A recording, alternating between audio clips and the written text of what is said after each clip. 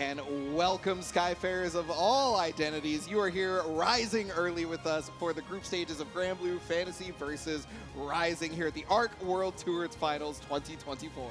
Yeah, we are so excited to bring you guys that action. Once again, it's your boy J2 hanging out with Ebonic, playing the greatest of all talkers. We got the greatest of all gamers fighting for their lives here in these group stages to try and qualify out to that top 8.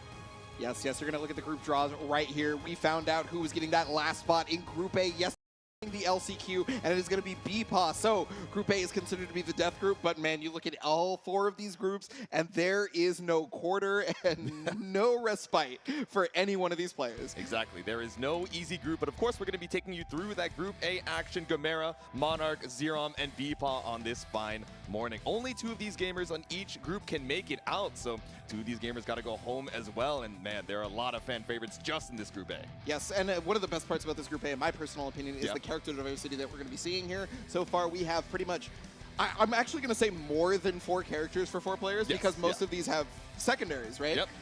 Zerom is the one that we expect to be Charlotte the whole time, but technically has an Anilla, I guess. It's, so I don't expect it to come out, but it's there. It exists. Everyone's got a pocket Anilla, but of course Gamera with the Versusia in the pocket, Monarch, probably just rocking the Matera. BPA, we've seen a couple of secondaries as well. But all right, I'm excited to see it. Let's see this first video of our competitors headed up to the stage.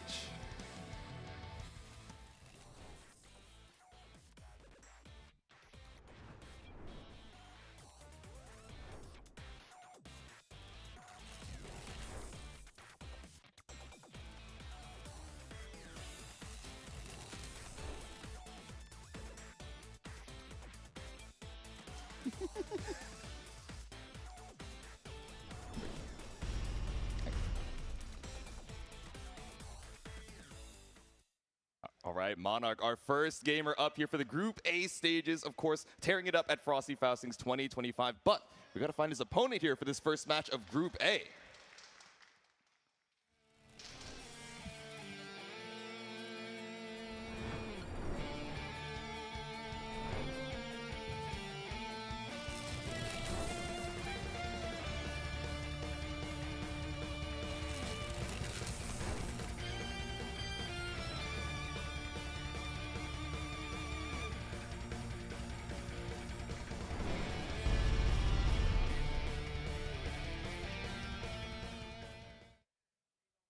That's right, it's going to be Conmay's Zerom up, and last year they were the Nier Slayer. Every year they are the Charlotta King, and now they're going to show you why. Up against Monarch for the first match of our group stages. This is it's Frosty Runback. It's a many other time run back as well. Yeah, exactly. These players have run into each other at least a couple times before, but Zerom has run into Matera at least triple-digit times between Vanilla and Rising as well. It is a matchup that I'm sure he's used to. Matera a little bit faster in this patch on all of these arrows and the H normals as well. Yes. But still, a matchup that he's comfortable navigating just over time and time again. Yeah, looking like a hot ticket character for this patch most definitely. Yes. And Monarch was playing it before the buffs and qualified before that as well. Exactly. Now, Zerom, again, no slouch, like you were saying, has been playing at Charlotta since Vanilla, has run in these matchups multiple times. And Matera, at the end of Vanilla's lifespan, was literally everywhere. Yes. Online tournaments, offline tournaments, you could not get away from this matchup. So if somebody knows it, this is probably kind of the guy. Exactly. He's got hours of experience on it. And now letting the intros rock for our first match of Group A.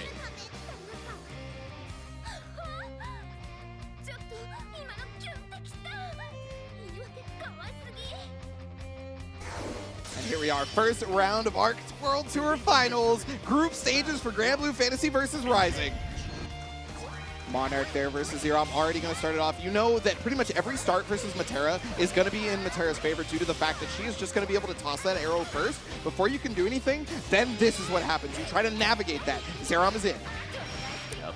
Trying to catch out the approach. A couple preemptive 5Ls as well, maybe to catch out a Charlotta ball, and also the H arrows as well. Just waiting for the butterfly, but finally the swipe comes out for Zerom, the jump over. Yeah, jump over, no roll to get away, but the ultimate skill is going to knock Zerom back into the corner. That jump over has now become to Zerom's detriment. Oh, now become to Zerom's detriment. Oh, the counter just barely missing. Yeah, you made your way in, but losing a lot of tempo with the 5U. Thought we'd go for another H arrow instead. Looking for the 100 hands, nothing to be found. Zerom forced back out to the full screen. Yeah, you can tell this is a masterclass for Monarch in terms of being able to pinpoint what normals to use, what arrows to put out, and now finally the BC once you recognize that you're actually in danger. Yep. Same thing for Zerom, and because it's a counter hit, hard knockdown, that allows you to get back in. Right, back in off of the L-ball. Late tag, just holding down back. Monarch with a big health lead right now and has so much meter for the UDP. But hopefully wants to hold on so he can use the U arrow. The UDP anti-air straight out of the skies, back to full screen for you. Yeah, that's a really big hit right there. But the counter for Zerom to try to make it happen. And wow, looks for the ultimate DP possibly. Yep. Maybe that was supposed to be ultimate skill, whatever the case may be. Not going to work out for Zerom as round number 1. Beautifully played by Monarch. Yeah, we're seeing a lot of the 5U really early on from Zerom. I feel like a lot of times, we kind of represent that towards end of the set just to keep the opponent on the toes, but looking for something off the arrow, the fadeaway caught on the way back down by Zerom. Yeah, that Zephyr jump unfortunately not working out for Monarch there, but beautifully for Zerom as the noble strategy is working. Now finally out of the corner though. Yep. Starry Sky, ultimate arrow, makes our way back out of the corner, but all right, ultimate ball just buying a little bit of space here for the 50. Yep, okay, so yeah, there was a change to that LDP. Yes. You got to remember, that right now is only negative, what is it, -4, -2? I think so, definitely safe. A good check in case they're taking to the skies. Maybe with the Zephyr, but instead holding on the ground with the ultimate arrow sniped out of the backdash. Yep. So you're going to see that in guard strings maybe a little bit more often than you might. Yeah. But yeah, there's the jump over with the Zephyr. The butterfly saving Monarch because Zerom attempted to go for the anti-air, attempted to take the turn back, and is now going to have to deal with a lot more pressure as a result. Yeah, early on into the round, immediately established the run under the catch you on the way back down, so I love the detonation. Now Monarch, one hit away, the 6XL. Oh, just too far! Strike, a little bit too far. It's okay, we got one more dash L in the tank. And that was the adaptation right after, oh, Raging Strike miss. I'm going to just do EX Fireball this time. It's going to work this time, and I'm going to make sure I take that game. And that is going to be the first game here of the group stage for Monarchs. Remember, all of these are going to count. Exactly. Yeah, so as a reminder of the rules, of course, the greatest set count, is the first qualifier to make it out of these group stages. Yes. But if we get a tie, a couple gamers that make it 2-1 out of their group stages, it goes down to that game win percentage. So the amount that you're winning over your opponent really matters. Yeah, and I mean, this is probably a really strong idea. You didn't have the strongest of first games. Yes. Take a second, breathe, figure it out, right? What went wrong there? How do I have to change it up? We saw less of the 5U after the first round. Recognize that that wasn't as strong of a play, right? So maybe we have to implement something else. Now, the noble strategy was helpful at getting around. Yeah. So just got to pick and choose the right timing, right? That could be the key. Could be more crossover like this. Ooh. Yeah, as you see it, the roll through, being a little bit conservative with a noble strategy because we've seen so many of those great falls, but now when Monarch is looking for that H arrow, Zerom finds his way in for such good damage. Yep, and yeah, just as we mentioned the noble strategy, it's already starting the wave of offense for Zerom as Monarch is now trying to fight their way out. Yeah, again, about -2 range for that situation, so you don't have to worry about your Dragon Punch getting punished. Yeah. That Holy Ladder is real nice now after the patch. Yeah, just big chilling off of the LDP, just trying to scout any attempt to short hop out of the corner. Gradually just waiting for that butterfly to make the approach. And then BC's as soon as the butterfly is next to him, so it doesn't have to deal with that type of block streak. And honestly, I feel like that could have been one of the biggest key moments for that. Yeah. All right, round over to Zerom here. Yeah, much more conservative game, like you mentioned at the very beginning, and I think that was very, very helpful, right? When you play conservatively like that, you don't get as antsy because you're just picking and choosing spots rather than going, I gotta get in, I gotta get in there. And exactly. Maybe a little bit antsy off the round start here, but thankfully didn't get a full confirm off the stray hit. Great fall now. Major way in, plus frames off of the dive kick, and still the whip on the 6XL. Zerom with a little delay makes his way to the corner. Yeah, good whiff punish right there. You use your own 6XL to be able to catch theirs. And hey, that's the nice part about having a dash macro, right? Is you can react to that sort of thing now. Exactly. You flash the 5U, but immediately Monarch takes advantage of the whip tempo.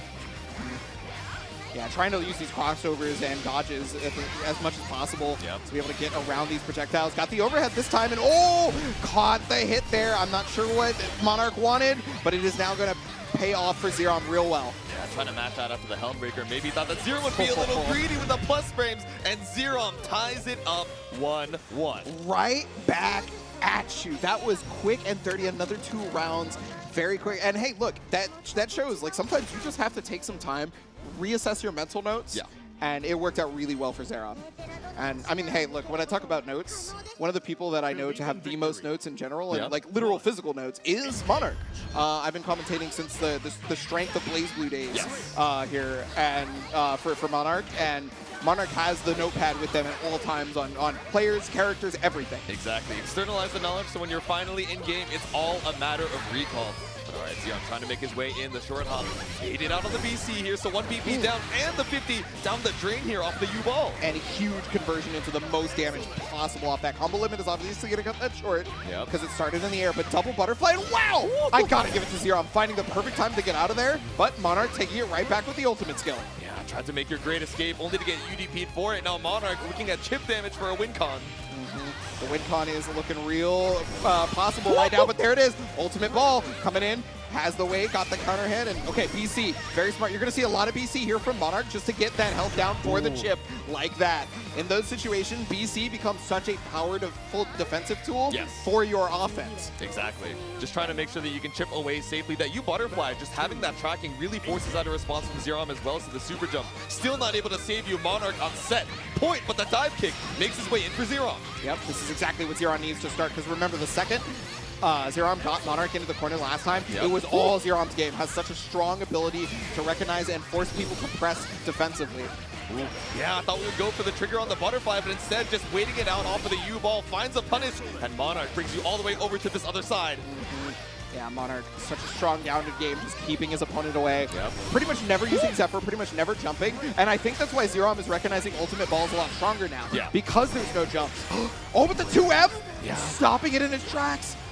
U-ball worked once, but it's not going to work twice. Again, not trying to be too preemptive with the 5 Ls that detonate on the butterfly is enough. Monarch takes it 2-1. Yeah, unfortunate timing right there on the evade for Zerom. Is going to be hit by that ultimate butterfly, just like you're talking about. And the 2-1 right there, first match of the group stage, pretty close. And that is going to matter later on for the points differential. That doesn't mean Zerom's in the worst spot, simply due to the fact that he did get that one game. Yeah, exactly. Again, that game win percentage could be so huge, making its way, out of these groups. We only have 6 matches for each of these groups as well, so every single game counts so much. Yes, and I mean, hey, congrats to Zerom for the first game of the day being taken. That's a really nice spot to be in for the rest of your points, right? Yeah. And I mean, again, this is going to be one of the hardest groups we're going to see today. Yeah. And as a result, if you're able to go through that, your morale going into Sunday, if you qualify, has got to be pretty high, right? Yeah. Now, we're not there at qualifications yet, but if it continues to happen like this for Monarch, definitely got to have a high morale. That's what I'm saying, man. And we're calling this the death group. Why are we calling it the death group? Because we have our next gamer headed up to the stand, Gamera, up next.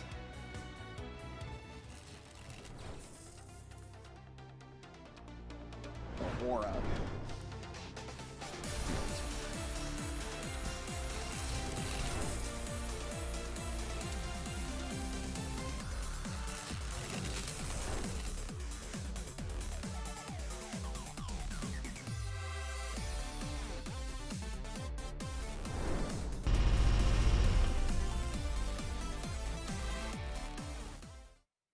Yes, that's right. Your Psy Games 2025 Cup champion right there. Gamera, one of the most storied players in this game, probably has the most W's on the big stage out of anyone who's ever played. But that does not mean anything is going to go easy for Gamera, as their opponent is coming up.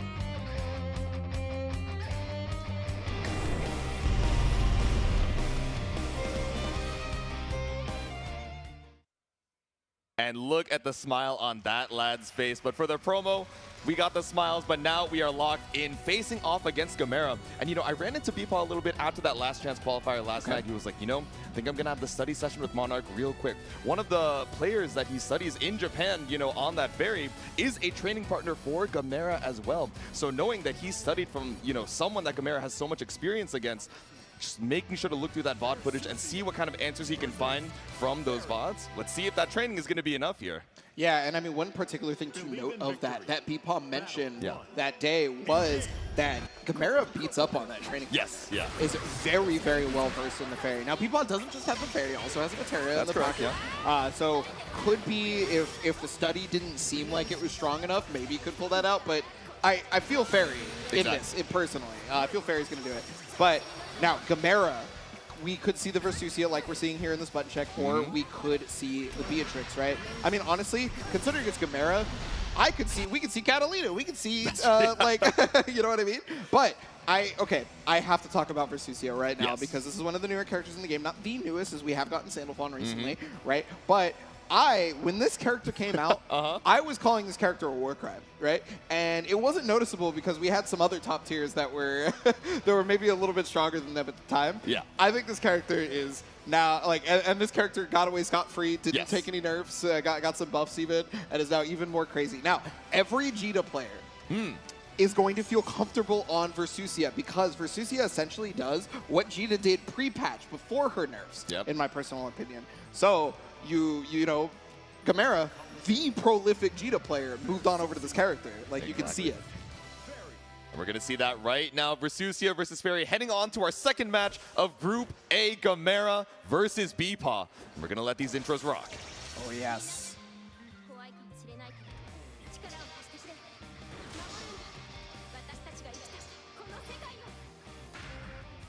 We got Fairy and the whole Ghost crew fighting against the big bad. Ooh, a cosmic level threat, one of the destruction itself. Here we go. Game number 2 here in the group stages. Now you got to remember, Gamera is an EVO champion, having some of the most wins. Beepaw, though, going through an onslaught of warriors just to be able to make it through the LCQ, has got some of the strongest morale going into this, I would imagine, given that they were able to go through it. Gamera staying nice and patient, though, having to deal with these 5 Ls, 5 Ms. Yeah, just playing it slow. The threat of the EX Pillar is so scary, right? You don't want to go for an Aaron GG toss, but there we go. Spot dodge on the U Lariat. Beepaw's ready. Yeah, really important to get those evades on the Lariat because a U Lariat is a ton for Gamera, whether it be corner carry or damage, right?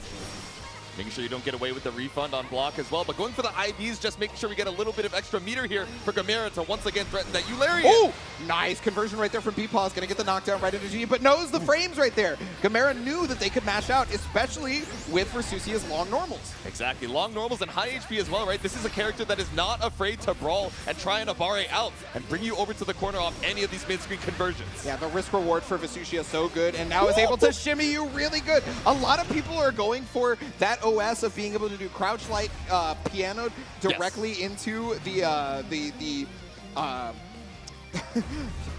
Brave counter Raging Strike. Raging Strike, thank you. Sorry. My brain exploded there for a second. Good, all good. 2L into Raging Strike, and because of that, you know, was able to get the 2M and has now taken the game already back in the corner due to the back throw.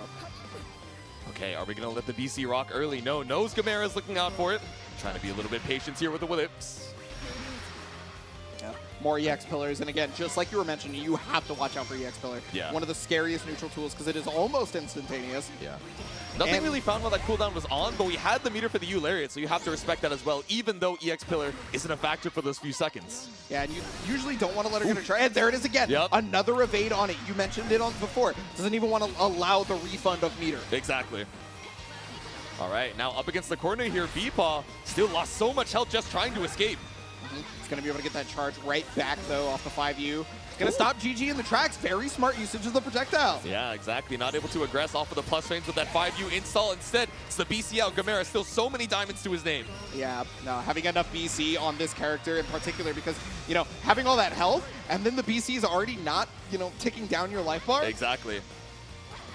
Yeah, it's nice off of the EX pillar as well. Refresh on the buff. Make sure you get the 100 off of the instant block. Beepaw finds the 6XL. You're still going to need a couple more good hits to make your way through Versusia's HP. Yeah, that's why those 5 Ls. And there it is, the jump L instant overhead was not represented until just now. Gamera not ready for it. The combo limit, and there's the shimmy.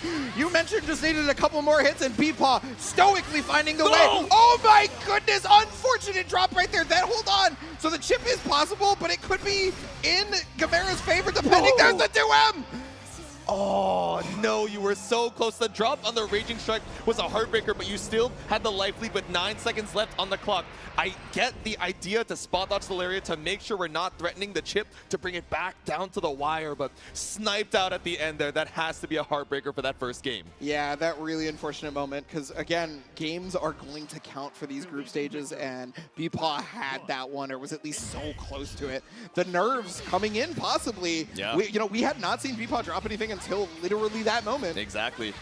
The main character energy just keeping you alive, but run up dash block into the EX pillar. One less thing to worry about here. Now BPaw threatening with the 2Ms and far Ms. Yes, and these can be converted due to the fact that there's 50 meter on deck. Yep. The ultimates are available now. All right, send it with the L-Wit. EX pillar is back up, but the UDP instead for the Eularia, just trying to make sure Gamera has his back up against the corner. Yeah, and now you not only don't allow the refund, but you also get the hard knockdown. Way better than using the evade to be able to get around that, right? Yeah.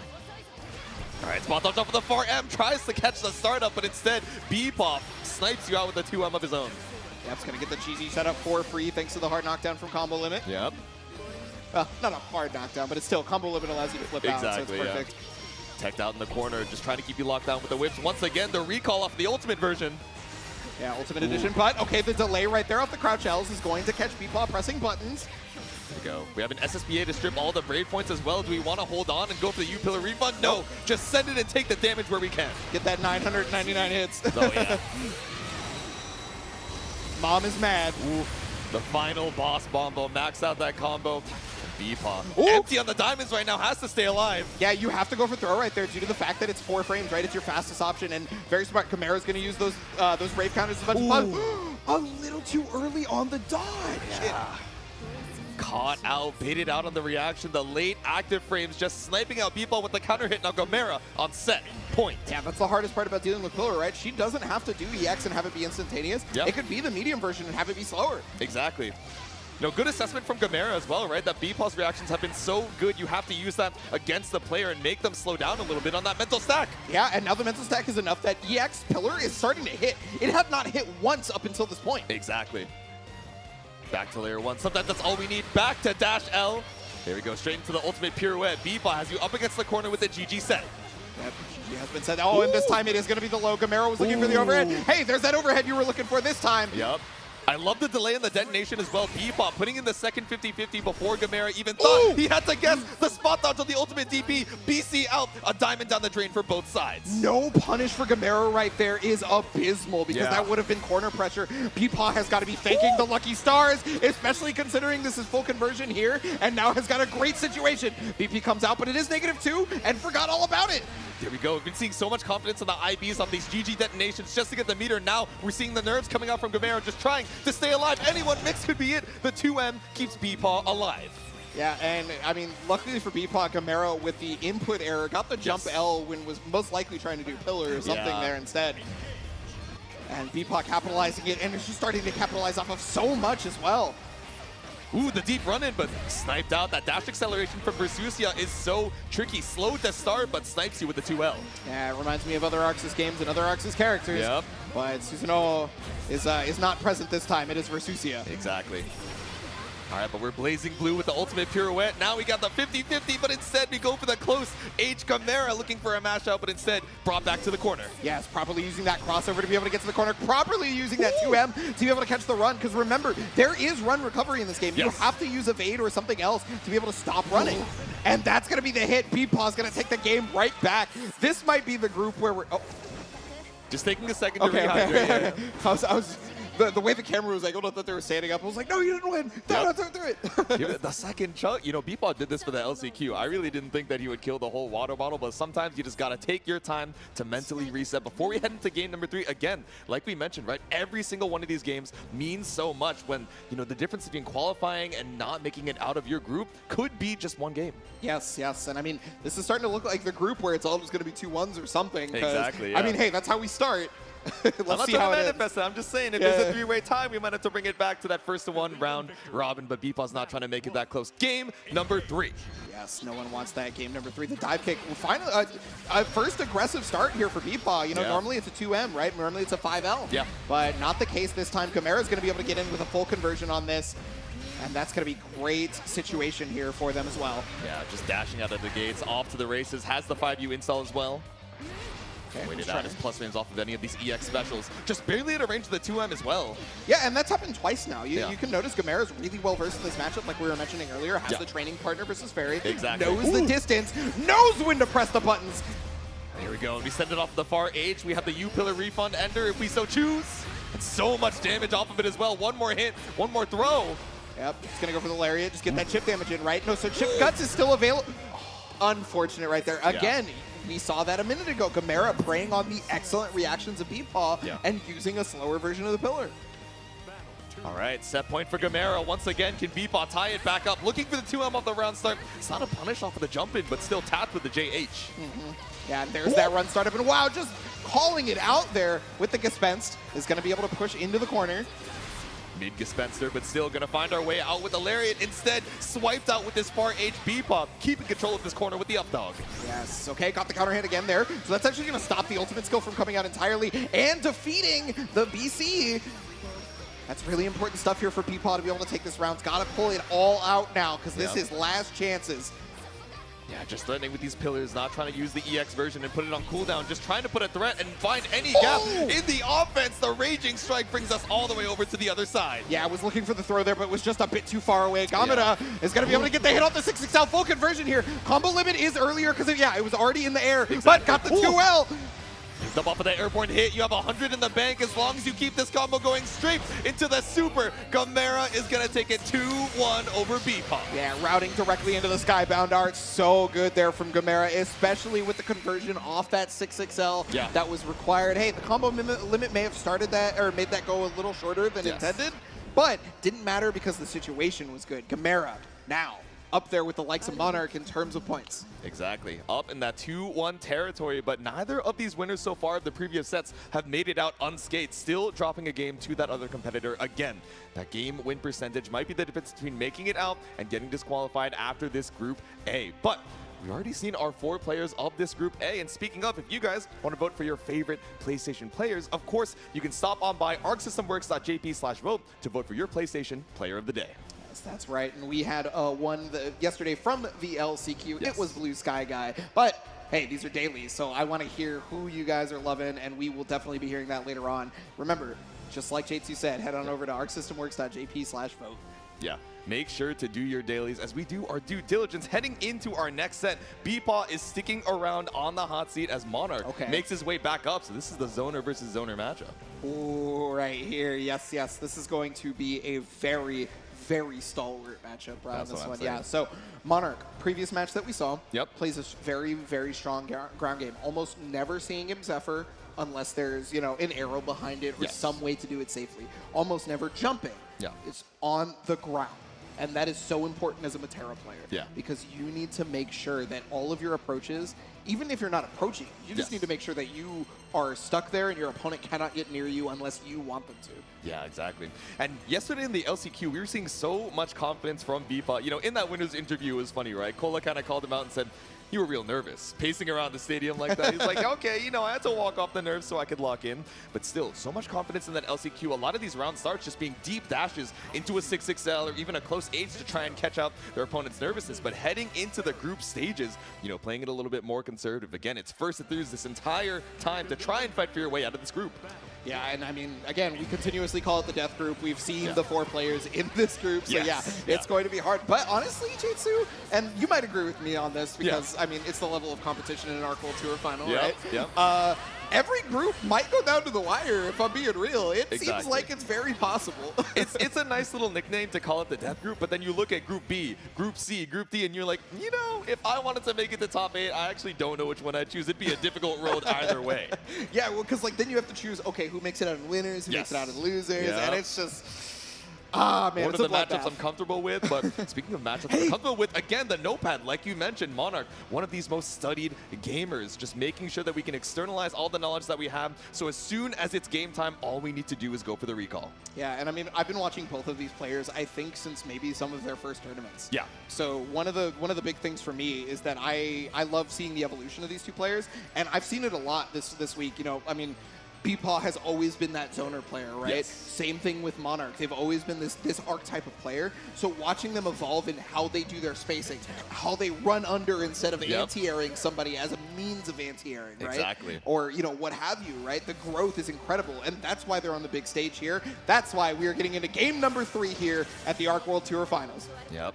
And this round robin means even the homies, even the study partners and training partners themselves have to run into each other. And let's see who's going to be able to take the game differential here again. The Matera versus Fairy as we let these intros rock. Yeah, I mean, you mentioned the game differential. Actually, that's really important because Beepaw lost that last set. Yeah. This could shake things up for Monarch. Yeah, could we even it back up here on Beepaw's side, or do we take our lead even further?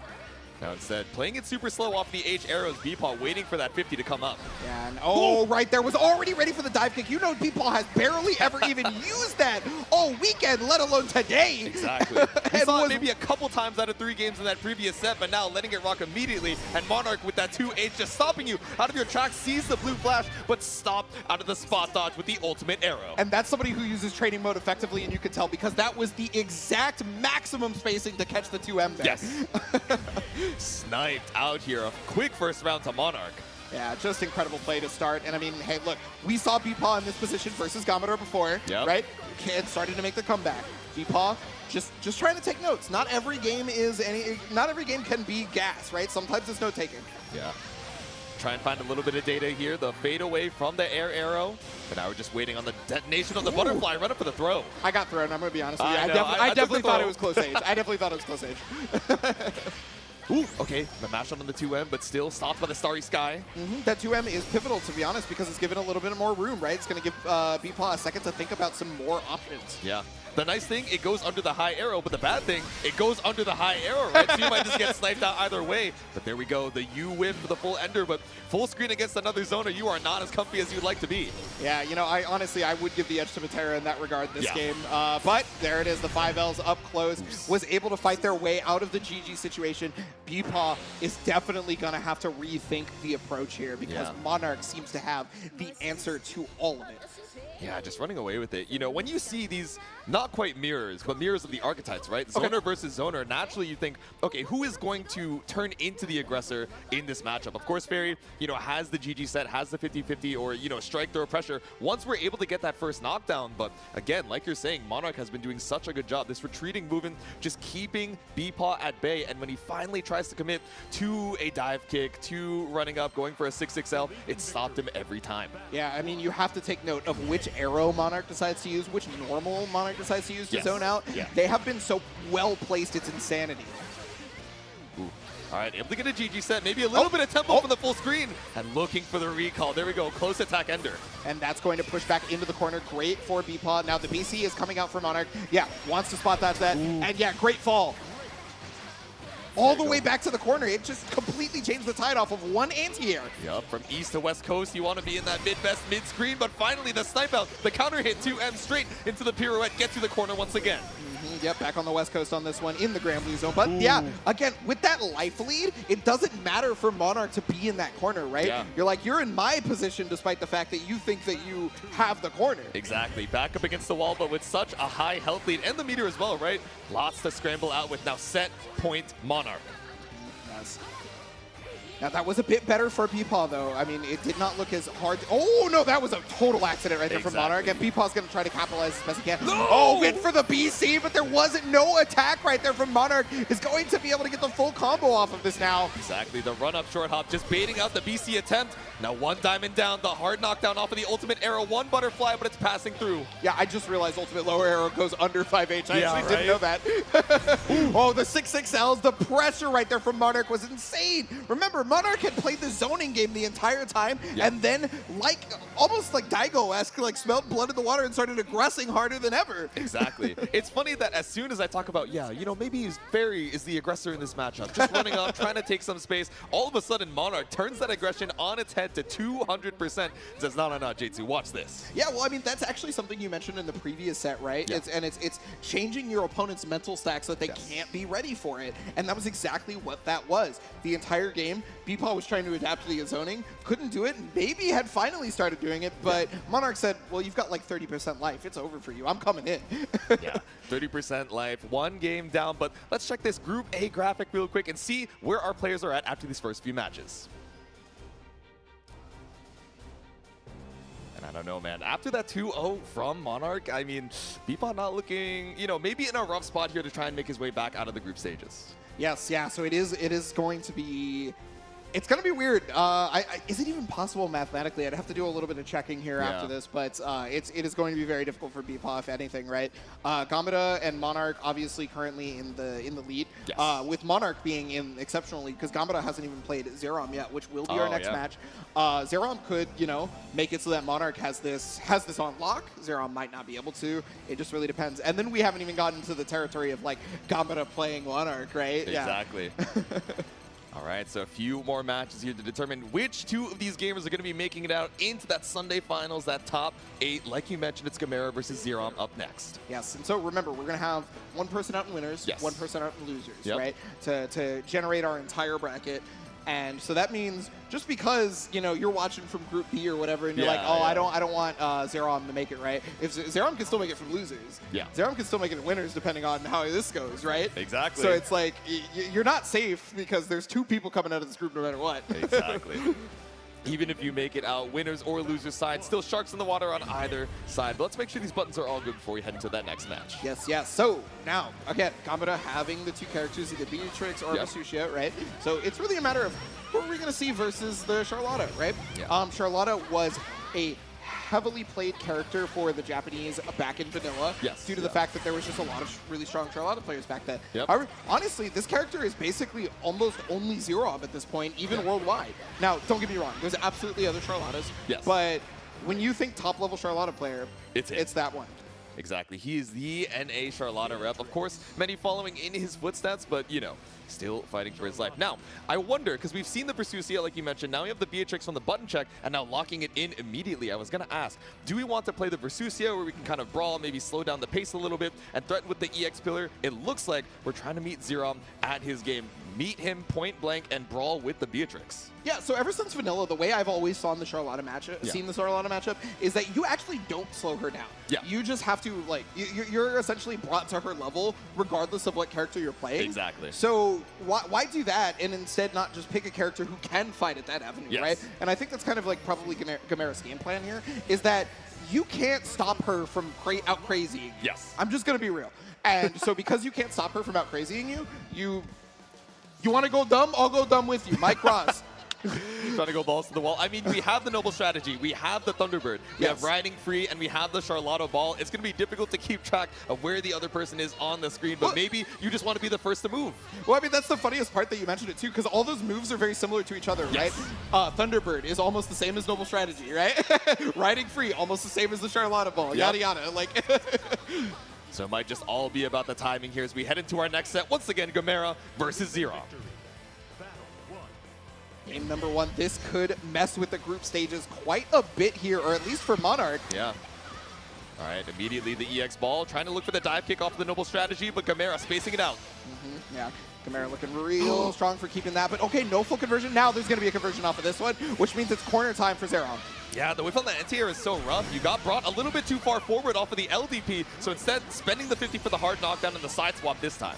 Yep, but you want to speak a hard knockdown. When the BC gets a counter hit, it gets a hard knockdown. -2 territory, And so Gamera probably being a little antsy on wanting to press after the Dragon Punch despite it being negative due to the fact that they could just Dragon Punch again. Yeah, exactly. LDP, LDP, LDP, MDP. Either way, a tricky situation. You don't want to have to scramble on, but finds the punish for Gamera. The H riding free, but it's not quite enough for a wall bounce. And I don't think Gamera cares because now the corner is in the corner situation is always going to be good no matter what fighting game you're playing. The Granblue zone activated now. Here we go. And fireball! Okay, I was scared we were going to get caught by the Raging Strike that we baited, but that 4L saves you on the startup. Gamera with 100 in the bank should kill with the super. Yeah, the Skybound Dart. Beatrix known for that damage output, right? And those were optimal conditions as well, given the bait. First round here for Gambada. Zerom may have had the start of that round, but Gambada closed it out. All right, now backing it up. L-ball. Once again, another far L to stop Gamera being a little greedy on those plus frames. Yeah, I like it, right? If your opponent is not using your minus frames to their advantage, you may as well just keep checking them, right? Exactly. Be a little greedy, but still the H Thunderbird to bring you into the corner. Lots of damage cashed out here for Gamera. Got the combo limit on deck right now. Hasn't even needed Delta Clock whatsoever. No command grabs, nothing. And that makes you think, when does that command grab come out, right? Saving it for a rainy day.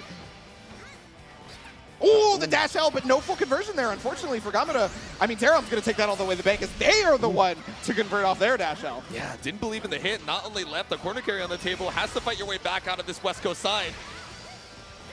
Okay, dash L, full conversion right there. And yeah, you're almost never going to get anything substantial off that, but you should still take what you can get. No BP on anyone's side. The break points are all gone. Full conversion here. Now, because it's Delta Clock, that's going to be the finish right there, especially because the BP was gone. Gamera with the first game. Exactly. A lot of these reversals, which maybe were a little bit trickier to punish in the previous version, have been stabilized now. But especially when you know, okay, I have Delta Clock, I have SSBA. Let me go for a far leg conversion. I know it's going to kill, and it's going to be impossible for me to drop. Yeah, and on top of that, too, we're so close to when the patch had first dropped that some people are still forgetting to kind of press buttons after a -2 situation when the Brave counter is used, right? Yeah, some people are still going like, I don't know, I want to hold back. Or they're worried about the new situation of rock, paper, scissors, where the opponent might, they DPL minus, right? Exactly.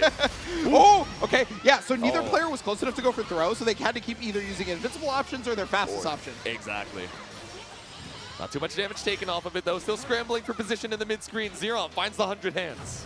Yes, tried to use that riding free to get out of the corner. Zerom, though, at the proper spacing to be able to make sure that doesn't happen. Unfortunately, Noble Strategy is going to put them in the corner, but Gamera is content with blocking, so Zerom is right back into the mid-best. Yeah, the down back row of our time. A couple IBs just to make sure we're at that 100-meter threshold. There's the fireball. The corner once again. Yeah, this is going to be the pressure that you kind of have to know how to get around, right? Like an ultimate invincible option would be able to get around those fireballs, so Gamera's not trying to present it too much now. Okay, stagger off the 6XLs, just put ourselves at space dot fireball, ultimate 100 hands. Yeah, you don't want to deal with the mix-up afterwards. You may as well take it. And wow, the 6XL is actually going to go past. Is going to use as much of the resources as humanly possible to get as much damage, but I don't know. It's going to be close. There it is. The basketball bombo, even after the H riding free, still in enough for one more U skill, but didn't even need it to put himself on set point. Yeah, Fukunaga may not be here, but H&K lives on with the basketball for sure. Exactly. No negative scaling to be seen, but taking to the skies. Instead, on your own terms, the EX Noble Strategy going right over the round start fireball. Gets the dash L conversion off the wall bounce as well. No anti-air, but that's okay because you still hold full control of the corner here. Full control of the West Coast. Gamera getting hit. Clean bounce here for Zerom. LDP Ender. Looking for the whiff on the sweep. No Brave counter baited out. Instead, it's the Ultimate Thunderbird. Yeah, I mean, an Ultimate Thunderbird has been so strong since this character came out. I totally understand when using it. Delta Clock. Okay, so that's going to come back a little bit later than Gamera might need. But there we go. The hard knockdown gives us all the time in the world to refresh that Delta Clock timer. Yeah, this is the character known for comebacks. It's still not over, especially the fact, remember, Zerom has no BP to his name. That is additional damage on the table for Beatrix here on every single hit. Look how much damage the throw did. Oh, the dodge! Excellent right there from Zerom. Said, you're not going to catch me sleeping. Waiting for the reaction check. Saw you had no more diamonds, so you had to be ready for it. And of course, Zerom was still set point for Gamera. Yes, Gamera looking to be on the Monarch zone, really, in terms of points for this group stage. Going to get the full conversion on this one. And now the overhead. Yeah, the triple attack hasn't exactly been presented so much in terms of offense. Yeah. So, I mean, yeah, Zerom, of course, not ready for the overhead, right? Exactly. One more thing to put on the mental stack. Now it's a shimmy, walk back, walk forward. One more hit's going to be enough, especially with that SBA in tow. Oh, yeah, does not know what to do about these dashing L situations. Oh, no, that's going to do it. Gamera with a perfect to start it and a perfect to end it. Alrighty. Oh. Couple games up here for Gamera. Let's see, a quick little check here for Zerom. It looks like Zerom may have had something wrong with the controller. I'm not sure, but regardless, unfortunately, that was one thing you got to check mid match, right? Or not mid match, but in between matches, right? Yeah. So Gamera is going to be defeating Zerom. So now we have 2 undefeated players here in the group. This is starting to look real good for those two players in terms of making it out on winners or losers side. But Yeah. a lot of the players throughout the Arc World Tour Finals are looking very good, and you can vote for your favorite player over at the PlayStation Player of the Day. You go on head over to arcsystemworks.jp/vote. We have seen a phenomenal slew of these players, and I mean, hey, some of them can earn your vote. Head over to the website. Yeah, whether they're the gamers that are making it out of these group stages or you just saw a play that was absolutely inspiring, even if they don't qualify, make sure to stop on by and cast your vote as we head into our next set. It looks like we're going to be seeing Gamera versus Monarch. The undefeated right here. This is, I mean, okay, honestly, when the groups were put together, this is what everybody wanted to see, right? Yes. Everybody wanted to see this match for sure. And, well, we're finally getting it. So, Monarch is currently touted as one of the people who is working so hard to be able to pick this game up a little late into its lifespan, right? Yeah. I'm going to tell you the secret that he had been playing prior to that, but he really only actually went hard prior to Frosty Faustings. Exactly. Right? And so because of that, he was able to take Frosty Faustings, and he is looking incredible during these group stages. Yeah. Gamera, one of the most storied players, one of the most winning players in terms of big stage matches. You know, he's got Cygames Cup 2025 as a W. Yeah. He's got Evo. He's got it all, right? So this is, if you're going to beat anybody to try to make it to grand finals, you want to beat Gamera, right? Exactly. If Monarch is the winning son, Gamera is the winningest son. You know, just so many titles under his belt. But like you mentioned, right, you know, I was up in, where was it? Boston. Okay. Where, you know, Boston Blue Beats Beach episode was happening. Yes. And we saw that Monarch was entered not only in BlazBlue, but also in Granblue. I was like, oh, you know, me, the clueless fella that I was like, oh, I guess he's picking up Rising for the first time. That's cool. He's checking out Granblue. Little did I know his vanilla experience, and little did I know he would take that tournament home. So I was like, oh, that's pretty sick. You know, a BlazBlue player taking home this Granblue regional. Little did I know it would be foreshadowing for Frosty Faustings coming up just that winter and qualifying through that second place. And now, here up against Gamera, trying to keep out the Beatrix Menace herself as we head into our next set. Yeah, both of these players got a lot of story, a lot of history behind them, but history books are written by the winners, Jitsu. So because of that, only one of these two is about to put their name into it. Exactly. We saw that notebook already. Monarch, a bit of a writer, an author himself. But is he going to be able to write himself into history as someone who was able to take a set over Gamera in this group stage? So right into Beatrix, right with the main pick, if you will. Like I consider Versucio to be the counter pick character for Gamera. I consider Beatrix to be the main right now. And I mean, you know, it used to be Jita. There used to be some Catalina sprinkled in there, but now we have two different character picks. And because Gamera is so well versed in this game, switching characters does not seem to be a problem for him. Yep.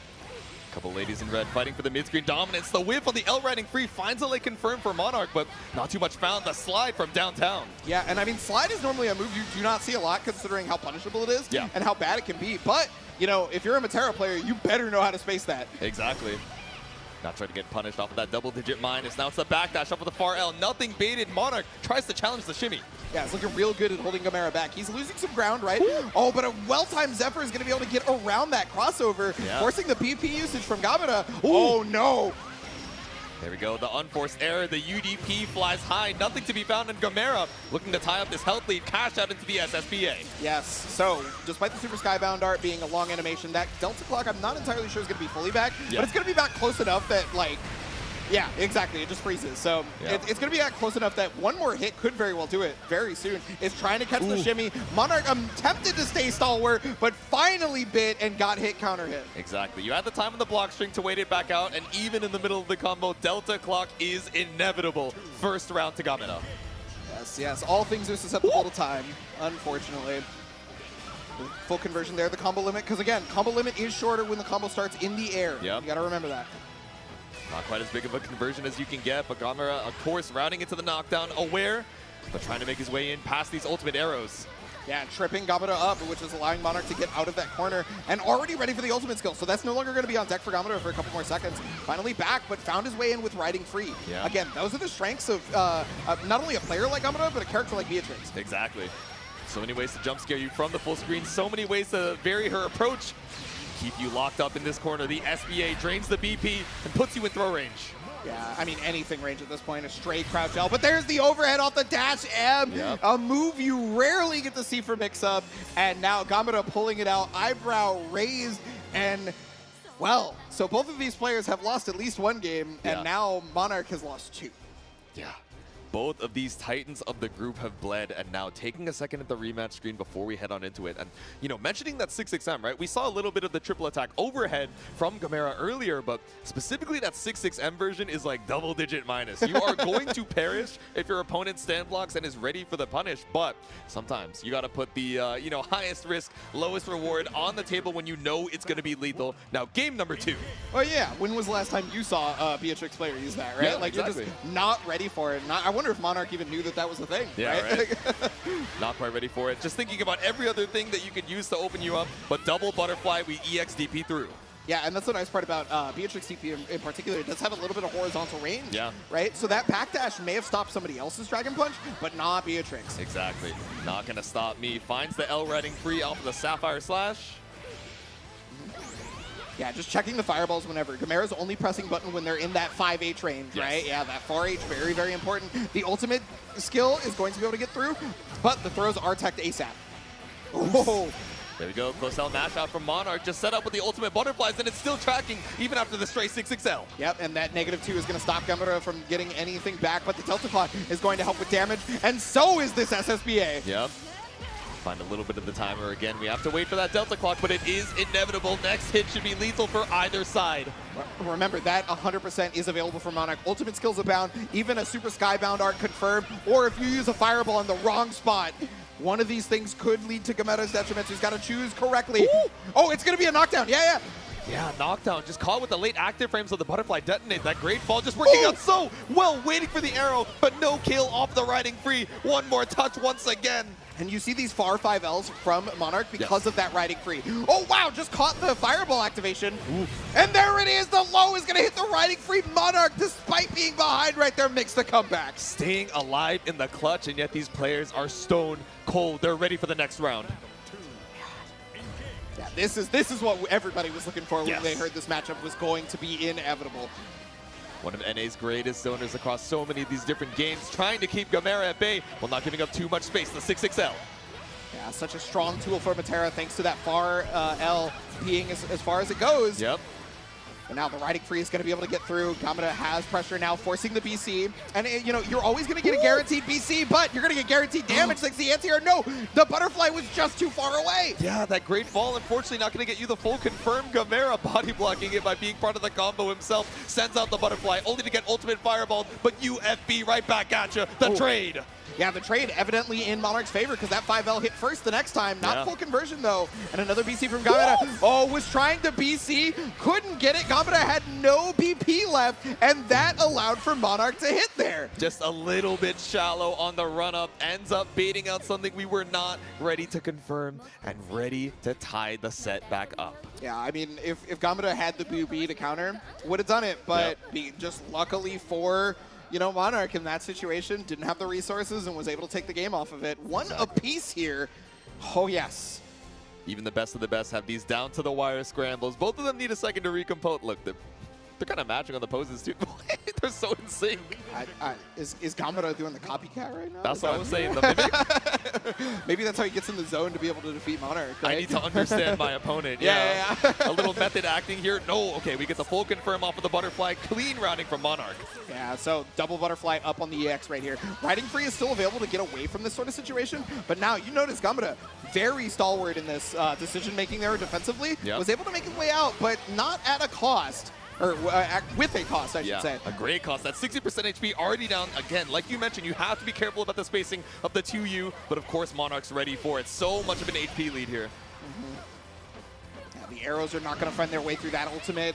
Sapphire Slash without having, you know, maybe an ultimate of your own. Was able to get through because that was not close enough. Yep. Just waiting out that UDP. A great fall in HP ties it up and then some. We have the SBA to get that BP right back. Yes, and you're also going to be able to take one of those away from Monarch. Monarch, anything will kill right now versus, and it's going to be the low. Was maybe trying to stand up for an instant overhead or something, but not going to be the case. Right, that round so in Monarch's favor, but Gamera, again, just showing the power of Beatrix, right? This is a character you can never count out, especially with that Delta Clock in tow, but still calls out the butterfly clean with the 6-6L. Yeah, and y'all better be getting ready to see a lot more Beatrix, because she's going to show up quite a bit. Oops. All right, looking for the throw tech here. EX Fireball. Ooh, mash out. The snipe out, yeah. Yeah, the Amare. Got to be careful of the butterfly behind you as well, so it takes another throw. Yeah, I like that. Monarch was not deterred, right? The first throw got teched immediately, but was not deterred with the second throw, right? Just keep doing it. Nice. Dodge right there to make sure they got rid of the, away from the ultimate riding free. Punish on the Thunderbird. Oh, spooky situation there. All right, send it with the ultimate butterfly. Again, such a big health lead. The H riding free just a tiny bit short, waiting for that detonation to pull up. Gamera just barely out of chip range. The H arrow stops him in his tracks. And we are on final game, final round for the two undefeateds right now. Oh my god, and especially after such a commanding first game, might be looking like a shutout, but Monarch brought it back. We have a set on our hands. That final round, the run-up past the butterfly. Adaptations between these two is ridiculous, and they both got their mental notes or their physical notes, and we are seeing all of it get used right now. You may have wanted to save it for top 8, but you might not have the time. Yeah. And look at all these IBs. Gamera, again, trying to threaten the U Fireball, that ultimate riding free that's been doing so much work in trying to aggress and bring these rounds back. Yeah, and oh no. Okay, good thing that it's the ultimate Dragon Punch, though, because it is not counter hit state. Yes. The only one that was unchanged through the patch. Yeah, exactly. So not quite in throw range just yet, but a couple more throws, some chip damage might put you right there. Monarch with 50, 80% meter, rapidly approaching 100. And you can see that Monarch is prepping for that riding free with all these far Ls. Yeah. And prepping for it, but the Delta Clock will prep you for mad damage all the way to the corner here. Yeah. All the way to the bank off that ultimate Thunderbird, waiting for the Delta Clock to come back up. Despite the health difference, it's a one-touch situation on both sides. The Delta Clock, the SSPA is on the board, and we have the BP drain. This should be the kill for Gamera to take it 2-1. That was overkill right there, and that is why we mentioned at the beginning of this set that Beatrix is the character that can absolutely make a comeback. You can never count her out, despite the light, because of that Delta Clock. And just like you mentioned, was paying attention to where that Delta Clock was to make sure that riding free was able to combo directly after. So Gamera is going to be the sole undefeated in this group. There we go. And we can check the standings for this group as well, but even just seeing so many of these sets, like, we can tell Gamera is going to be making it to that Sunday finals for sure. But, yes. You know, let's see where the rest of these gamers are headed. I mean, you know, just thinking about it, Monarch still able to take games even in these losses, right? So I would imagine pretty high towards the top of those leaderboards. Yes, most definitely. But, I mean, you know, we still have at least another match to see kind of where a couple of the things change up on the standings now. Exactly. Group A is very close to finishing with that as a result. But Gamera has got to be in high spirits, got to be ready for, you know, Sunday now. But, I mean, hey, considering that not only this group is not over, but we have more groups going, Gamera has to sit here, take as many notes as possible on the possible opponents. And, I mean, hey, we're going to see where we are in the score here just now. So this is going to be our group standings. Gamera with the 3-0, the sole undefeated, the strongest warrior here. Monarch just barely going to the 2-1, and then Zerom and Beepaw, they're going to be duking it out here for the final game. So yeah, you're going to see that game differential. It's I don't think we're going to have to worry about ties right now. Yeah, exactly.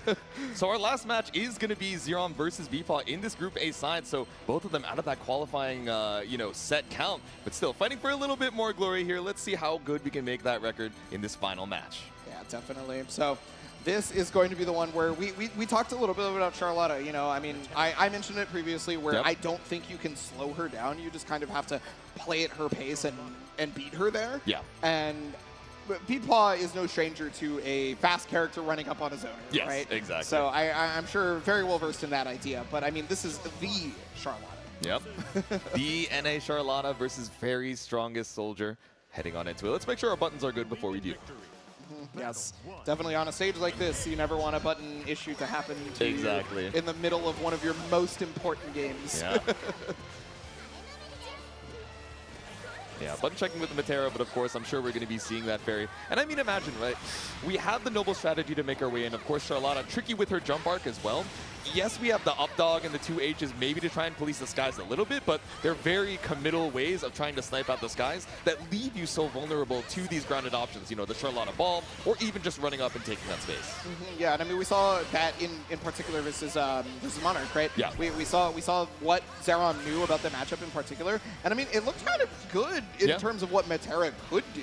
So it's not out of the range of the idea for Beepaw to go for that. But like, Fairy is absolutely warmed up right now. It was warmed up during the LCQ. It's warmed up during now. It seems like such a good pick in general, just because that is, I mean, that's that's Beepaw's character. Yeah, exactly. When you think Fairy, you think Beepaw. Like, yeah.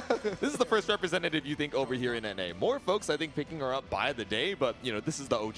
Yeah. So it does look like Fairy is locked in. Okay, cool. Let's see it. I did look away for a second, but, you know, thanks to the wonderful graphics that we have on stage. It's such a beautiful stage. It is. I love it. Exactly. And now for our final match of Group A, Conmezone Zerom versus Paragon's Beepaw, duking it out.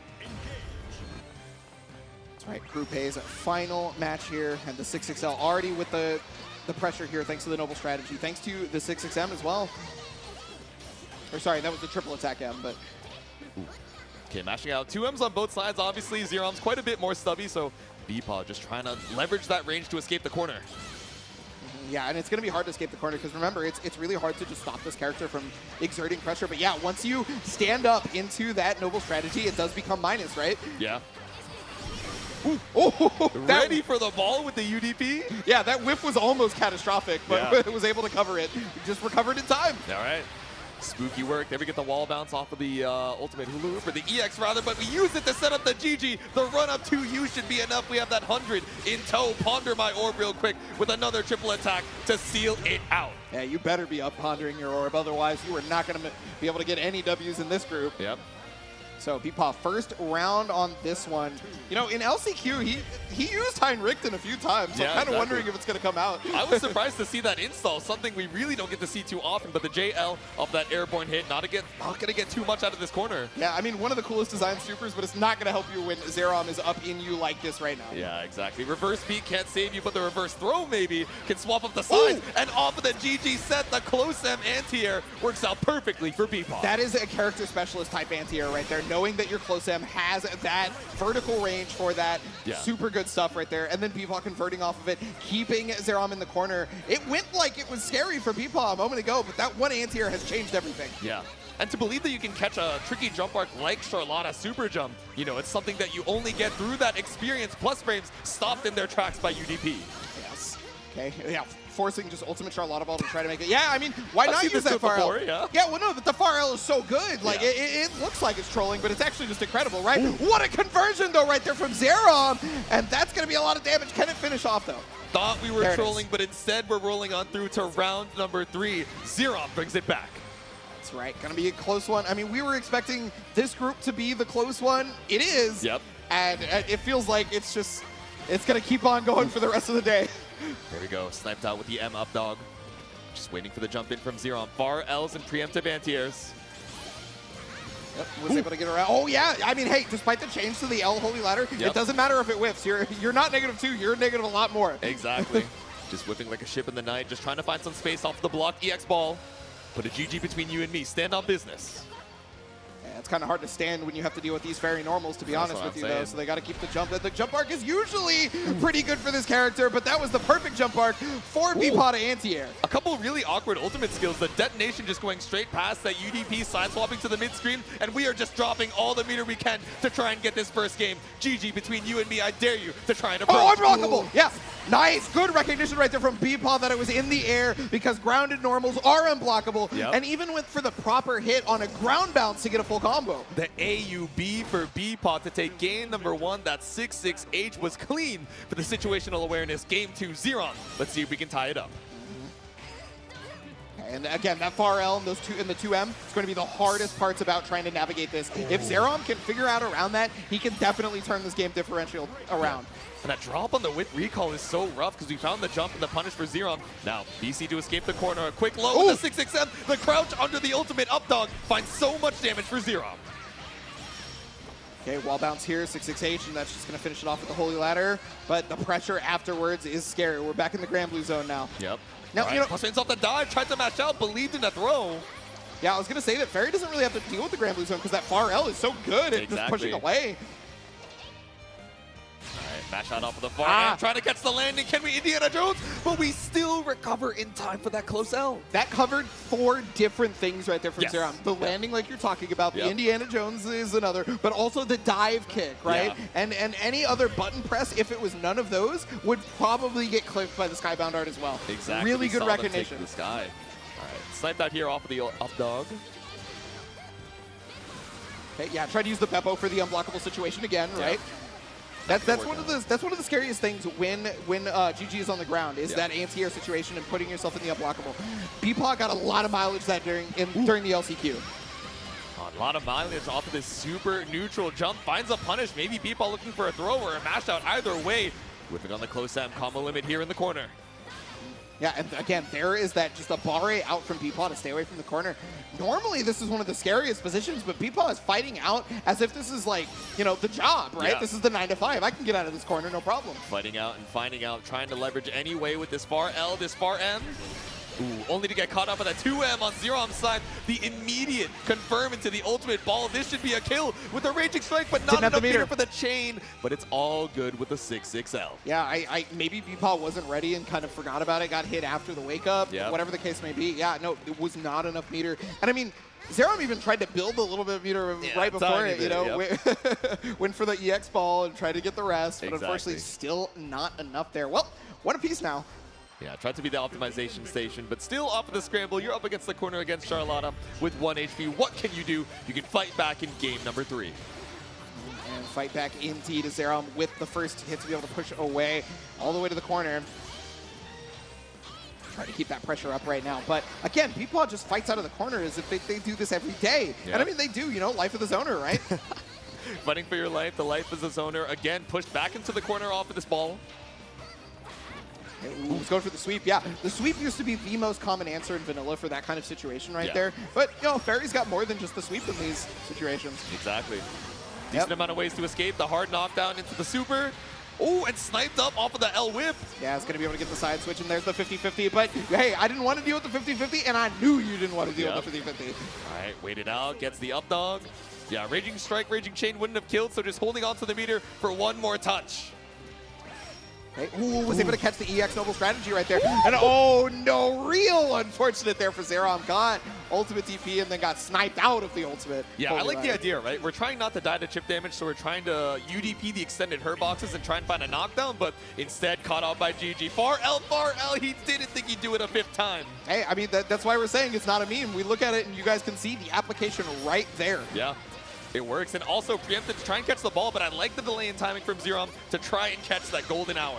Yeah, these Beepaw, Beppo anti-airs have been insane, I gotta say. Yeah, the 668 side swap as well, just waiting on the DP. Tries to go for a hula on the way back down, only to get sniped by that dive kick. Yeah, that's gonna be full corner carry thanks to the ultimate skill, thanks to the EX as well. So now Zerom has another chance at this. Oops. All right, walking back out off of the far M, just trying to see if Zerom scrambles his way back out again. Set point for Beepaw, and in the driver's seat with this corner. Oh, wow, just close enough that the BC was actually in range. I think Beepaw was trying to avoid that, but not making it. No BP, that's going to be a kill. Yeah, that combo would normally not do nearly as much damage if there was not any Brave points there, but I mean, hey, there was no Brave points. Zerom recognized it, and we are in final game, final round here of Group A. And that's the scary thing about trying to secure your lead when you're above in that HP, right? You spend your BCs because you're looking for a single last hit, but it gives your opponent so much opportunity to find that comeback. So in this final game, final round, let's see if Zerom can hold on. Yeah, you wonder if Beepaw may think differently about the BCs now and allow Zerom some extra offensive pressure. Whatever the case may be, has got the 6-6M. Oh, he's got the extended hurt box catch like you mentioned previously. Yep. Ooh, no, the UDP of your own trying to escape off the minus frames with Zerom. As soon as he finds his opportunity, the patience comes through. The link into the ultimate noble strategy. We are in throw range for the game. Yes, it's not looking great, and the BP has to get expended right here. That's going to be the corner now. GG's out. Use the 50 meter. And okay, that was really important because you can actually mash out in that situation normally. So use the invincibility. Oh no! Oh, what a way to get locked up. The whip on the BC up against the wall. Chip damage, and we run up for the holy ladder. Zerom takes the set. Yeah, once that 100 hands had to get blocked on the Ultimate Edition, there's just too much chip there, and so Zerom's going to do it. Beepaw is going down here. So we now have set standings, no ties here. It's going to be 1, 2, 3, and 4 for this group. And we'll see that in just a second, but what an amazing set of sets for this Group A to start off the morning. Absolutely no downtime here between all these amazing rounds. Yes, no, I mean, every match so far has just been fantastic, I gotta be honest with you guys. And I mean, this is the first group. Yeah. Now, granted, we did say it was the death group, so we were all expecting really good matches here, and Exactly. especially Gambara versus Monarch delivering. Mwah. Can't wait to see more of that because, hey, it looks like they're going to be the winners and losers side people there. So who knows if Monarch is going to be able to make their way, or maybe Gambara might go to losers early. We still don't have that information. We still don't know. Because if you had to ask me who I think is going to win this tournament, I can't give you a clear answer. I can give you maybe like a ranking. Yeah. I think a lot of folks, if we take the LCQ that we saw yesterday as any indicator of how chaotic it's going to be with the concentration of talent we have over here at the ARC World Tour Finals 2024, I mean, there were a lot of upsets, some top seeds heading into losers and getting knocked out immediately. But let's check out these standings for Group A. Yes, right there. So you will see that Gambara stands tall among heaven and earth. He alone is at the top with Monarch there in second. Zerom taking third and Peepaw fourth here. There was no easy fight throughout this whole thing. And I mean, you can see it. Just look at the names, look at the scores. Yep. Even Gambara, who technically went undefeated in sets, did not go undefeated in games. Exactly. Yeah, so if that's the bloodbath we're seeing just in Group A, I'm sure the rest of these groups are going to be amazing as well. You guys are going to be so excited for the action, and we are as well. Man. Yes, there are more groups to come here, and I can only imagine that we're going to be getting a lot of close matches, right? Yeah. Because that's just what it seems like it's going. But we are going to have to prepare those groups, get ready. So hang tight, sit here, maybe go check out the Cygames store over there. We got the QR code for you. You can get to one of these acrylic standees even. Very, very nice. I'm obviously very partial to the two in front of me. I'm a little biased. But yes, we're going to get those groups ready. So please stick around for the stream. We will be right back with Group B.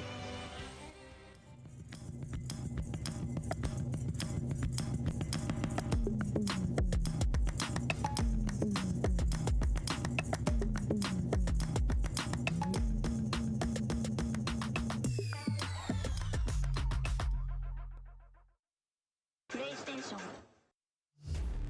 罪深き生体兵器ギアに滅びよ。ギアとの聖戦により悲劇の時代は終わりました。終わっていない。このままでは第二次聖戦が起きる。君は一体。我が名はユニカ。世界を救うために来た。聖戦の英雄カイキスクがギアをめとるとは。聖戦は終わりました。私たちも変わっていく必要があります。殺戮兵器だ。何も変わりはしない。生まれが全てではないでしょ強引なアプローチは嫌いじゃないぜ。何が目的ですか。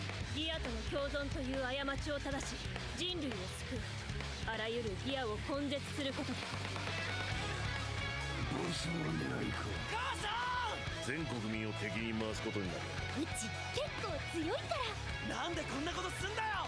そこまでよ。ここは任せろ。行け、援護する。ほら、ユニカと話するの諦めないさ。何か理由があると思うんだ。お前はそれでいい。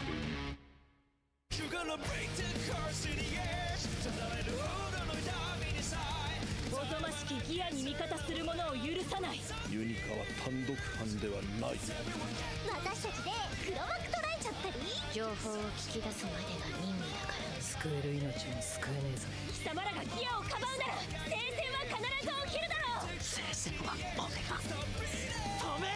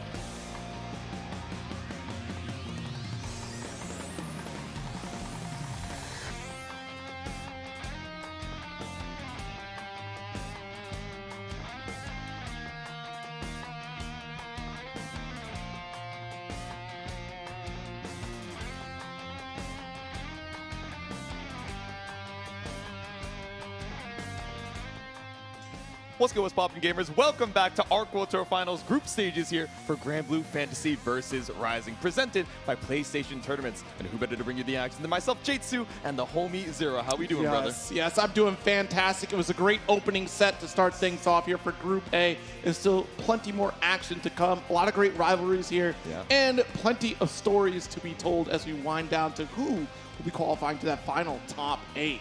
Exactly. So we just saw Gamera and Monarch making it out of Group A. So now we're fighting it out to see which two gamers are making it out of Group B between Space, Tororo, Zane, and Zippy. And of course, we have Group C and Group D later on this afternoon. Yes, indeed. And it's a strong lineup here. Space, Tororo, and Zane, as you said. Another Paragon competitor in this grouping here. And of course, we're going to have a couple more on the way, but this lineup is going to be fierce. It's going to be quite the interesting run-up between, in particular, I got my eye on Tororo and Zane here, simply because of like how they are going to be competing and considering their record and the practice. But Tororo going to be up first here alongside Space. Let's take a look at our competitor, Space.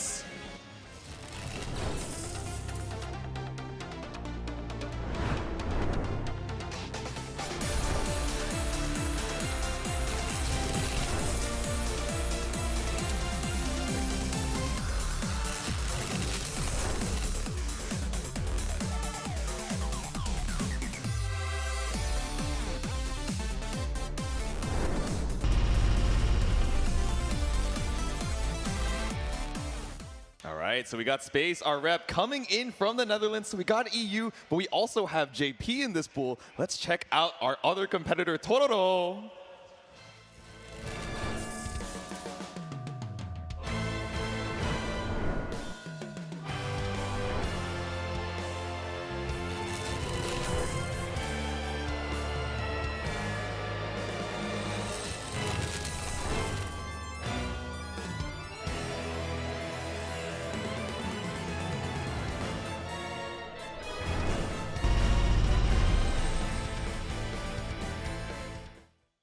That's right, it's going to be Space up against Tororo here on the Beatrix from Space. And Tororo, you know, has some of that experience here in terms of facing off against Gamera in the past, and has some experience traveling a little bit as well. We'll see how this stacks up between these two as they line it up, because honestly, Tororo, with this Percival, will be an interesting pick. We're talking a lot of stoppage on this riding free coming from Space, and that's going to be a big factor in terms of the fireball play, and also that extended range poke from the far medium from Percival. Is going to be a couple key tools lining up. But hold on, Space might be switching up to this Cagliostro potentially. Yeah, so doing a little bit of research on these EU reps, of course, reaching out to Viram, and what he told me was that Space is one of these competitors in this top 16 that is the most likely to pull out some of these secondaries. Of course, we know it's been tearing it up on the Beatrix, but even as recently as Kayane Cup has been tearing it up with the Cagliostro as well. So let's see it as we let these intros rock. The Tricky Alchemist versus the Lord of Flames himself.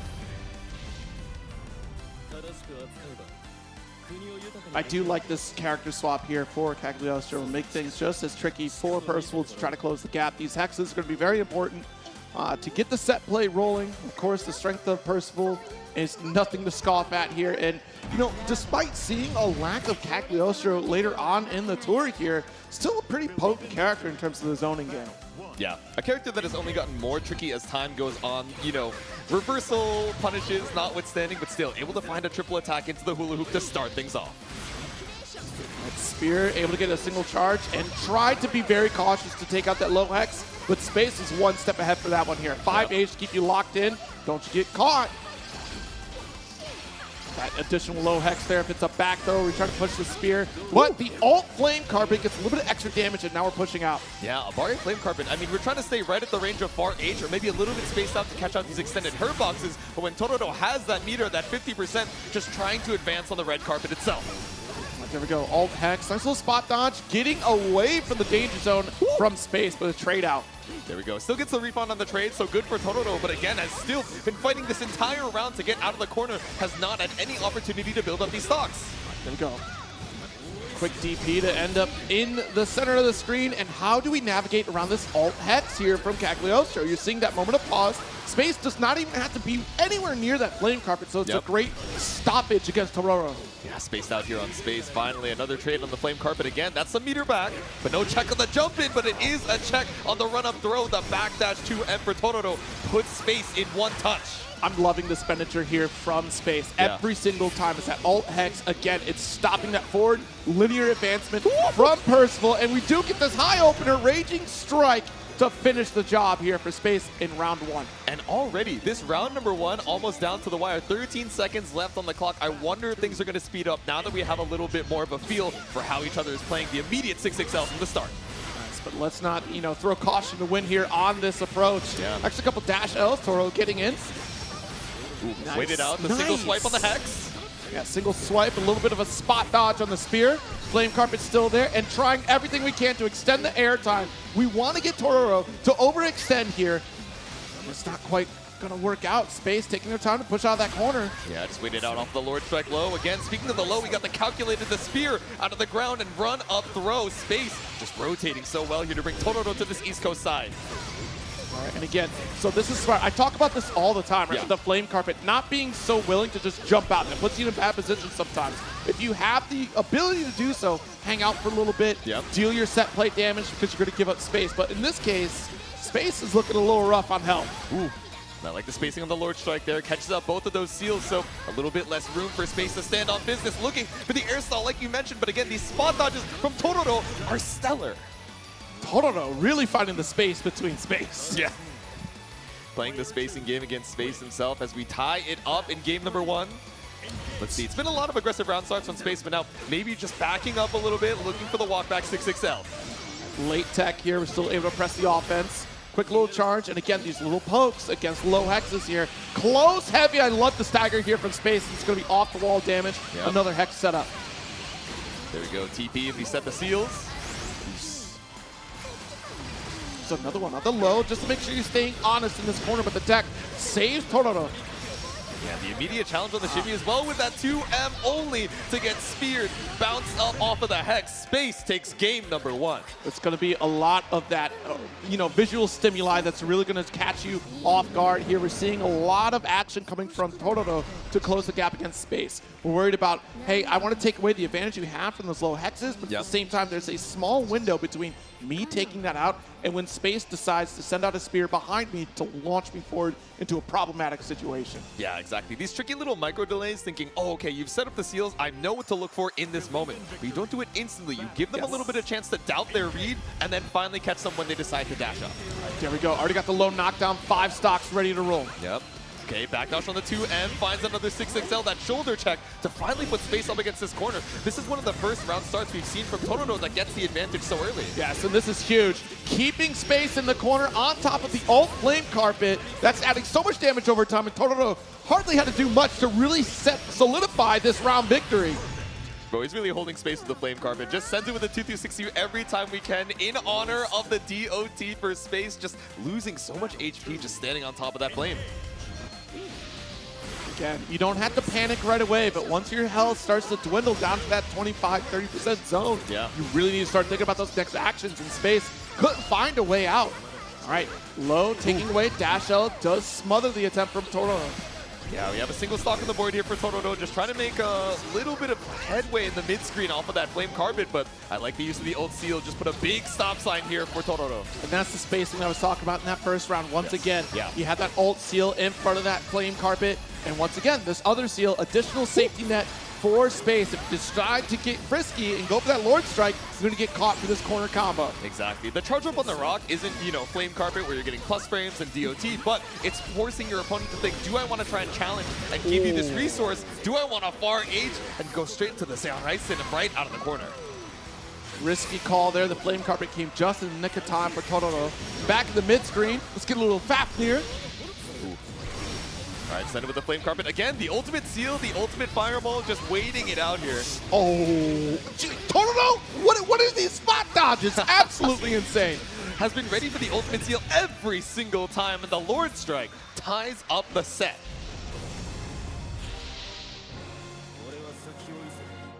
Right. much like in Group A, we're in for a long haul here. I am sure these players have been more than ready to go toe-to-toe against each other in these group stages. Yeah. They've been playing all weekend, getting practice in, really taking the notes. Yep. We can see the quick flash of the other competitors in the group as well. Zippy and Zane watching with bated breaths, knowing they're going to have to run into both of these competitors as well in the rest of this round robin. Here we go. We're locked back in for game number 3. Who can take the first lead in this set? Walking back out off of the far H.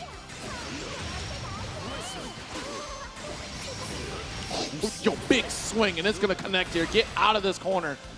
Yeah, big commits to when we're taking our turn now. You know, I think in that game number 1 and 2, maybe a little bit more frisky with it off the scramble, but finally lets the golden throne rock.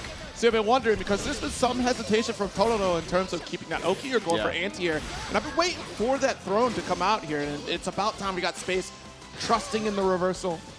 Yeah, spent the 54 right now. Both of these players, pretty low health situations, runs right past the flame carpet, but you got the knockdown for it. Oh, what a backdash. Going to call out the whiff button press. Comes from Totoro. You do have enough resources to finish the job, and Space will take that first round handily. All right, 1 round away from this game differential. Toro, how do we respond? I mean, that game number 2, it seemed like we turned up the aggression to 200%, and it was keeping Space on the back foot. But like you said, now that we're showing a little bit more of that UDP, maybe leaving some more gaps in our pressure to try and scout that out. Oh, geez. Back-to-back. Dash L here. Let's go for the EXDP. Extend our time. We have flame carpet down, but the BC, very important. Give me that space. Removes the carpet. There we go. Far H, fireball, send it with the 2M, but again, the patience from Space, just trying to walk up behind this ultimate seal. Oh, you see the 2H, but you're establishing a certain presence, and yet still, Space able to get out of the corner, side swapping with a massive combo, and able to lock you down with another Hex. Let's take charge here. Yeah, sent off of the CR Ice once again. The H version sniped out of the ultimate startup, so that's a lot of meter lost for Totoro, a lot of HP lost for Space off of this 6XL starter. And the shotgun of the 214H is enough. They're just swinging for the fences here, round for round, hit for hit. As we start with this next one. A big chase from Totoro. Wait a minute, Space looking for a little bit of a backdash, and yet still Totoro will not be deterred. Yeah, final game, final round between these two. The first set of group number B, and already off to such a start. The second seal catches you out, but no confirmed into the close H. Whiff on the throw. We find the mash up from Totoro. Good awareness. Dash L, and again, you're walking down Space. It's important. Despite not getting the Dash L block stun, you still gain ground against Space. Yep. All right, able to walk out the flame carpet. Took the full duration of that DOT, though. But look at the positioning there. We were right on top of the Hex. There's no way that Totoro could safely try to challenge that without getting caught themselves. Yeah. But again, finds the challenge off the far normal. Still not enough with combo limit, just barely keeping you alive. Now that damage over time means so much. You have to act fast or else you're going to die at the hands of the flame carpet. Stand on the ultimate seal. How can we bring this back, Space? This is very important here. Honestly, you set up that ult seal, but all the better for Totoro because, as you said, no health to really kind of live throughout that sequence. You're running out of ground, and yet still the chase from Totoro to get the final strike.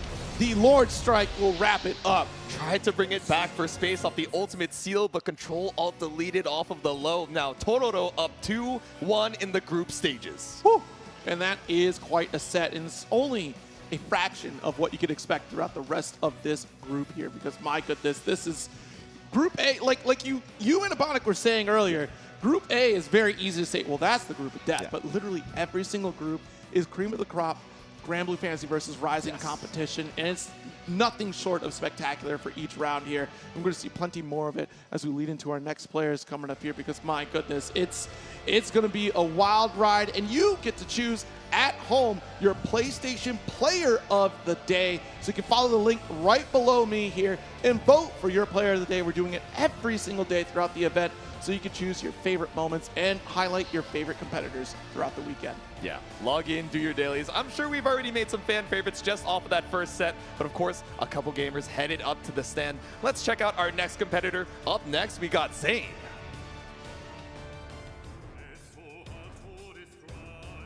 Yeah, and also make sure to vote. Also, again, you...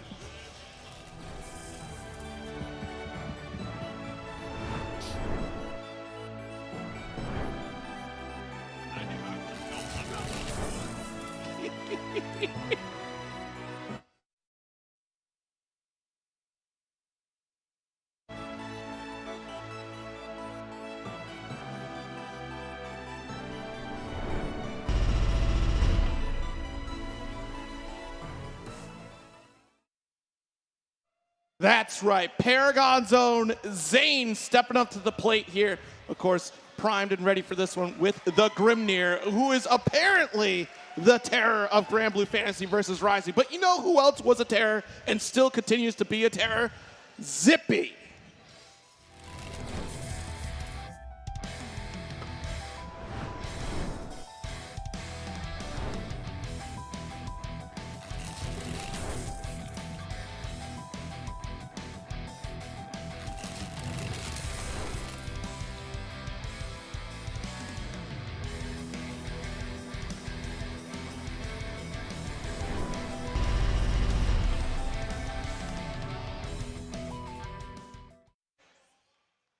That's right, Railfire Legion Zippy starting off on the near, heading to the Lucilius, and if I'm not mistaken, has been trying out the newest character on the block, the Sandalphon here, heading up next. Look at that, Private Sassy Legs out here himself with Sandalphon. This character is going to be interesting to play against. Of course, as you said, Zippy has been playing the Sandalphon throughout the release. It does kind of stick with it, especially with the changes to Lucilius, which honestly, Lucilius is still a fantastic character, but you're not as rewarded on block as you once were. So Exactly. Some Lucilius players feel a little like, you know what, I want to try something different. Yeah. And Sandalphon is that character of choice for Zippy. Of course, a high risk but even greater reward kind of character, especially when you're going for those stance changes. Yeah, it's really interesting to see how people's opinions on the stance have kind of changed over time. Of course, you know, day one Twitter clips we're seeing, oh man, the water orb unblockable. This is going to be crazy. You know, how viable is it to actually see in a match? And now a little bit of exploring on some of these other forms, whether it's, you know, rock slide to try and find some of this evil corner pressure on resetting, you know, off of these plus frames. But I think we've kind of come full circle to where a lot of folks are thinking the light form, you know, this base form, happens to be the safest because it doesn't have that damage penalty while still having 99% of the tools of these other versions. Yeah, for me, playing a lot of Sandalphon, light form is generally my go-to around start just because I get, look, under the right circumstances, I'm still doing 10k damage off my corner combo. We're good. If I want to make that far worse for my opponent, sure, I got Fire Stance. Yeah. If I want to try to navigate the screen space, depending upon the character, Wind Stance with that extra air dash. But there's that risk because, one, I might be faster, but boy, am I going to take some extra hits. Oh, yeah. And that's the fun about Sandalphon. If you've not tried out this character, I highly encourage you take Sandalphon to the lab. One, great character to look at, a really cool style for this character. I'm learning about Sandalphon for the first time through Granblue Fantasy versus Rising. It's no secret that every time Cygames drops a character in this game, like, I am learning about them for the first time. Exactly. So this is awesome. We'll see what stance we might see here. Light might be the go-to to start, but I do believe for Zippy, we might see a little bit of wind action try to contest against Grimnir. We'll see. Yeah. I like what we're seeing immediately as soon as we see those seals set from Zane, just crouch blocking underneath the center two seals, making it so that TK air dash, you know, is just going to whiff right over. So we found the Z dash, we found the throw to put you back into the corner, but just mitigating that risk, I say, as we find the counter hit starter on Zane. Man, that 5L is such a great button there for Sandalphon, but unfortunately not able to get the quick follow-up. And now what do you do in this corner here? You have to wait for the block, and Zane is not going to give it to you. Yep. There it is, BC, it's still our turn. Late tech, I'm still doing a little bit of damage. Yeah, chipping away because of that button tech, and now we need 3 good hits to even out the life lead. We have SSBA to try and make that a little bit faster of a journey, but still, one more DP could be enough for Zane. Let's jump in, BC out. All right, with no opportunity for a mistake here. Yeah, running into it. Caught the dash startup here from Zane. Going to take that first round.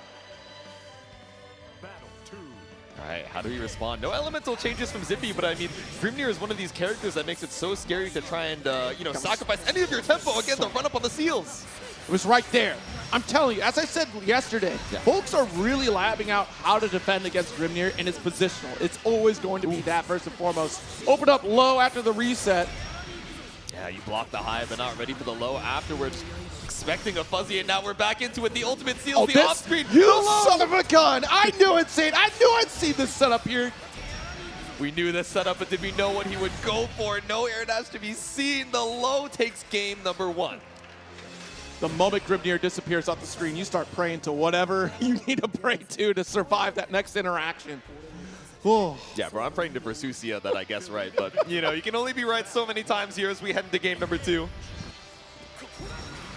Oh, yeah, the warp. You can warp through the fireball, but unfortunately mistimed, and you ran right into it. Yep. Yeah, and again, the dash block on the seals. Mitigating the risk, but putting yourself right in range here. A lot of respect on Zane. Dash L. Nice. Back special to push forward to mid-screen. Yep. Keep you locked down with Judgment Cut and ult for ult's sake. Ooh, there we go. EXDP. Catch you trying to get to the skies and threaten an air dash. See, we don't want to give up the resource, but you know what? If I walk back, that's going to be behind you. That's going to be the past problem, not my current problem. Yeah. Trying to stay out of range of the air dashes here, not trying to challenge because we're so far up, but now aggressing on the space, just standing on top of the steals, but standing on business. That far L to challenge Zippy. Not going to let you get away with it for free. All right.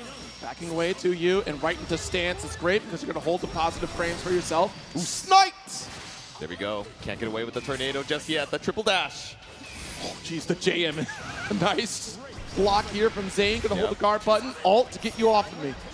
Yeah, because of the hard knockdown, we get the seal set once again. Committed to the down back, but sniped out of the throw. Yeah. Not gonna reach too linear on the approach. I wonder if SSBA would have worked, but either way, Zane taking to the skies and now threatening set point. But we can't forget, it has a great DP. So Yeah. we could have done EXDP to try to snipe out against Zane, but it's about that reaction timing, relied on super rather than a special. Yeah. All right, good block. Yeah, double dash. Didn't want to help to hold the plus frames off the TK dash. Now it's DP out like you mentioned, Zero. Yeah, but it's going to be on that defensive end. Blocking 2H does with. Hey, He just whatever wanted you want to to use do. all the seals. Be a little silly with it. Send it with the misspiner and send it with a 6-6L. Zippy finally has a corner situation now. Oh, yep, combo limit, frame kill for that DP. Oh, we floating. Yeah, jump over, EX special. Just a little air style action. We have a couple more seals. All right, the stagger here. This is the first massive lead Zippy's gotten throughout the set. Yeah. And note, not a single element change whatsoever throughout the set. Yeah. Just staying in the light form, doesn't want to take any more damage than we have to. We send it with the misfire only to get sniped out by the super, but no cinematic to be seen.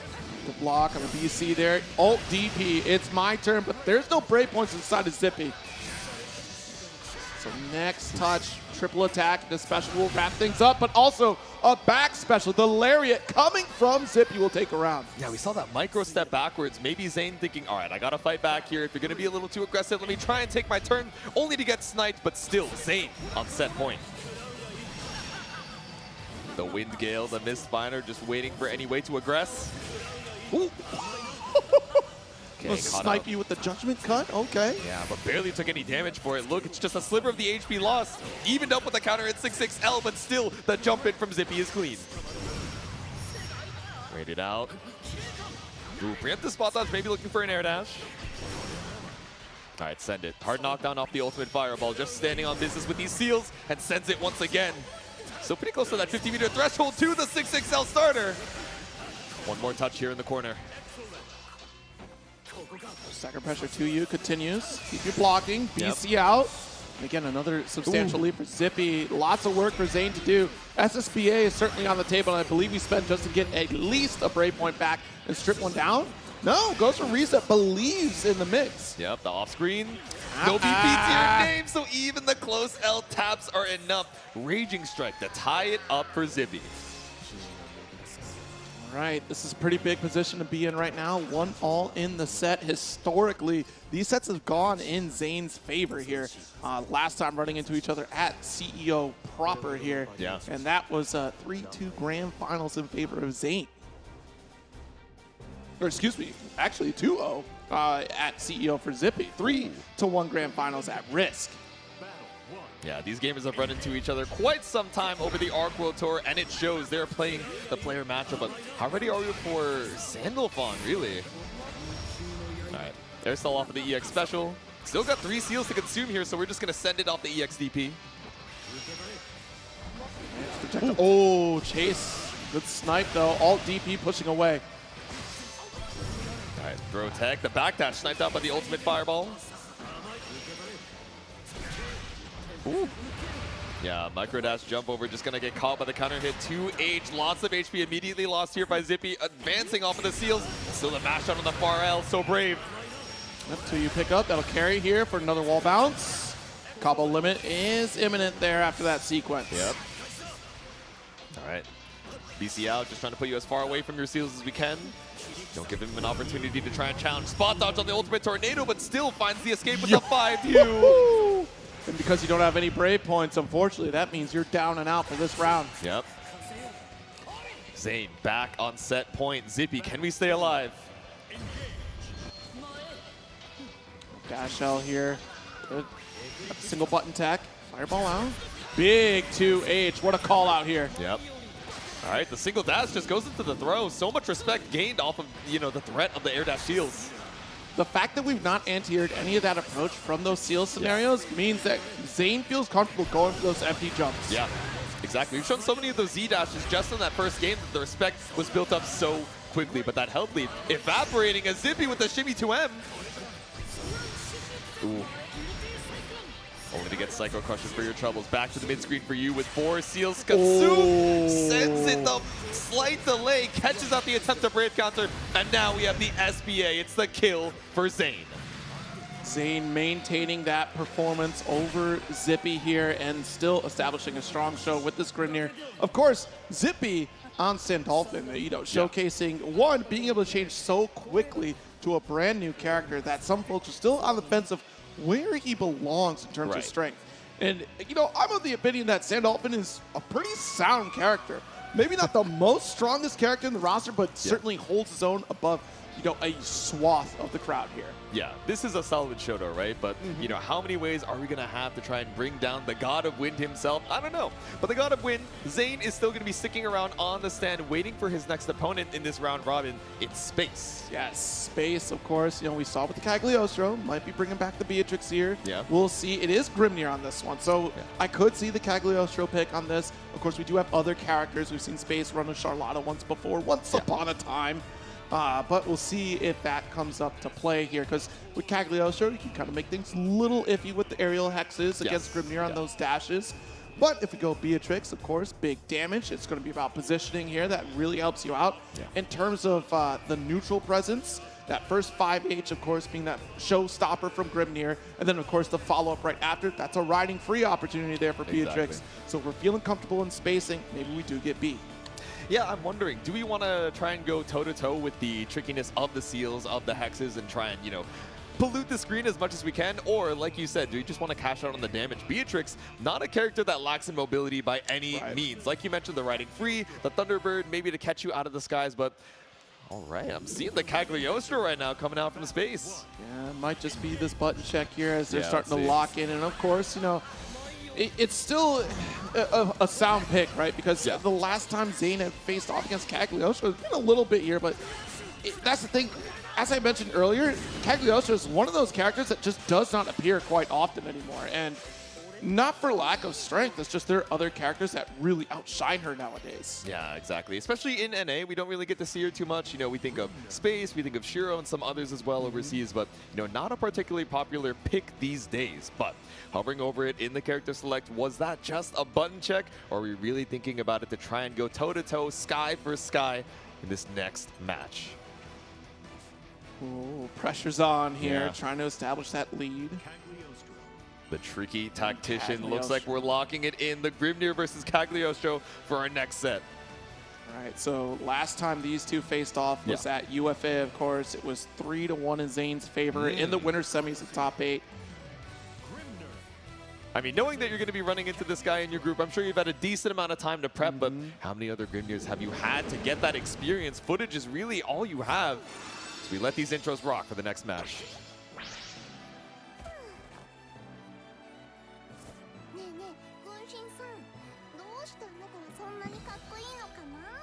I don't trust this Cagliostro. Gritty?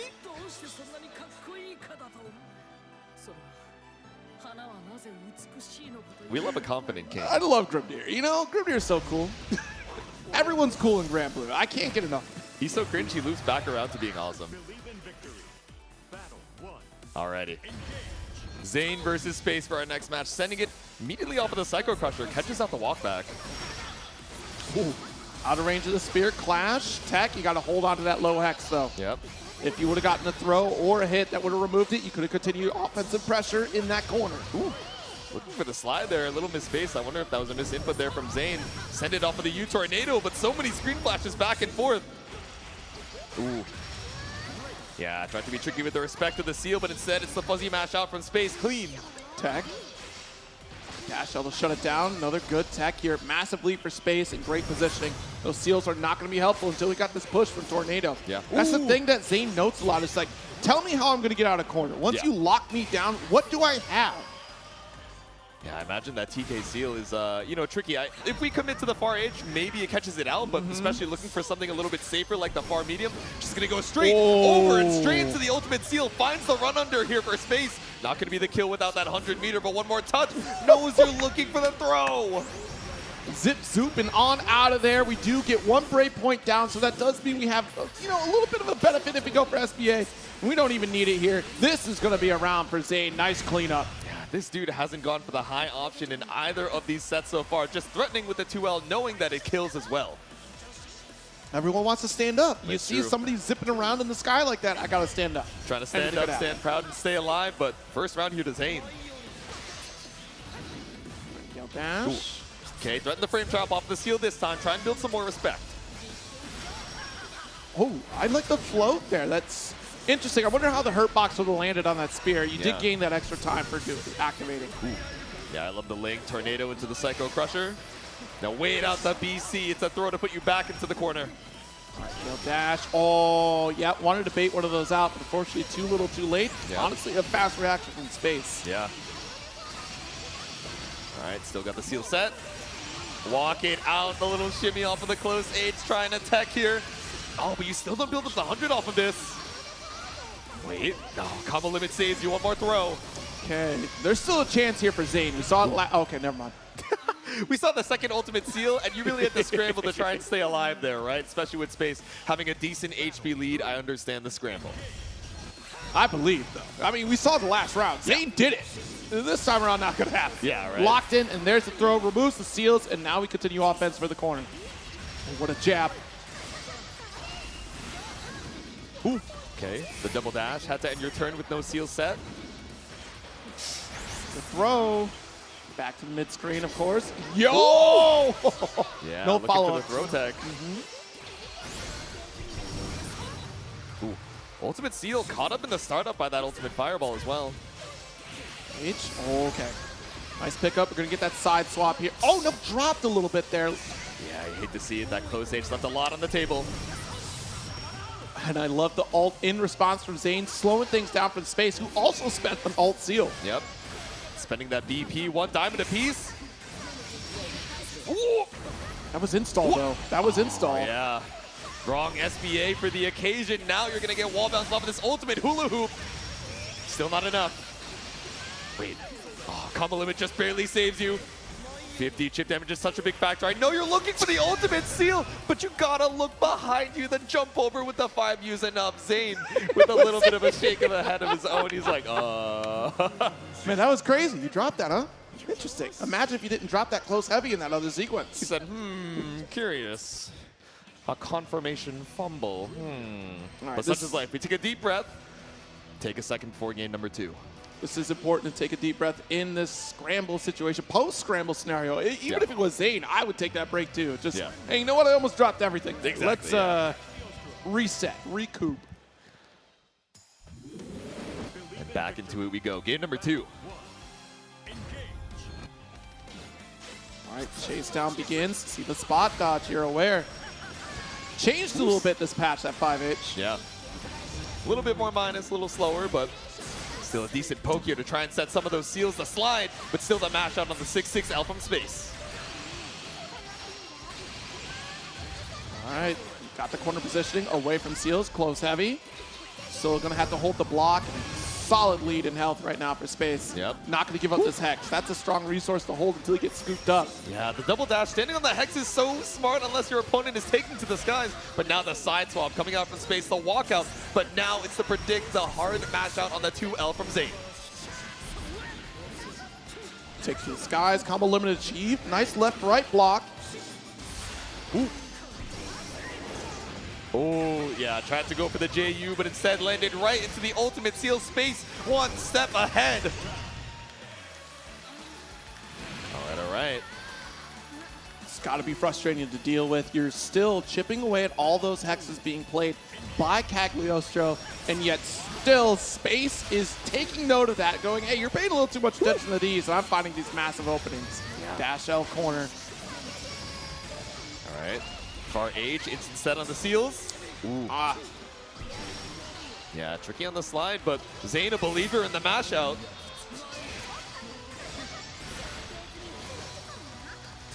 Another hex, dash it. You had to keep advancing because of this hex here, and unfortunately the tech not going to remove it. Zayn took the chance that we needed to at least start the momentum. Ooh. Takes the disguise one more time. We caught you crouch blocking, because how many times have we hit low? Yep.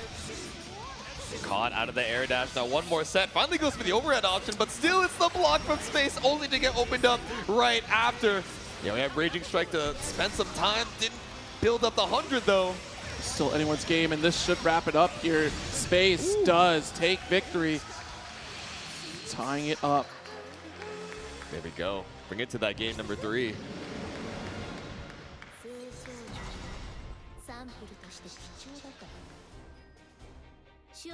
A deep breath once again. How do we reassess? As I'm told, no surprises from Zayn here. Going to be sticking with Grimnir throughout the bracket, of course.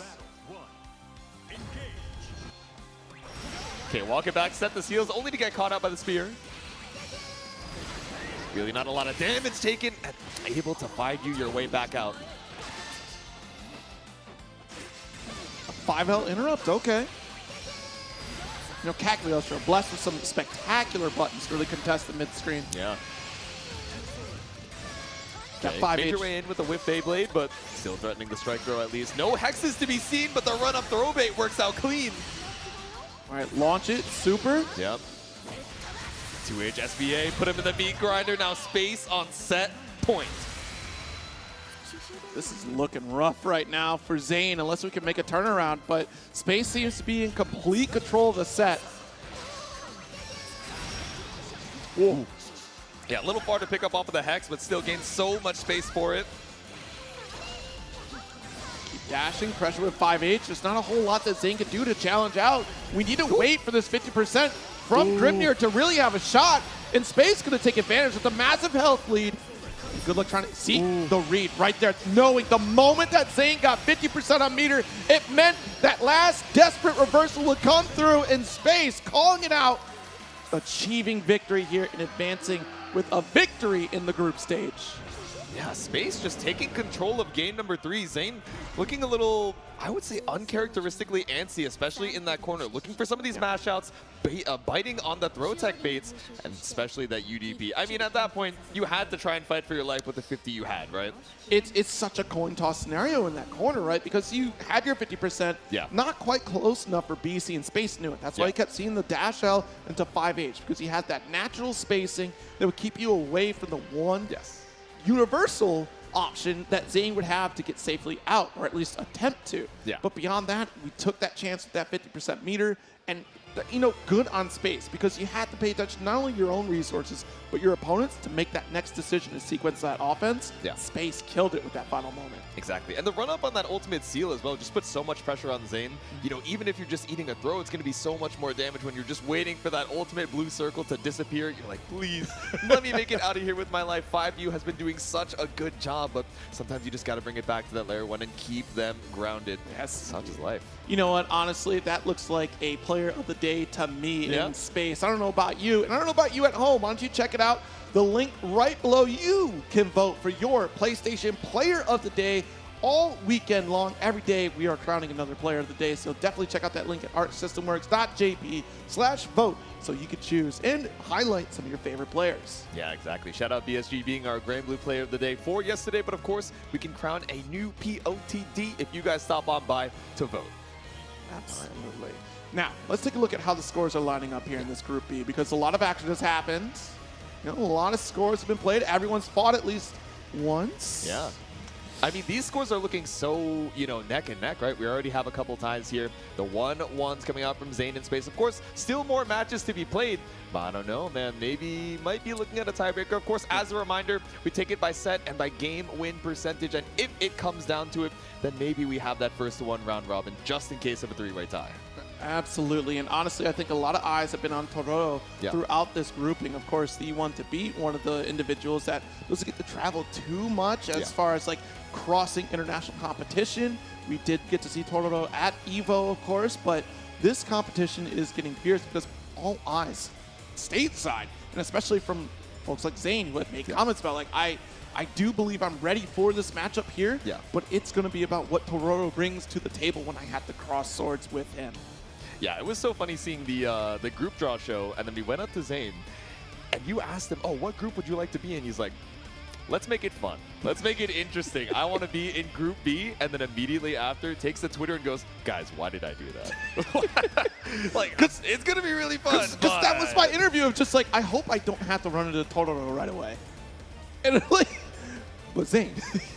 Me when I write my own destiny, such as life, But hey, I mean, it just makes more for an interesting story. I mean, we also had the two EVO champs, matching up against each other in, what is it? It's Group D? Group D. That'll be a little bit later so today. We'll be seeing that in a little bit, too. Sometimes it's better to take on, rip the Band-Aid off early, right? Like, I want to take on the strongest challenge that I have, get it out of the way, and who knows, maybe you're pleasantly surprised, right? Maybe you're, psyching yourself out, like, after all this time, maybe I'm not quite ready. And sure enough, we've seen a lot of players this week step up, especially during that LCQ. I mean, LCQ top 8 was just not what any of us expected here. So it was great to watch. If you missed out on yesterday's action, definitely rewatch that. It's not one you want to miss. Yeah, that was a barn burner of an LCQ. I gotta tell you, so back and forth. And, I'm not gonna spoil the ending. If you guys saw Group A, you know who made it in through that LCQ. But the storyline of how we got there, it was a stellar top 8. So make sure to check that out. Yeah, absolutely. I mean, it's going to be a great run throughout the entire group series here. We still have 2 more groups ahead of us as we start to get these players set up.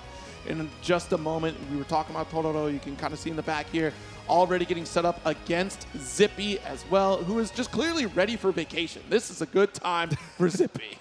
I swear he was wearing a Hawaiian shirt yesterday. Yes, I'm sure he he just was. got the whole rotation in the wardrobe real quick. He's taking it like a vacation.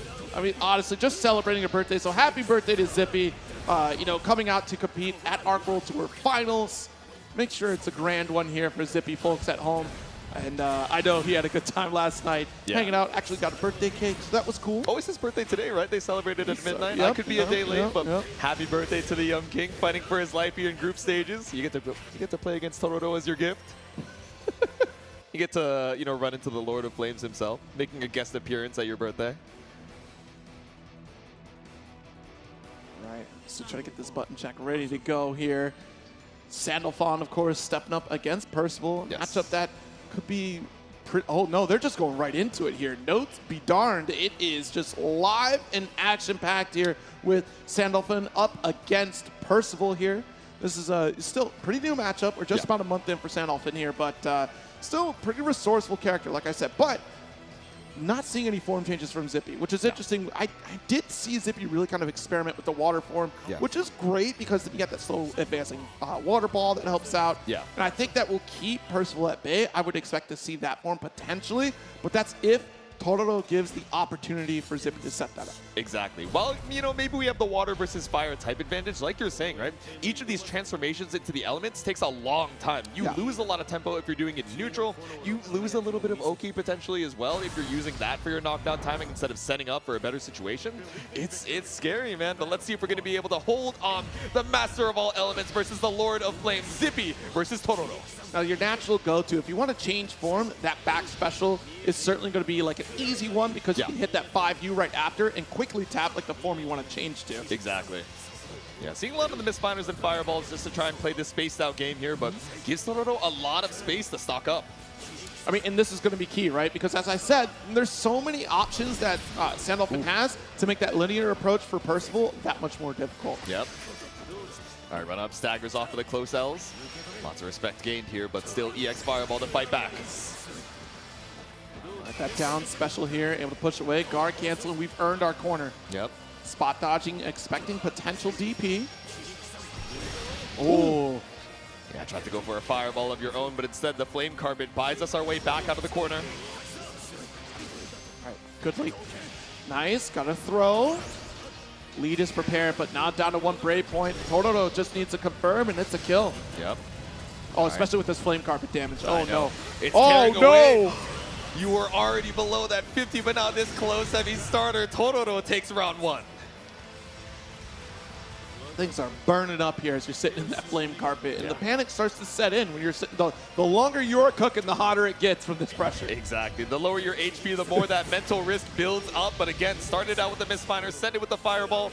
But Totoro, again, taking these opportunities to farm these free stocks.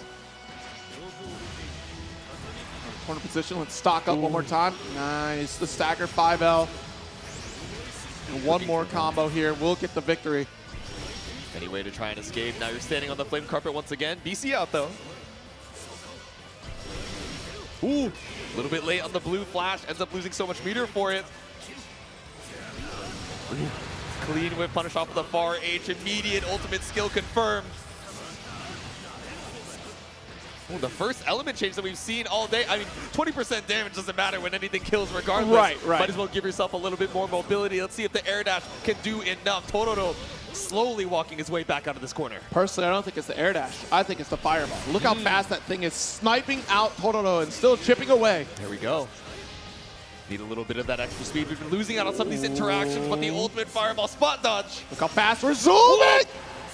The run-up EXDP, it's still not lethal, but the far L does it. The counter hit from Zippy. What a heart read off that DP. It is that speed on the approach. It becomes that much more nerve-wracking, and the fireball. Like, yes, the highlight of win form will be that air dash, but lest we forget, there are other tools that change up here. Fire stance already activated. Fight fire with fire, as they say, off the wall. Oh, no, that's not what we're looking for here. The 5L not going to get that bounce that we're trying to convert that damage. Yeah, went for the elemental release. Maybe thinking, all right, being the Prince of Flames against the Lord himself, losing. Perhaps, but standing on the flame carpet once again, Totoro just walks his way back out of the corner. The lariat, the walk up, and the close L. Yep, you got to try to make that safe here. Unfortunately, unable to without a stance. All right, good block of the BC. Resource for resource. Ooh. 6XL, we're tapping on the doors, but nothing found off of the shimmy. I was scared we were going to get 2M'd for it, but... Ooh. Again, lariat just punished with the close L. Let's ice it just to get a little bit more damage. All right, flame on. Push away with that ult fireball. Yeah, he's standing on the heated floors. Chilling out, or heating up rather, up against the corner. Tries to send with that ultimate fireball. You're going to keep chipping away here. That is Totoro's plan, so you have to take an action. Ooh. Ship was imminent, trying to challenge the issue, and Zippy with a strong snipe, and we'll be able to finish the round. Zippy ties it up. Okay, right before the flame carpet was about to put us in chip damage range, just had to bite the bullet eventually to fight back and caught that timing with that 6XL. It's so interesting because sometimes you do want to take that action. You don't want to wait for your opponent to make an interaction happen with the flame carpet there, and that's kind of what Totoro was doing. One, recognizing the fact that, hey, we're almost out of health. I got chip. This is about to be guaranteed for me. But then also that brief moment of, wait, Zippy might be crazy and might press right here. It's balancing this tightrope of, I don't want to be too predictable in a negative situation for myself on when I'm trying to escape, versus I don't want to let them checkmate me because I freeze up in the moment. All right, DP corner again. Nice throw, expecting the pressure because we've established we press meaty every single time. Flame carpet extends more damage. DP for even bigger damage. Oh my god. Help, he's dying. All right, BC to escape, and we get the side swap off the super jump as well. Still so many hits just to tie up the life lead here for Zippy. Empty this spiner. Okay, he said, all right, I dare you to challenge. You're going to do what? You're just going to dash up like that? Yeah, right? I could have done anything. A lot of confidence off that game one. I don't know, Zippy, if you have the health to, try and leverage that. All right. Ooh. Hey, off the wall. You know what? It's Zippy's birthday. Let it happen. Exactly. He gets to do what he wants to. Pull up with the 6XL, get that BP right back. What I say earlier, that's 10K damage right there. Yeah. Let's catch up. Paradise lost, but it's too early for a smile on your face. Still got to get through that extra half of the HP bar. Totoro with the late tech. All right. Oh, you put yourself in danger. Wait a minute. Okay, start with the fireball. Miss fighter comes through. Oh, that 5H. No shot. Oh, and no confirm either off of the 2L. And sniped out by the Lord Strike. Round goes to Tororo. See, this is what happens as you get older. You're not going to react to the low Lord Strike. That's Zippy's learning a harsh lesson right now. Yeah, happy birthday. I'm seeing the MS reaction time dwindle as we speak. But pull up with the 6XL. Take initiative where you can, but again, another stock for Tororo. Woo! Set with DP. Locked in. Judgment. Trying to keep Percival at bay, and he gets frustrated. Your chip. Woo! Yeah, that's frustration right there. Pull out that EXDP. I want out. He's now. like, get me out of here, bro. All right.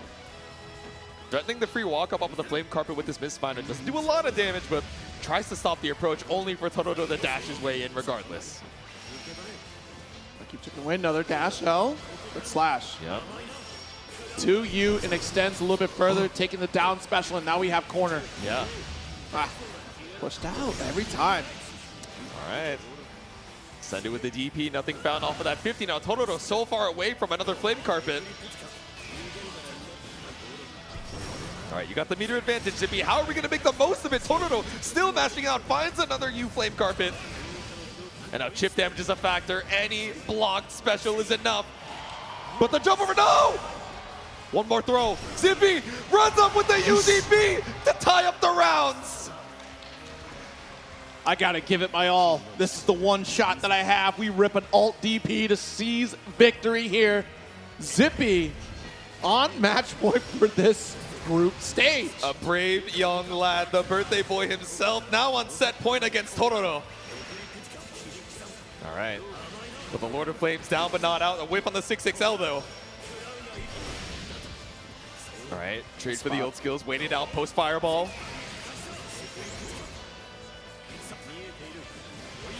Oos, big far edge coming out from Tororo. Fights us back to the mid screen. Yeah, too many resets. Now it's counter hit off of the ultimate flame carpet. Okay. Yeah, there's not much we can get out of that corner position, but the back throw, here we go. Oh, what an alt DP to finish the job. And it finds lethal for the tie up as well. Zippy shaking it off. All the pieces were there. That back throw was critical. We got the most that we could out of that corner. We could have spent for SSBA right out of that corner situation, which would have basically put yourself at even Stevens in terms of health. Yep. And it would have been one last neutral interaction to figure out who was going to win. It could have been victory for Zippy and moving on, but that back throw guarantees that wall splat if we went for back special there. Yep. Would have been able to cycle through our most consistent damaging routes and still get the SSBA. Unfortunately, that is not what unfolded there. Yeah. I think we're threatening in a good way with these fireballs and with these misfinders again. They're not doing a ton of damage, but trying to stop the approach where, especially in game number 1, I think we're getting away with a lot of these free stocks. But speaking of, we charge up with the flames. I guess this would not be a Group B match if it didn't end in a 2-1 score. That's true. Keeping the record up. EX Fireball only to get sniped out here by the flame carpet. Oh, quick 2L. Nice conversion. Just a light back special there. Goose. There you go. Flame carpet takes away all that HP once again. Zippy's got 100, but how are we going to use it? Stagger, just keeping you there. I'll poke with the far medium all day. Yeah. Fine with taking the 2K off of down backing on the flame carpet. Still, so much meter to bring this back. Any hit into SSBA could be enough. Ooh, but swiped out of the skies. The airborne 6-6L Tororo on set point.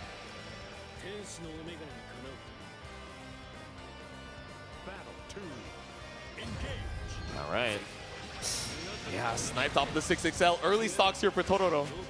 Scooped up. Corner position again, but BC out. Oh, no. Well, everybody is on even playing field now after DP. Exactly. That DP just melting away at the HP, the flame carpet accelerating. For straight hit off of the misfighter, but the Zaisen is enough. 2-1 for Tororo. Zippy so close to taking the set, but still able to make the Lord of Flames bleed. Oh, and a hard-fought victory there for Tororo. Well-deserved here, and Zippy still making a strong case for Sandalphon. Honestly, I think we'll be the only Sandalphon we see throughout this group stage. I know some folks have been practicing a little bit, but the one feeling most comfortable playing the character so far But my understanding is Zippy, and still showing a strong case, is why you might want to pick this character, why they can be so efficient, even against more practice characters in the cast. Exactly. We're seeing a lot of good stuff from Zippy's Sandolphin, but talking with some other players as well, the decision for Zippy going into V2.0, thinking, all right, Lucilius used to be this character where you can play things super slow, send out the specials in a way that safely builds up my blade gauge, and I have so many BCs, I have so many ways to escape that it's hard to try and stop him, even if you're playing super aggro, from getting that level 5. Now that it's a little bit more difficult, you still get the same blade level on hit, but on whiff, on block, it's going to be such a slower climb to that level 5. Was swapping over to Sandalphon, who I think in most people's estimations may be a little bit better than Lucilius in this current version.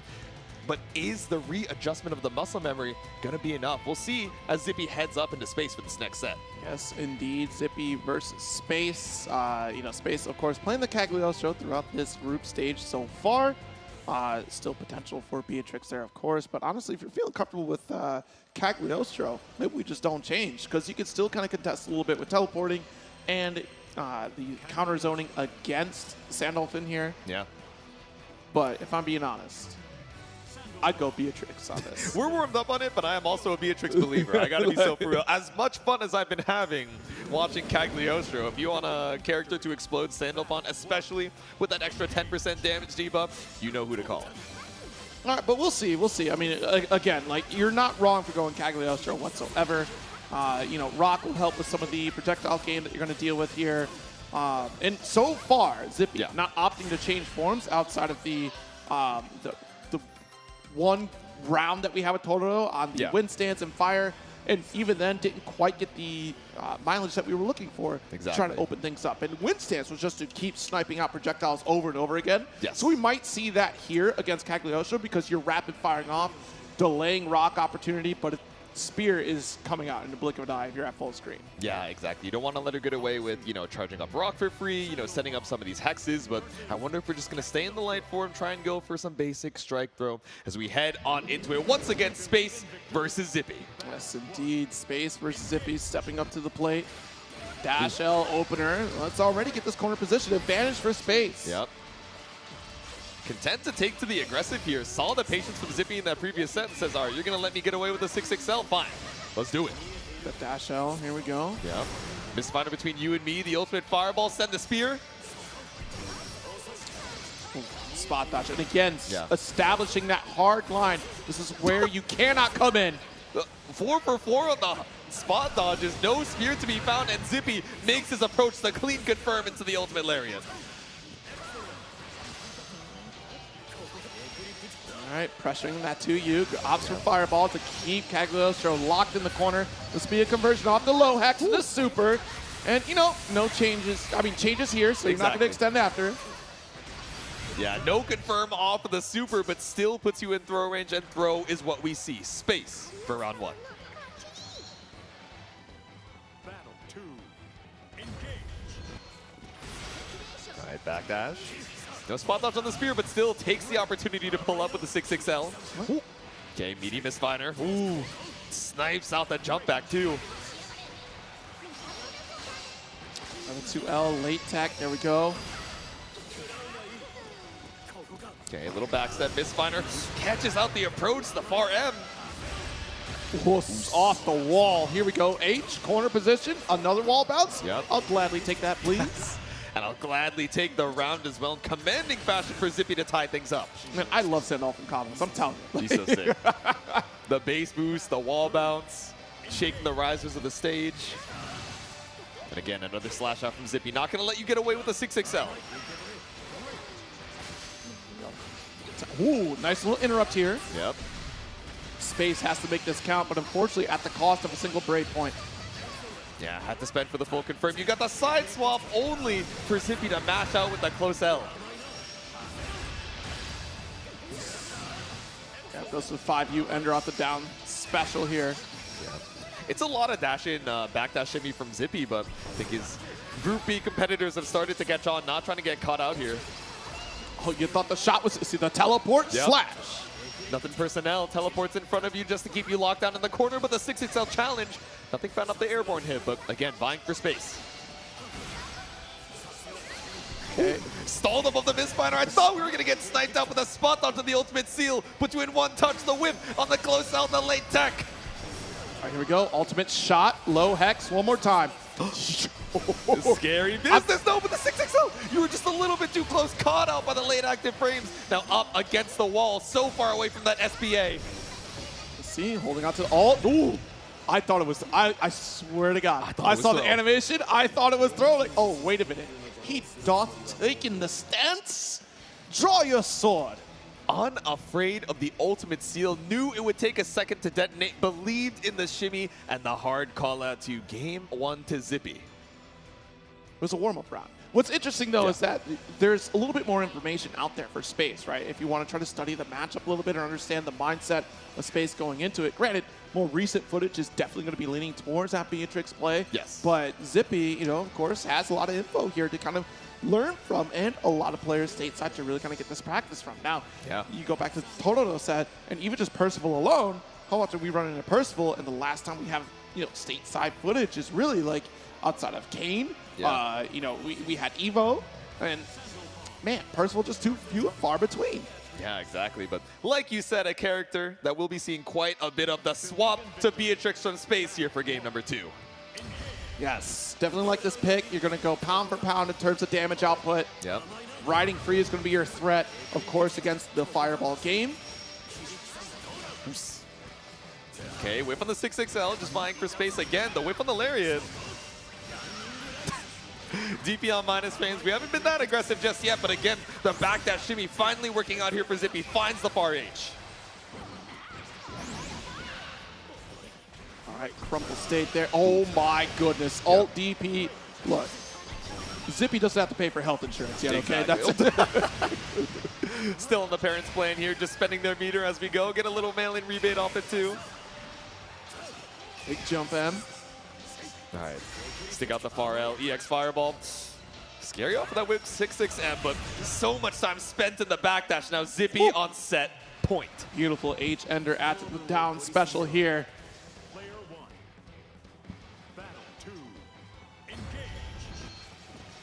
All right, now walking it out, Space. Scary, one round away from this loss. That's Again, that immediate DP on the riding free. That would have been counter hit. You had to. Yeah. Yeah, I was like, oh God, there is a Beatrix running at me. like, I need to get out. Ooh. Now he needs to shimmy once again. These backdash far H's are doing wonders for Zippy. All right. Counter hit. We're going to go for this corner carry here. Yep. Oh, no, dropped it! Dropped the 5L! That is critical! It was so important for Space to get the 5L corner carry. Would have been riding free there. Yeah, now we're here in the corner, just barely out of throw range, but we also put ourselves into Delta clock range. H riding free, SSBA. Now it's anybody's game.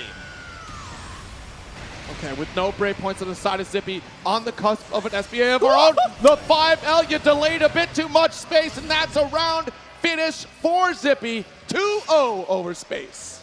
The masher, the full faith in the close L, Zippy. All right, a couple games under the belt here to put yourself a little bit higher on that ranking board. I'd be frustrated too. It's the delay of the Oki there. Yes. Look, it's happened to me so many times. I've been there so many times where Space is. That 5L, that fraction of a frame that you missed to get the full conversion and riding free after the EX Star Chaser. That is a critical moment, especially the fact that you've already established like this.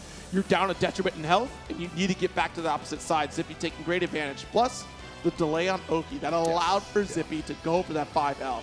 Whether it was a moment of hesitation, whether it was to see if a DP was going to come through, you delayed on purpose, maybe just to see, hey, if that's DP, we're going in, and I'm going to get that counter hit. But Zippy, faster on the draw, 5L, and took advantage immediately, not afraid. Yeah, maybe waiting for a DP, maybe trying to hard call out on the fuzzy mash as well. You know, such is life.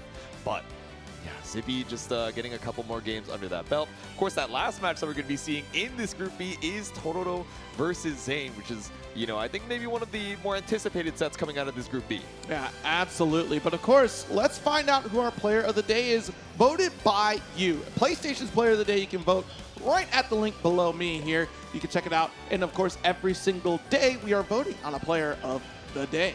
Yeah. Do your dailies, gamers. Show some love to the gamers who have been giving you such amazing Granblue action throughout this weekend. Yes, absolutely. It's been a spectacular weekend, a spectacular showcase of all of our favorite games here, brought to us by Arc System Works and PlayStation Tournaments. So thank you so much for everyone tuning in and hanging out with us on this glorious celebration. And man, as we said, we got another match pulling up here in just a moment, and this lineup has been insane. I mean, honestly, like, can we take a look at this Group B scoring here for a second? Like, that would be fantastic, because seriously, the way the points are going to be lining up, it's going to get a little tight here. Of course, Totoro certainly the one to beat, and we're going to have this one matchup here. The one that Zane has been kind of fixing for. Let's get it out of the way early with the Zane versus Totoro set. And of course, you know, Space unfortunately make that drop, and Zippy establishing at least one more game ahead here. But the way the points are going to lie, I believe, comes down to just Totoro if my mental is still keeping track correctly here. We'll get that final score in just a moment, though. Honestly, I would imagine, you know, Zane and Zippy definitely in contention maybe for that loser side qualification spot. So this next set, you know, depending on if Zane is able to at least take a game, you know, maybe make Totoro bleed, or, you know, maybe go for, I don't even know if we can call it an upset, right? Because Zane has been tearing it up recently on the Grimnir. But let's check out these Group B standings. This is important. I mean, of course, I think it's already pretty well established, right? So Totoro up 2-0 right now with Zane at 1-1. So scores being tied up for Zippy in Space. If we take this victory here and now, that does mean that Zane will qualify on the loser side. But if we end up going down, it's going to come down to those tiebreakers we mentioned earlier to try to figure out who makes it next. Yeah, and Zippy with that 50% is going to be pretty difficult to challenge, right? If Zane loses 1-2, that puts him at 4-5, dropping under that 50%. So Zane has to win this, if I'm not mistaken, to qualify out. Yes, that is going to be critical here. So still on the line, it's a tight race. And this is the one match that kind of gave Zane a moment of pause, right? Like, one, it's the announcement of, I hope you don't underestimate me. That was the key factor of the conversation to have with Zane. It's just, Totoro might be looking out as like, maybe I'm, you know, the weaker link here. Maybe you expect me to kind of fall short. Let's not be mistaken. Zane has been on the grind, talking to not only Koji Koko, but also Air Deback, of course, Paragon, right? But also, both those competitors have gone up against Totoro in history past. Evo being that big stop, right? And of course, you know, we do have a little bit of a bracket demon on the side of Koji, but if you've ever had a conversation with Koji, you have to understand notes are being made for every single set. A plan has been played out here. And you can see those adjustments. We saw it especially at Frosty Faustings, going down to Monarch and then running it back one more time. Like, you know what? That was cool. Let me show you what I can do now. Exactly. A student IRL and a student of the game. So being surrounded by these folks who are taking these notes and able to give you a little bit of perspective on the folks that you're going to be running into in your group. The person that is going to be your gateway on whether or not you qualify out of Group B. Let's see if the studying is going to be enough. 45-degree angle for me, chat. This is where I'm at right now. Watching this intense moment here between these two players. I got the gamer lean right now. I'm locked in for this one. Pulling out the Siegfried, and I was wondering when this would come out here, so this makes it a little bit tricky for aerial navigation for Grimnir because of that giant fireball. Of course, going for the medium version right now, so let's... Yeah, the Bolt 6XL right after the firewall as well, right? Saw the end of the active frames and said, no, let me advance. Sending out the tornadoes as we go. Clean spot dodge, but all right, advances after the flame wall. Battle of the elements here. Ooh. There we go. It's a clean walk back, but the UDP on the minus. Yep, trying to call it that 5L. Of course, some changes for Siegfried, but realistically, it's just route changes for the character. Still very potent. Just not able to confirm off that initial hit of, or second hit off 2U. Has to commit to the first. Yeah.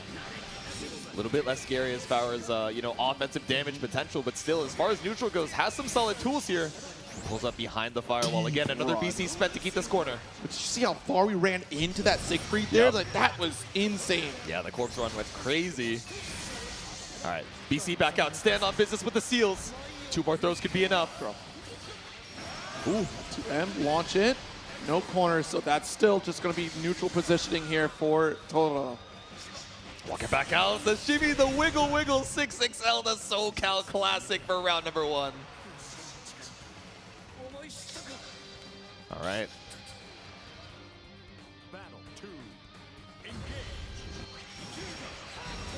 Tornado set up here, just draw the line. Yep. Standing on seals. Tororo not trying to be too greedy with the advance. Walk forward, down back. Walk forward, down back, and just wait out for the tornado. Ooh. There we go. Flames to go through the wind, only to get back thrown for all your trouble approaching. All right. Here we go. BC away. Ooh. No anti-air, nothing. Yeah, trying to bait out a 2H with all this tricky air movement, but Tororo is not biting. Enough. 5H canceled early to get out of dodge. Ooh. Ah, nice dash in. There we go. 667. Run up. Ultimate Firewall finds the confirm off of the wall bounce too. All right, the tricky part. How does Zane get out of the corner against Siegfried? Ooh. The delay. Run up here with 5L. Should be around here for Tororo. Knocking on the door, checking if anyone's home. The Raging Strike spins straight into the SBA. Like you said, it's a clean kill to tie it up.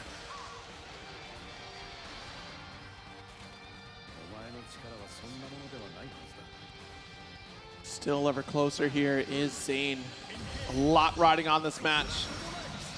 If we take a point down, it's pretty well sealed up. Yeah. Zippy will advance forward on loser's side here by scoring. Exactly. Ooh. All right, made it through on the other side. Ooh! The walk back just barely putting you out of throw range there. Lots of tempo loss here from Zane. Same can be set in the space on the screen, gradually getting backed up to this West Coast corner, but BC fights us back. All right, 5L, caught the pre-jump frames, missed the throw again. Yeah, a little bit too early. Feeling a little bit of antsiness coming out from Zane. Now the LDP ender from Tororo to push you back into the corner. A little bit of a shimmy. There's the medium ender there on the Orkin. Yeah, send the parry, but no bite from Zane. Fine to 5U and air dash his way back out of the corner. Set the tornado, set the seals. Now we're back. Dash away here. Man, just the patience from Tororo. Not going for these anti-airs against Grimnir. Good roll.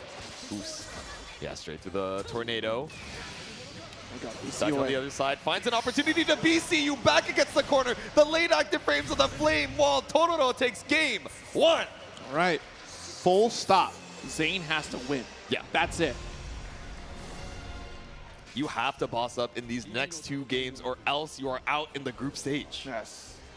And I was talking about how Zane was getting the practice and preparation for the matchup against Tororo. Yeah. Let's not forget, Tororo also has Zenith to help out and really share information on this Grimnir matchup. And of course, even Zane has asked for some feedback from Zenith a little bit too, just to make sure that we could get these sets going. Exactly. See what we can find. Thinking back over here on this character select screen as we take a deep breath, reassess. You need to be in top shape to get this reverse sweep.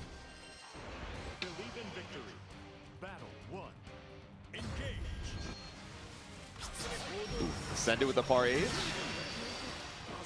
All right.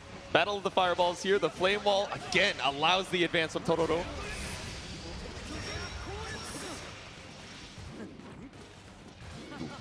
Jump over, look for the throw bait, but Tororo contented down back. U skill for U skill. UDP to escape. Whoa! A little bit of a stand up there. Does get the low. Yep. Once again, set the seals, goes for the overhead, but waits to block it out, and finally the UDP to escape. All right. Very active back and forth between these two, jumping as soon as we get the opportunity. Oh, wants to maintain the corner. Ult for ult here, trades out, but the max range of the 5H. Yeah.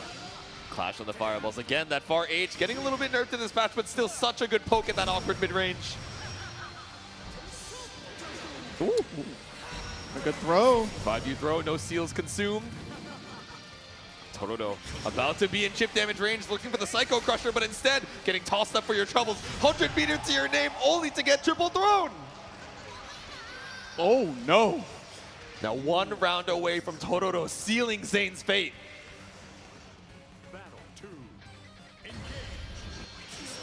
All right, Dash L shuts down very early on the start of the fireball. Yep. Good air to air. 2M pickup even. Yeah.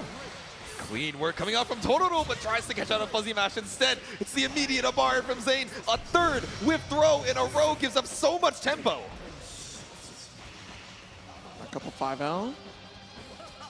Pushing away. 5H again. Locked down with the ZX Tornado. Ooh. Good pickup. Yep. Tap with the 6XM. The overhead action. Ooh. How many dashes? Ooh. Oh, on the other side, a guard button check where you least expected it. Zayn stays alive. Okay.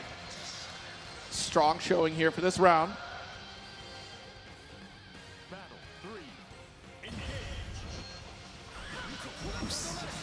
Oh, tried to poke right into the fireball. Dash shell interrupts.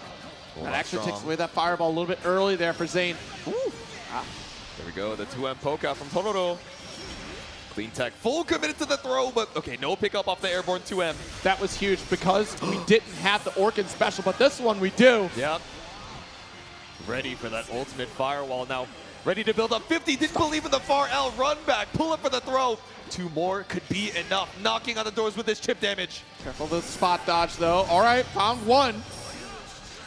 Oh, but the 2M caught low, and that will finish the job. Zayn goes down against Tororo. Tororo securing these ranking spots. We'll see that in a little bit, but what a victory. Like you said, Zero has practiced against this Grimnir in his own region, a top player in his own right, securing his spot in that winner's side. I mean, it was such a heartbreaker for Zayn here, who put in so much work, and of course it comes down to those points for the other competitors here, but Tororo coming out on top. Undefeated?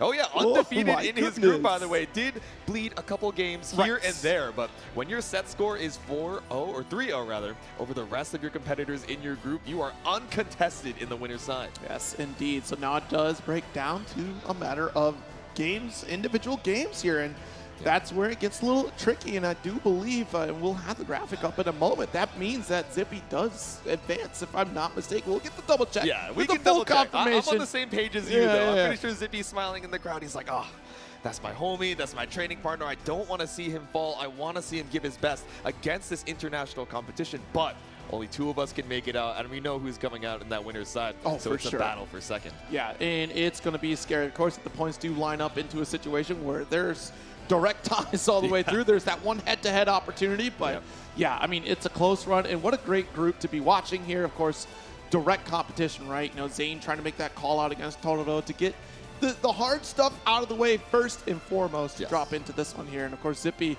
remember Zippy's choice, just like, gosh, like I'm screwed either way, no matter what. He's like, I'll do it my best, here we go. But man, even with Space's performance starting out strong with this Cagliostro, and yet still opting for that last switch into Beatrix, a strong pick against Sandolphin, and yet still, you know, Zippy putting in a lot of work with this brand new character, still pretty early on, and making a case for why Sandolphin has a right to stand within this top 8 finalist pick. Yeah, I think there were, you know, a solid amount of maybe non-believers in the Sandy pick. The Sandy swap from the Lucilius, and to be honest with you, I might have been one of them, thinking, man, I get it. Lucilius isn't as strong as he used to be, you know, by quite a mile in this most recent patch, but that muscle memory, swapping it up so close before the Arc World Tour Finals, I don't know if it's going to be worth it, you know, just swapping up how you view so many of these matchups and that muscle memory for Sandalphon as well. We saw a couple potentially crucial drops, but I mean, still proving to us that some of those fundamentals still shine through. Absolutely. And you know what, that you bring up such a great point. It's just that uncertainty, right? We had some players really talking about like, hey, I'm jumping into this patch so quickly. Maybe it's not time for me to swap out so soon. Yet, Zippy taking the plunge. And here we are with the score for the final breakdown of Group B. This is how the players will fall. All right, so of course, Tororo with that 3-0 set score, qualifying into the winner's side of Sunday Finals top 8. And Zayn, after that last set, the game count tells it all, is not gonna make the qualification. Zippy takes that loser's side spot, and Zayn and Space are eliminated. My, oh my. And happy birthday to Zayn for that one. You've done it. You've qualified for a top 8 position here at Arc World Tour. Yeah. Cool. And look, the even set and game count from Zayn and Space, still such amazing competitors in their own right, but still fighting for their life. But that's only half of the group stage action that we got over here at Arc World Tour Finals 2024. Still 8 more players fighting for those final 4 spots in the top 8. Yes, indeed. Still plenty more to come, and I am certainly looking forward to it here. Of course, we still have like the massive you know, showdown happening in Group D, but that's not to sell short the showdown that we have in Group C. Still plenty more to come, as I said. Arc World Tour brought to you by PlayStation Tournaments will continue shortly after this break. Don't go away.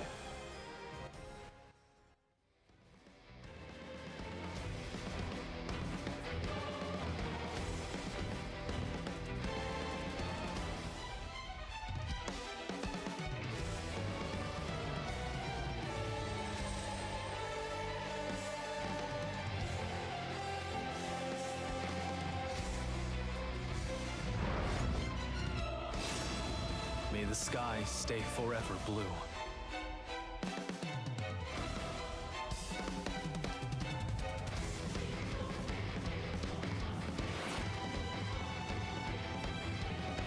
We're done talking, Beelzebub. It's time for a reckoning. Belial, while you can still use that scheming tongue. Any last words? On your toes!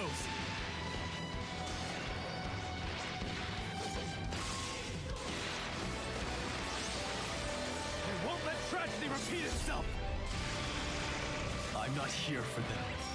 I'm here because I have a job to do. And a score to settle! I'll defend my vow at any cost! Paradise Lost! Are you watching? Lucifer.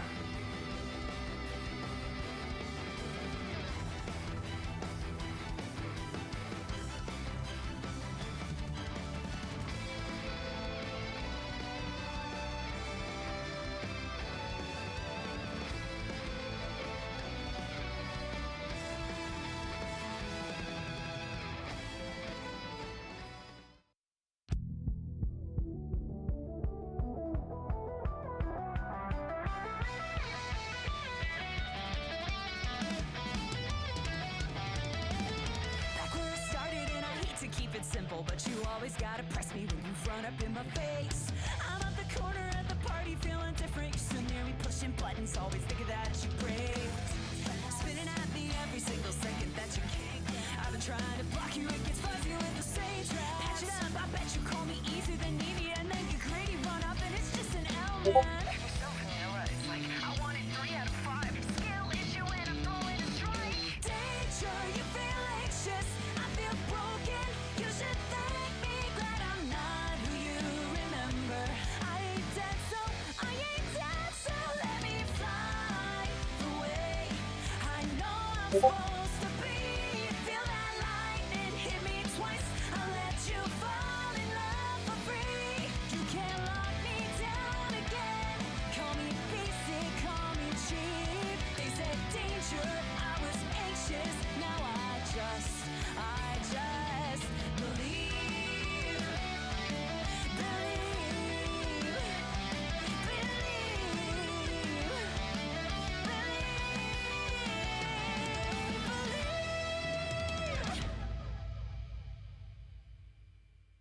PlayStation tournaments are available for Guilty Gear Strive. Signing up is simple. Just head on over to the Guilty Gear Strive Game Hub on your PlayStation 5 and scroll through the upcoming tournaments carousel. You can also sign up directly in-game by clicking the PlayStation Tournaments button or by pressing triangle on the main menu. Tournaments are available all throughout the day, so it's really easy to find one that fits your schedule.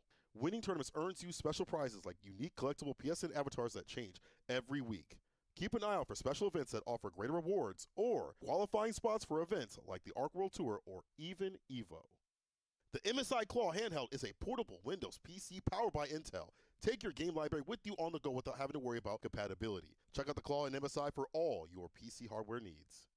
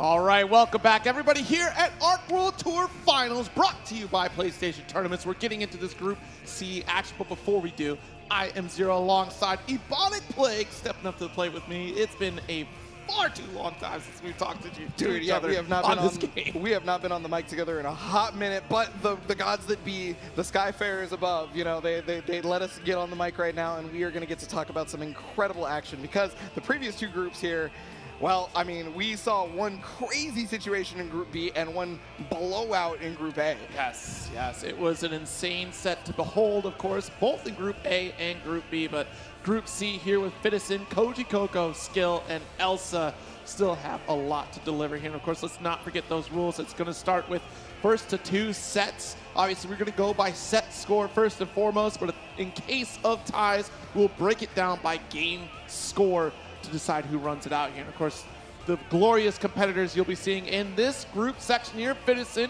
and Koji Coco, Skill, and Elsa will start off the group block with both Fitison and Koji Coco in just a moment, but this is quite the spread in terms of travel. We're talking at least stateside, the most travel competitors here are both in this block. Number one being out of Koji Coco and Elsa, running a pretty close second, third in terms of U.S. representation across the globe. And of course, Fitison and Skill out of EU. But let's get to our first competitor, Fitison, stepping up to the stage. Are they going to show something for you?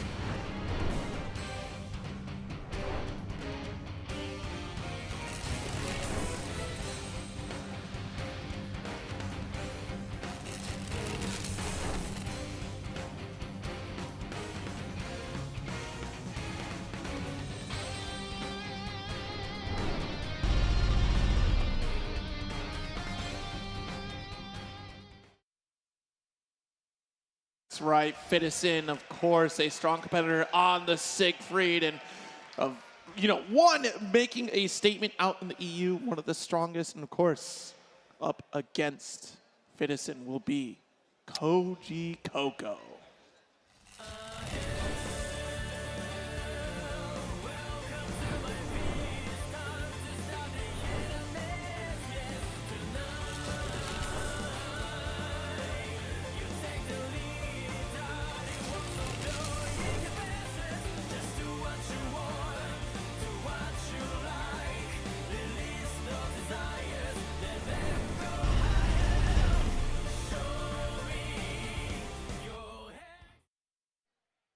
That's right, the opponent, Koji Coco right there. Yes, Koji Coco, we talk about the NA representation. Koji Coco is one of the most traveled, but hey, that travel doesn't just extend through NA. Koji Coco goes to Japan on the regular, is actually fluent in Japanese, and is easily one of those competitors that you look to do very well. Last year, Koji Coco made it all the way through the LCQ and then got second place at the ARC World Tour Finals. Absolutely.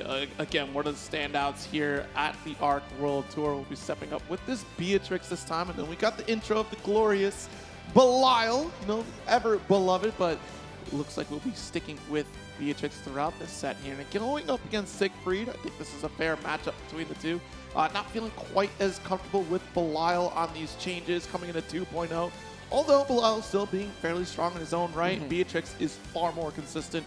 Koji Coco certainly believes that with this character. Yeah, fairly easy character to pick up while maintaining the level of strength that you're kind of looking for if you were a Belial player before, right? Different playstyle, absolutely, but regardless of that, Koji Coco, Fitison, all these other players here in the group stages, they're at that level they can pick up another character fairly quickly. So we're going to be seeing that as we get into the first game of Group C here. I mean, coming into 2.0, of course, Fitison is one of those players that is kind of impacted by it. Has to change up some strategies for Siegfried, but I've noted, honestly, not a whole lot has changed for Fitison. They feel like they've already been showcasing all those changes before they became a reality. Not having an opportunity quite yet in this corner. What an interrupt with the 2L, though. Yeah, I mean, one of the biggest changes to Siegfried is basically that he just can't accidentally oopsie-doopsie you into 50% of your life because they took away the ability to use far L into 2-2X, right? Yes. So the fact that you can't do 2-2H off of far L is very, very important for damage output. Absolutely. So often looking for that 2M counter hit to convert. JU, let's block. It's not our turn quite yet. Oh, right there with the reaction, but that has never changed. That has been one of the defining traits of Siegfried since that character came in. One of the only ones with a freeze frame super. huge to maintain the offense, maintain corner. Good spot dodge here from Koji. Oh, caught the riding free with the 2M right there. He's able to get the damage too. And now corner pressure is going, to be able to get full. Yeah, thank goodness that was a crouching because the 2M was free there. I was definitely nervous at that range after the raging strike. Like, wait a minute, you didn't spend the chain. Hold on. But we still got this here. Yeah, so Fitison first round right there, looking really strong. You know, both of these players were qualified for Arc World Tour last year under different circumstances, of course. But I mean, hey, you're seeing why they're back again this year. Absolutely. Ooh, the backdash right there to get away from the 6XL. Okay, yes, there it is. 2M, 22H still works. That never stopped working. They didn't take that away. And huge damage coming off of it. We're going to be able to take at least one break point away. So that means you're in throw range to be a loss on the first game. Oh, just a little more than throw range, actually. I'm sorry. BC out. JH does get BC, but we got the block. Delta is still threatening here. Not enough to kill. We need 2 touches is what we're looking for inside of Beatrix. It's not going to happen. Now, look, we're already starting off pretty interestingly here because at Arc World Tour last year, these two cross paths. It was 3-2 in favor of Koji Coco in the winner's semis. So this is a start. A pattern could be happening here, but Fitison is probably looking to level up and advance without having to fear Koji Coco in the top 8 position. Yeah, and I mean, last year it was on a completely different character for Koji Coco, right? It was on the Nier, and interestingly enough, despite the reign of terror that character went on, Fitison was one of the few people who looked like they had a handle on it, and that's why that 3-2 happened, right? Yes. Super good at that, but already locked in with the Belial. So this is the character that has obviously just been a terror since Granblue has started, right? Since the character came out in vanilla as DLC. And I mean, it's understandable. Very, very solid character. It's a lot like Siegfried was when he came out in this game. Has a very solid game plan, kind of plays like a Shoto, right? Yeah. It was just very, very contained and is able to control the pace of the match while still having the ability to switch it up from, you know, running away to being the aggressor. Yes. And the changes coming into 2.0, personally, I feel like just kind of regulates the character a little better here. You know, doesn't get that constant plus pressure with the 2M going for dash L. And you also have to be a little more cautious on the heavy Goetia as well, which we're seeing right here to pull it right back in, the medium edition. Yeah, well, luckily they did not really mess with the ability to do it during combos, right? But the block strings are no longer scary. Oh, could have gone for an unblockable right there, but missed the opportunity. All right, 5H, immediate spam for ult. Yeah, was trying to get the height where you get the full combo, but now it's going to be able to dodge. Probably Fitison wanted a Brave counter instead of that, but I mean, hey, you know, that only counts in horseshoes and hand grenades. Hey, honestly, great reaction time for Koji Coco to go for the shimmy and go, hey, wait a minute, I see this dangerous position I'm in. Spot dodged away, but now side swap. One throw is all that Koji needs, so we can just chill out in the corner, down, back. You have to show to be you're going to overhead. Yeah, you're exactly right, because there's no reason to press a button unless you know it's perfectly in your favor due to that life lead, right? You can take a little bit of chip damage, not going to matter. Koji Coco did exactly that, got the proper 2L timing, and finished it off there. Heck, I'm even willing to take some late text on there. Single button text, that's totally fine. Yeah, late techs only do a little bit of damage. Sure, they give those plus frames right back to Fitison, but oh, yes, that's the change right there. 2 different changes in interaction. Siegfried no longer does the rest of the Dragon Punch if you're using the EX and it whips, and they're also counter hit. Nice stack of pressure here. Doesn't fully commit quite on the Goetia. Ooh. Spot dodge to 2M. Maximum range here makes it a little tricky to press another one there. Dash L. You got to remember it changes that hurt box ever so slightly for Siegfried. Yeah, it's real nice for the character. But Koji Coco, okay, well, I was going to say playing around that beautifully regardless, but not going to matter there as Fitison got the knockdown here. Oh, what a whip punish. That was insanity. Spot dodge there. Cross thunder with the dash.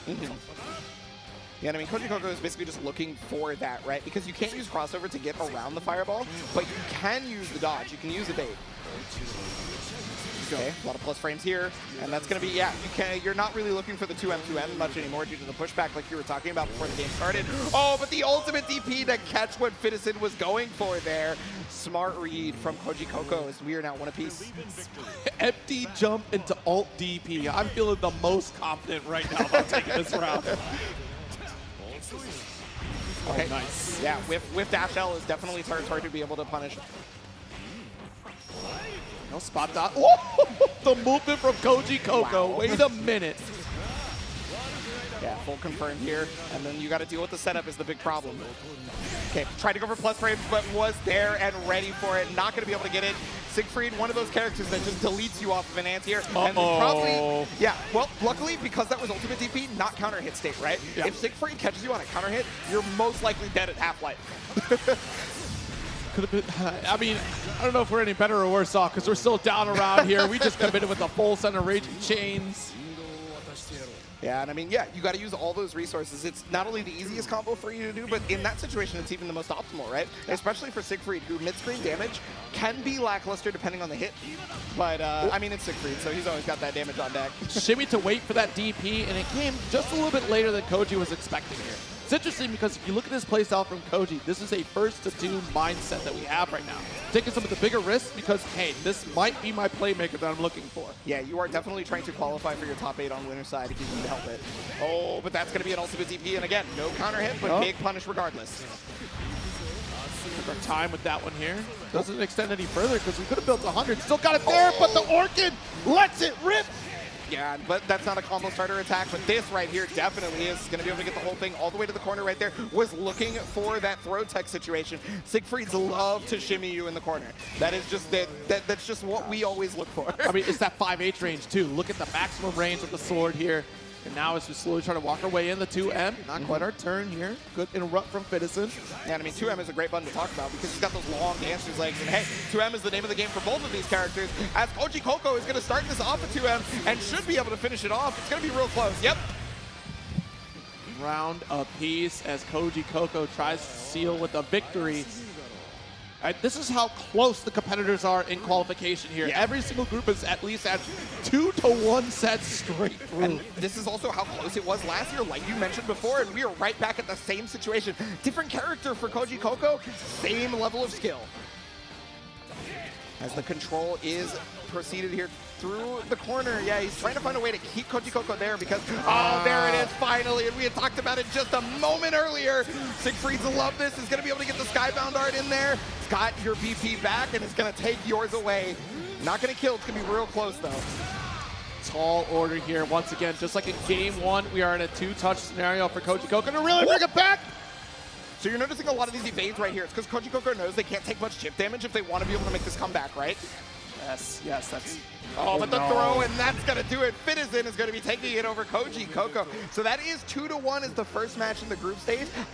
That's happened every first match of every group stage so far. It's 2-to-1. Yeah, that is the way it's playing out here. New year, new me for Fidison to overcome Koji Koko, but we're not done yet. That doesn't mean that Koji Koko is long gone. There's strong potential that Koji still comes into this through loser side, but this changes things. Much like how the LCQ changed drastically last night for expectations for all of us here, and I'm sure plenty of you at home, expectations are definitely going to be tempered throughout these group stages because anything can happen in the first of two scenario when we talk about these heavy damaged characters. Opting to start with Beatrix I think was great, and then we opt for, going back to Belial because we have that more comfort character, maybe a little more consistency in lockdown, but man, Fidison seemed ready either way. And like you said, the one competitor able to take on Nier, Fidison, right? And using that once again against one of your stronger top tier characters, Fidison up against Beatrix, the same story once again.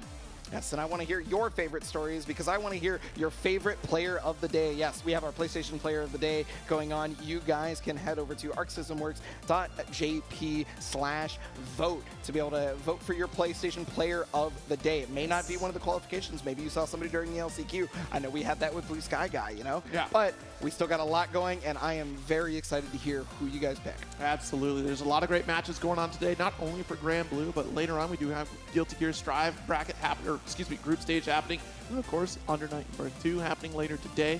It's going to be a strong series of events. But let's go on to our next competitors here as we look into another qualified player, Elsa.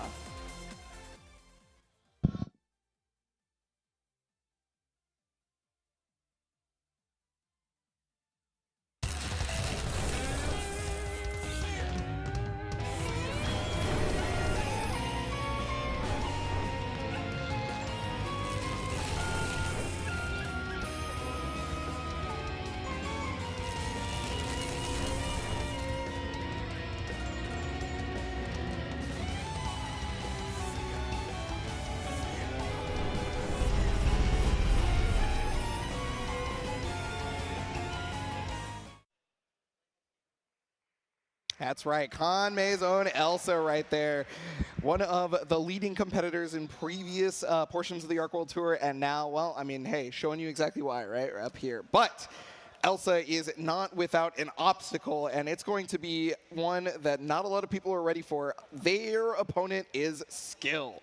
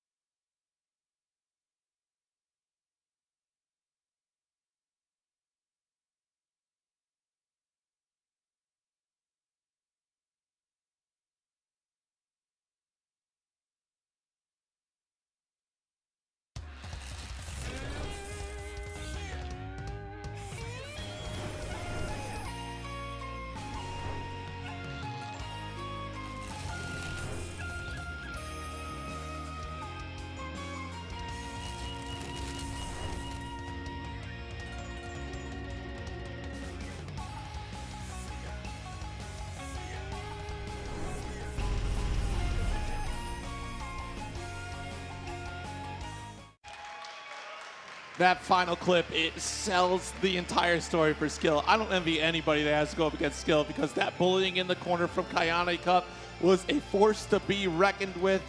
Does Elsa have what it takes to get out of these corners? Switching from the Catalina to Versusia. Yes, Versusia, again, I mentioned this in the previous block that I got to commentate in. I think this character is a war crime. I thought this character was a war crime when she came out. It had nothing to do with buffs or nerfs recently. No, I thought it was there from the beginning. This is a boss character if you ever saw one.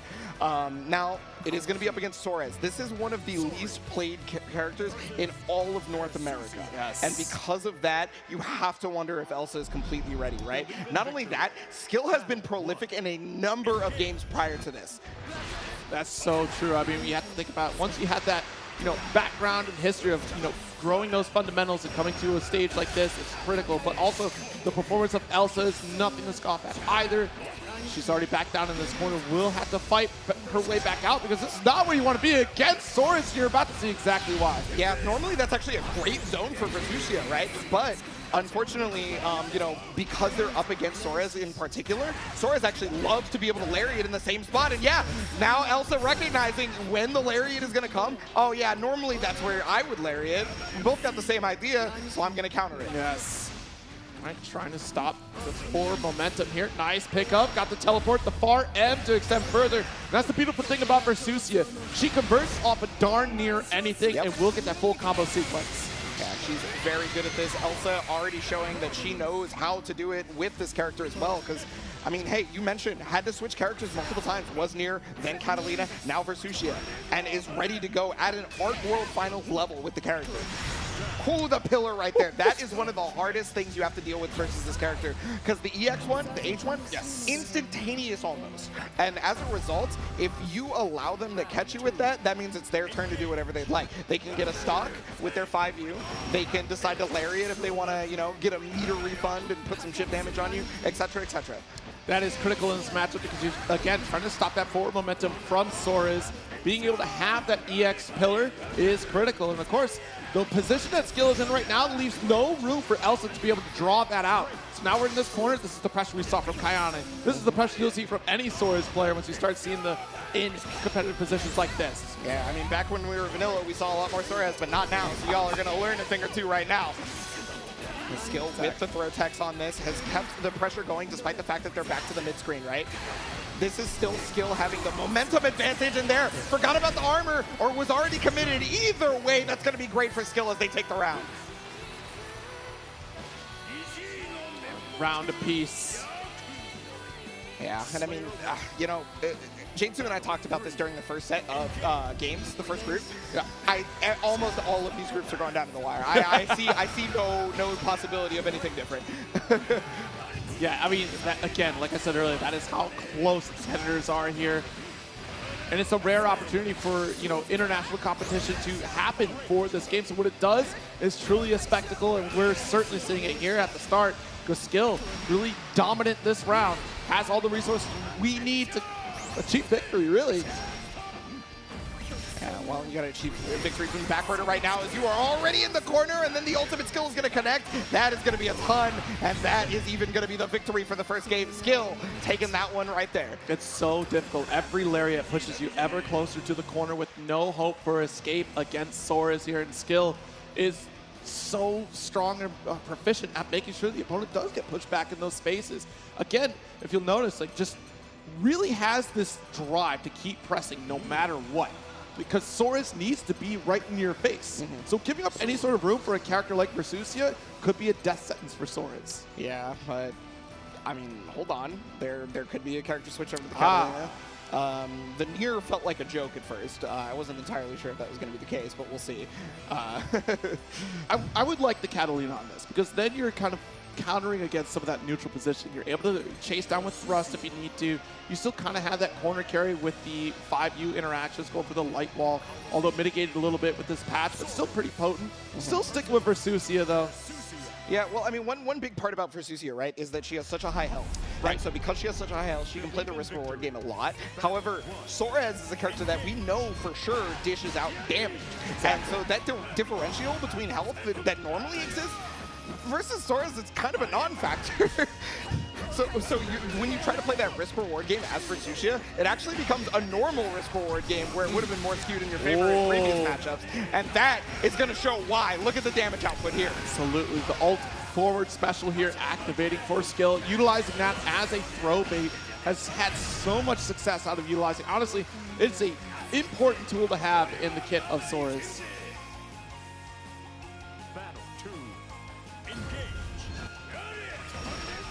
Okay, yep, and that's one of the things you're always trying to look out for. The Lariat right there. It may not be round start, but it's going to be very close a lot of the time. The 6XL, also very, very good for Skill. Dashing moves, and it's just going to allow you to stop Elsa from doing any Versusia stuff. Lock it. Oh, there it is, the armor on the 6H! Blasting right through the forward special from Elsa. Full combo conversion. Oh, dropped out a little bit early, a little low on the gravity scaling even to an extent. Yeah.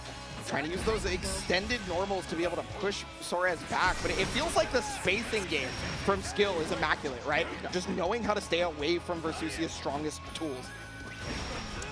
Oh, I thought it was going to be counter hit stuff. I thought Elsa, like, at least breathed.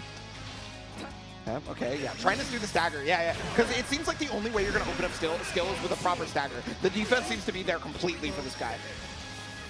Down special to stop the approach here, 2L. Nice.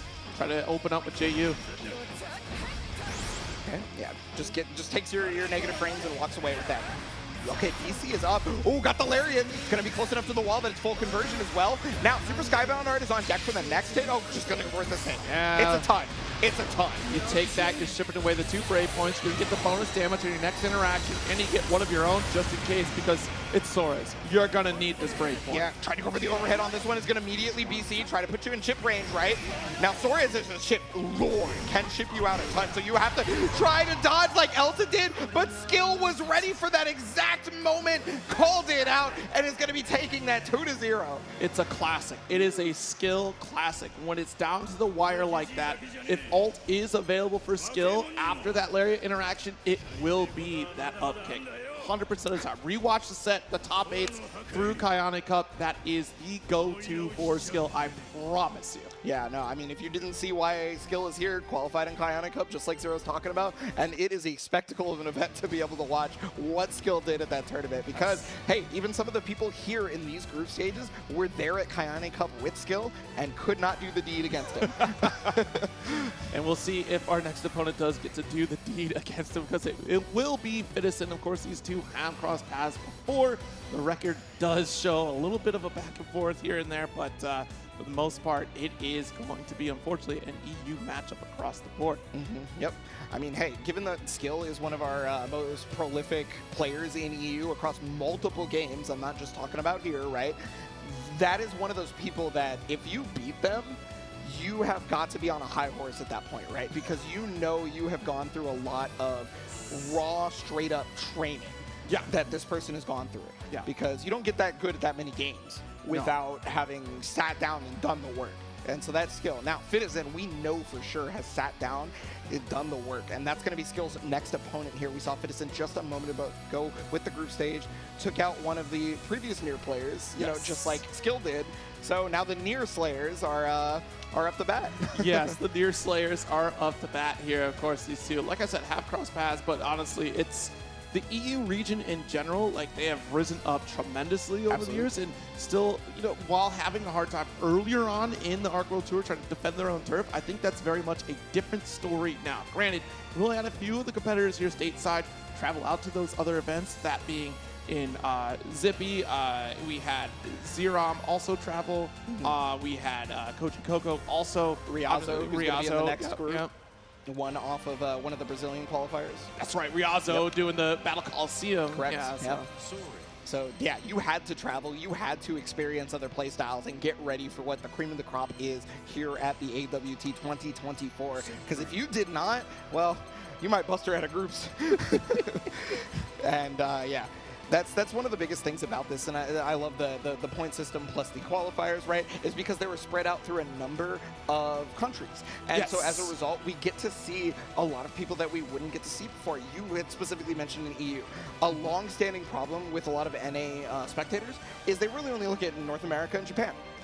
And then now we've got a ton of EU representation here, right? Yeah, absolutely.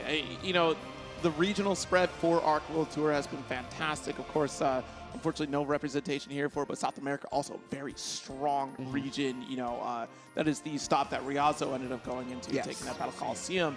But man, even Middle East also having strong representation here, and that's the beauty of this Arc World Tour, is that it is truly a world tour, right? So having those opportunities to represent these players, and Europe certainly coming out in spades for this one here. I think about every single like substantial competitor out of the EU is here this weekend, whether it be through qualification or through LCQ. Like they are really showing up and showing out for those that couldn't really make it.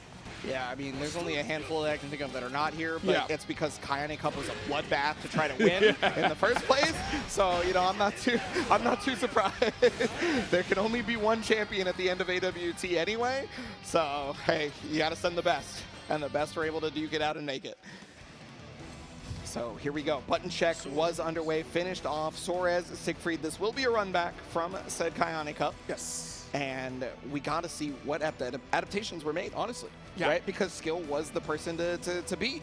And now another thing I do want to mention, though, was we did mention Battle Coliseum, so this is the perfect time to mention it because of that. Skill was also at Battle Coliseum with Riazo. Skill actually got 5th at that tournament. Yeah. Skill, or was it 4th? One of those two places. I have to double check. I'm sorry.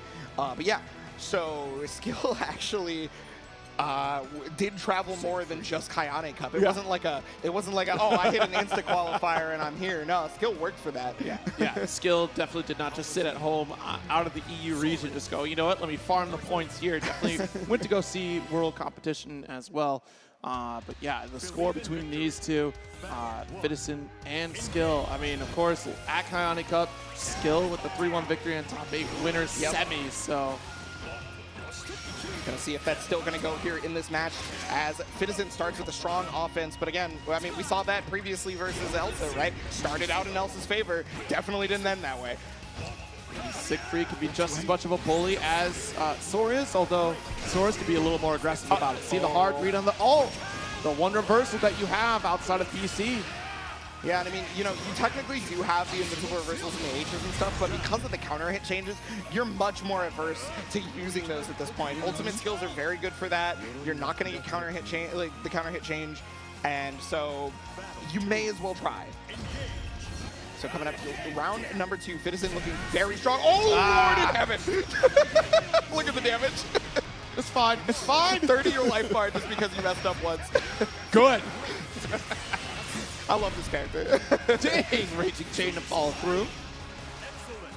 Yeah, so right there, and that's just gonna put Skill on such a back burner. Has to act so much more defensively than would before. Now, full damage on this.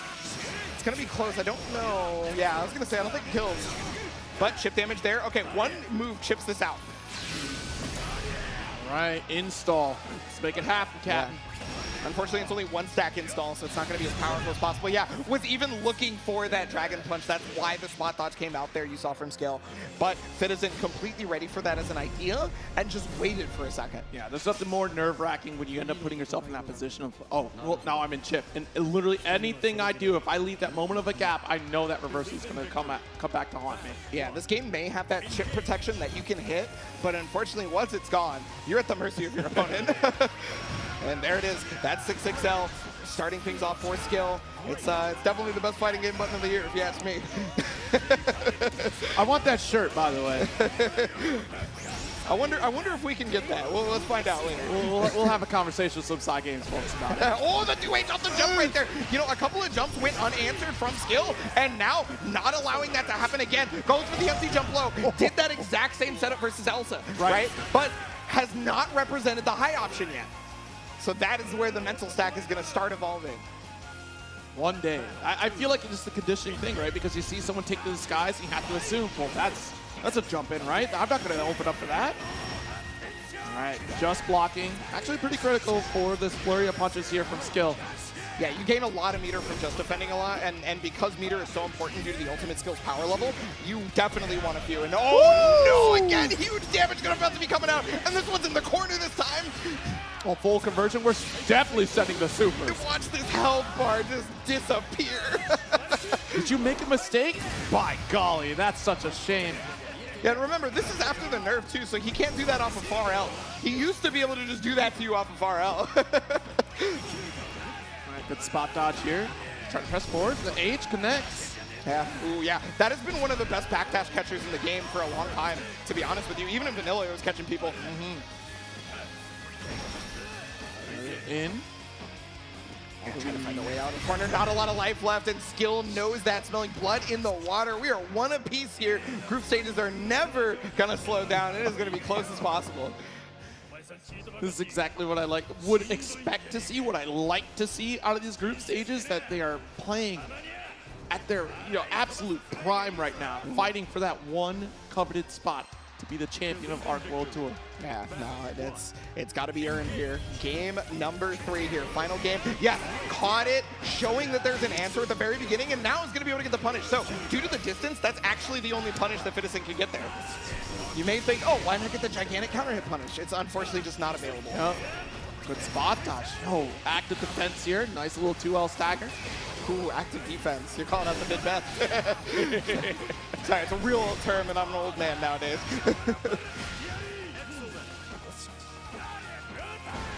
Yeah, the pressure right now from Skill has put Fittison in a bad spot. Wow, and yeah, is able to get the dive kick. That's a true punish, too. It's going to use all the resources you can on this because you want to set them up to close enough to death.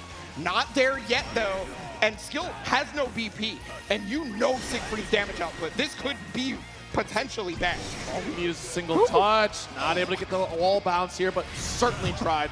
And quite the 2-1. Hey, you know what? I got to put it out there. I was about to have a heart attack for a second. That was real close, real scary. But yeah, you're right. The 2M finishing it off there. You lock in with the EX Fireball, say it with your chest, steal it back. Try to go for a back throw there, potentially. Just wants that corner.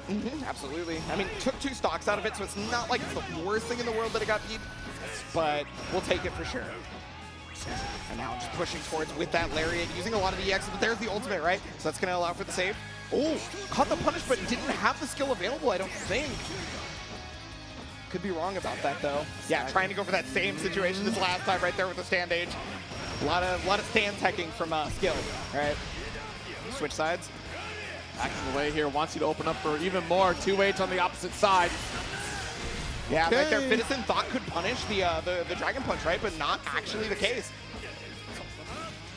Overhead is actually just going to go unanswered there with the... Oh, thought saw an animation was incorrect, and that is going to put Skill up. 2-1 there. So that has now probably messed up, it's probably going to mess up some people's predictions, honestly. You know, that was either the most godliest of reads that you were about to make or, you know, one of the biggest blunders, and unfortunately it turned into the blunder side of things here. But Fittison, you know, as I said, has crossed paths several times with Skill. You know that these two are thinking several steps ahead of, like, I've seen you do this before. I'm going to activate my super here because I know you're doing something fishy. Yeah. Sure enough. I mean, as a Siegfried player myself, what I'm thinking that Citizen was looking for was any animation that looked similar to an attack, right? And because skill kind of did like a bit of a shimmy and then a down back right there, got confused by the animations, attempted to do the super there and was just wholly incorrect. Yeah. And as a result, skill was able to take it. Now, I could be wrong about that. Remember, I am just speaking from my own personal experience. You could be very much just as correct, right? In regard to we've played each other so many times. You usually do something there. Yes, absolutely. But is that enough to make skill your player of the day? You can actually vote right now at PlayStation Player of the Day. So that's arcsystemworks.jp/vote so you can vote for your PlayStation Player of the Day. Yes, we've had some interesting picks from Friday. You know, our PlayStation Player of the Day wasn't even somebody who qualified in the LCQ, so you can pick anybody here. You know, even if you saw in Group A, maybe your favorite win out, they're still in contention for Player of the Day. Make sure you head on over there. Again, that is arcsystemworks.jp/vote. Yes, so we are seeing quite a lot of strong matches here in this Group C right now, Zero. I'm very happy with it. I've been very happy with all of the pools so far. Yes. You know what? I'm trying to keep track mentally here, but folks, let's take a look at how the spread is looking for this Group C. Now, we've gone through everybody at least once skill with a score of 2-0 and looking mighty fine in game score as well with a 4-1 game count. Looking pretty well situated here to potentially advance, but we'll see where in the bracket, because honestly, we still have a few more sets to go through in this Group C. Yeah, I mean, this is not even like finalized, right? Skill might not even make it out of winners depending on what goes on with the rest of these matches. We did see the weirdness that could go on in Group B. There's no telling if that happens here as well, right? Yeah. No one is out just yet. And so as a result of that, we are definitely looking high and mighty on this match. We need to see what goes on because this could change quite a bit in terms of the standings and whoever has to, you know, go on to face skill as well. Yeah, this is, you know, almost a classic match between these two, of course. Several times have been at the same events.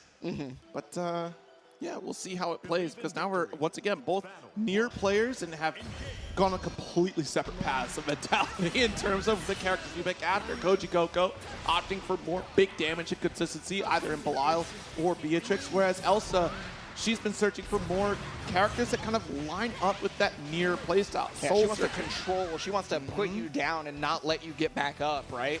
And so Elsa's been great for that, and that's why I think Shushia is a great pick for her. And Koji Coco also, same thing. I feel like the characters that they picked, great for them. Now, Elsa out of Texas, trying to be, I think they're the last Texas rep left in the group. I could be wrong about that. For Elsa? Elsa. Yeah. Yes, you'd be right on that. Okay, yeah. So, I mean, the pride and joy right now. So, but yeah, so Koji Coco also is going to be the obstacle you must overcome. Elsa versus Koji Coco here. Okay, so it's going to be Beatrix. Yep. I completely agree with this pick. Honestly, the navigation for Beatrix against Versusia is going to be tricky for Versusia to stop a lot of what Beatrix can do. So, looking at down special is kind of null and void in the case of riding free, defense spot positioning. The pillar is going to be that showstopper. We saw that earlier. We'll see if that does come into play here, but showstopper with that EX pillar is going to be important. If we're already way beyond it, that means Beatrix is going to open up a world of hurt against Versusia. So EX has to be the go-to for Elsa. Yeah, and I mean, we saw in the Group A stages versus Versusia, one of the best ways that you can deal with that pillar is by dodging it at the right moment, right? But Versusia has a counter to that as well. She can do a slower pillar. She can wait a second, even if it's the same pillar, right?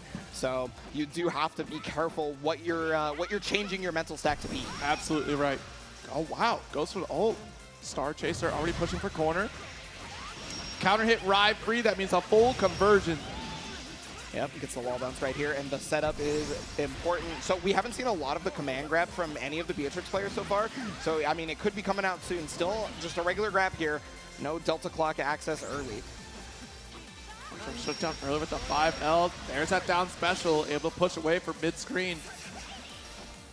Yeah, but the push away is not going to matter too much yet, just because the BCs are right back, and Koji Coco currently just having complete control of his corner, right?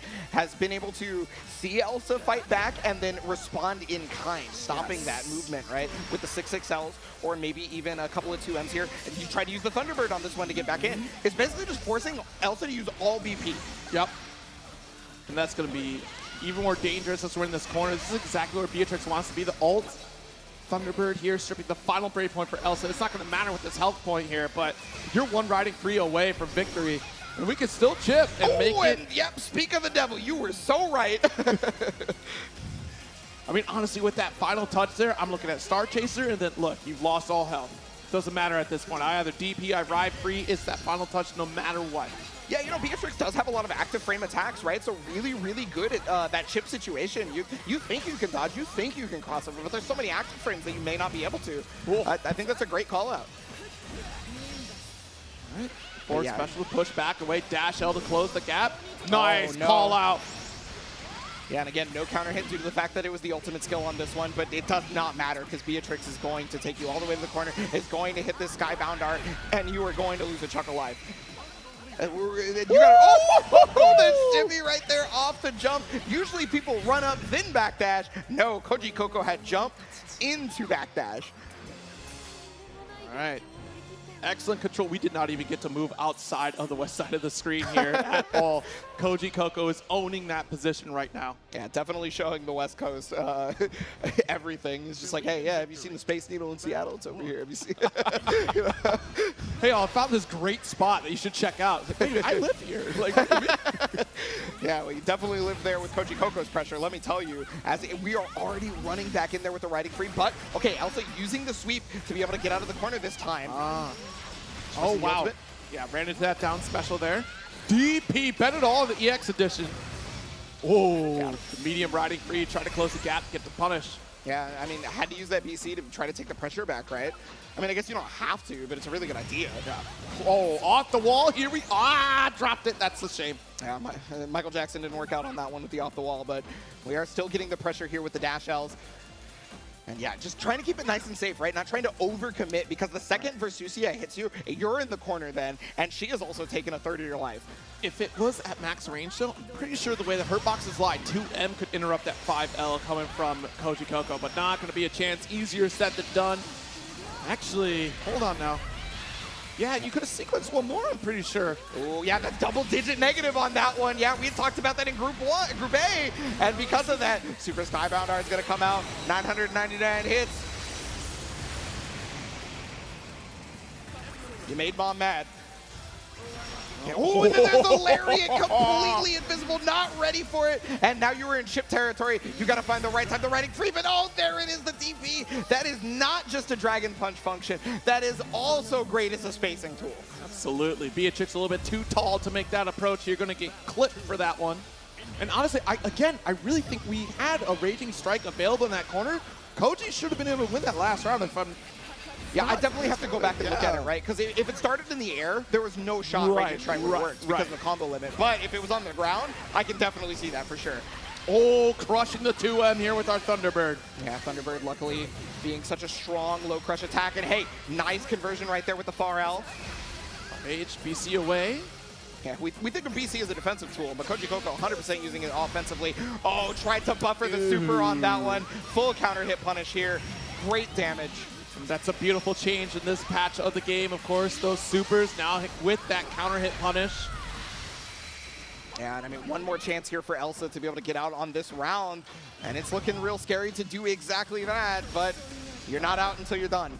Absolutely. Trying to knock at the door, the light ride free. Oh, and tried to set up a projectile of her own, but it was a little too slow. Koji Coco currently on set point now. This is looking scary for Elsa. Has to be able to do this to stay in contention, I would think. Jesus! That is the Beatrix class. You remember before the nerfs when that was just the normal thing they would do? yeah. You know, I wasn't doing it, but good Lord, y'all are braver than me. Hey, I mean, H riding free, super strong normal, right? Yeah, sure. Not normal, huh? It may as well be a normal. I swear to goodness, she always has it. But yeah, there it is. The Thunderbird is going to counter hit. Full conversion here. Cycling those cooldowns as well. Tried to go for the throw, but also ready for it. Such a defensive player, like in comparison to like Gambara, who we saw on Versusia earlier, right? Way more down backing. Absolutely, and this will be the round here. Koji Coco setting themselves up for success with the 2-0 victory. That's going to be important in the scoring of the group, but also taking one step closer to trying to qualify out of this group block. Yeah, especially considering we saw Koji Coco lose one of those games before, and now the tiebreakers or the second place setting is going to be a little bit more confusing up until this next game. Whatever happens in this next game is going to be, honestly, the most important for who's going to try to make it out in loser side, most likely. Yeah, I mean, as we get set up here, it'll be just a little spoiler, right? Fidison versus Elsa. But yeah, this is going to be interesting how it breaks down, because we might get another flashback of what happened with Group B, as you said. You know, it might come down to those game scorings here, and Koji Coco is certainly making a strong case to advance forward after that. So. Yeah, I mean, if Elsa is able to beat Fidison here, that messes everything up, right? Just like when Space defeated Zane, right? That messed like all the numbers up, and so it started to come down to the wire of certain wins and losses, and somebody who thought they weren't going to make it in ended up actually making it in, right? So, I mean, it's still a possibility for some of these players if Elsa is able to beat Fidison here. Yes, yes. And you know what? It's going to be Elsa on this Versusia up against the Siegfried here from Fidison. And this matchup could be, you know, again, pretty interesting, because the aggression coming from Siegfried will be a little tricky to navigate, because Versusia has those extended range normals. Talking that 5M, the 2M, it will be able to stop Siegfried just short of being able to get in that comfort zone of trying to get in that dash L territory, but also that 5H, you know, from far range is such a strong button in this matchup. Again, the slow but forward advancing fireball from Siegfried will also really control a lot of space. And in the game of zoning, like, honestly, Versusia does have a lot of great tools against Siege. Like, I unfortunately, in my personal opinion, due to that, like, the slow-moving Siegfried fireball, that pillar destroys any attempts for him to use that to walk forward. When I played that matchup as many times as I have, I do not like it. Except, no, I totally agree. Do not like it. It feels like one of the only times Siegfried actually has to think. Right. So. It's certainly one of those things where maybe you go for EX Fireball to contest with like the down special from Versusia, but Pillar is always going to be that showstopper for Siegfried in this matchup. Yeah, and another thing is we talk about the far-reaching normals for Versusia. That is one of the hard things for Siegfried to get around, because his mid-range normal game is a little slow unless you're doing far L or 2M. Yep. Right? And so as a result of that, her faster normals are already there a lot of the time. Sometimes you're getting counter hit because you're on startup still. Or it's a lot easier for her to whip punish maybe, right? Yeah, we'll see how it breaks down, because we saw how easy it was. Well, excuse me, it wasn't easy, but we saw how Fidison could navigate that space against skill to try to close the gap for Sora's. Like, that is a critical aspect of winning this matchup against Versusia. If Fidison can overwhelm Elsa in the close range matchup, then we will certainly see success on the side of Fidison. But of course, the way that Elsa will like to interrupt and, again, like we mentioned, control the space with Versusia, that will also make things, you know, work well in her favor. Again, like, she does have all the tools on her side, but damage output, she does have that extra health, right? But Siegfried does have that extra damage behind him to continue. Yeah, I mean, you know, Siegfried also having like pretty good health too on his own side, right? But like, no, I 100% agree with you in regards to what will dictate the pace of this match, and that is Elsa's level of control, Versusia's level of control. That is going to come up, and that could just be insanely problematic for Fidison, which could create the nightmare scenario of the group that we're talking about. But, you know, this is all conjecture, right? This is all on paper stuff. What it comes down to is these two players clashing it out with their 100%, right? They're going to bring it all. Doesn't matter what I think about this matchup, right? Fidison could just show me I was playing it wrong. No, I mean, seriously. That's facts. That's facts. And that's the thing of it, too. Again, I was talking about earlier, just that preemptive transition to this version of Siegfried, where Fidison obviously doesn't have, unless you just got, you know, an inward line to side games and knew what the patch was going to be. But like, Fidison plays Siegfried so differently compared to what we see over here on stateside. Regionality is always a big factor in terms of how players interact with games, and the way that Fidison was approaching, like, you would hear a lot of like, oh, it's going to be dash L, far L into the heavy Orkin. where Finnison was like, actually, what if I did dash L2M, got the counter hit, and then I go for Orchid after. Really fishing for that 2M was such a change for Finnison and why they become so dominant in that neutral game. They approach it different. Yeah, you know, I actually gotta say, just to piggyback off that, like, European players do seem to tend way more towards the stagger of pressure style, right? Whereas, like, a North American player, you're going to see a ton of 6XL. Dashing L, for sure. European player, you will see dashing L. Of course, it's the best move in the game. Right. But, like, you will then see a stagger more often than them just trying to take their turn back, right? Right. Or extending the pressure further. Exactly. And as a result of that, you know, that's why we saw Finnison counter hit skill with 5H like 6 times. Yes. Yes. Oh, yeah. Okay, so we are locked in with the Versusia. Looks like the button checks are over. One of them probably just going over their notes right now. I assume it's skill considering he's not locked in, but there it is. Okay. So whatever notes you got on either player, you definitely got to bust out everything because this could be your top 8 contention on the line. It certainly could be. I mean, quite the run up here that we've had thus far. These two have not crossed paths before, so at least in a tournament setting. Yes, yeah. But you know, one of the interesting things is if you play in a lot of North American online tournaments, you can definitely run into Siegfried quite a bit. Oh yes. But again, you mentioned it a second ago. There are differences between the North American and Europe play styles, and then there's also differences playing online and offline. Like, that's so true. But there it is, starting out with the stagger pressure. Started with 6XL, stagger pressure. Elsa didn't bite, and now has found the perfect time to press a button. Yeah, massive to regain that space. Oh, interesting. Going for the BC there, so you don't have to hold on to the frames from the shout of Versusia. Yeah, and then that makes it so Versusia can't then just get another charge. Yeah. Interesting. I've not thought about that either. Okay, hey, you know. I love that's why it's great to watch the top level players, right? Because you don't know something, you will learn it real quick because they know. I just kind of accepted my fate. If she wants to scream at me, I guess she gets to, you know? Like, oh, yeah, but there it is. Callisto Special, as we like to call it in North America. Europe probably just, you know, calling it a regular wake-up. Who knows? But, yeah, going for the throw. The tech is delayed, so that is going to be a little bit of extra damage. Elsa, though, with the perfect timing on the ultimate Dragon Punch to be able to get away. First round for Elsa.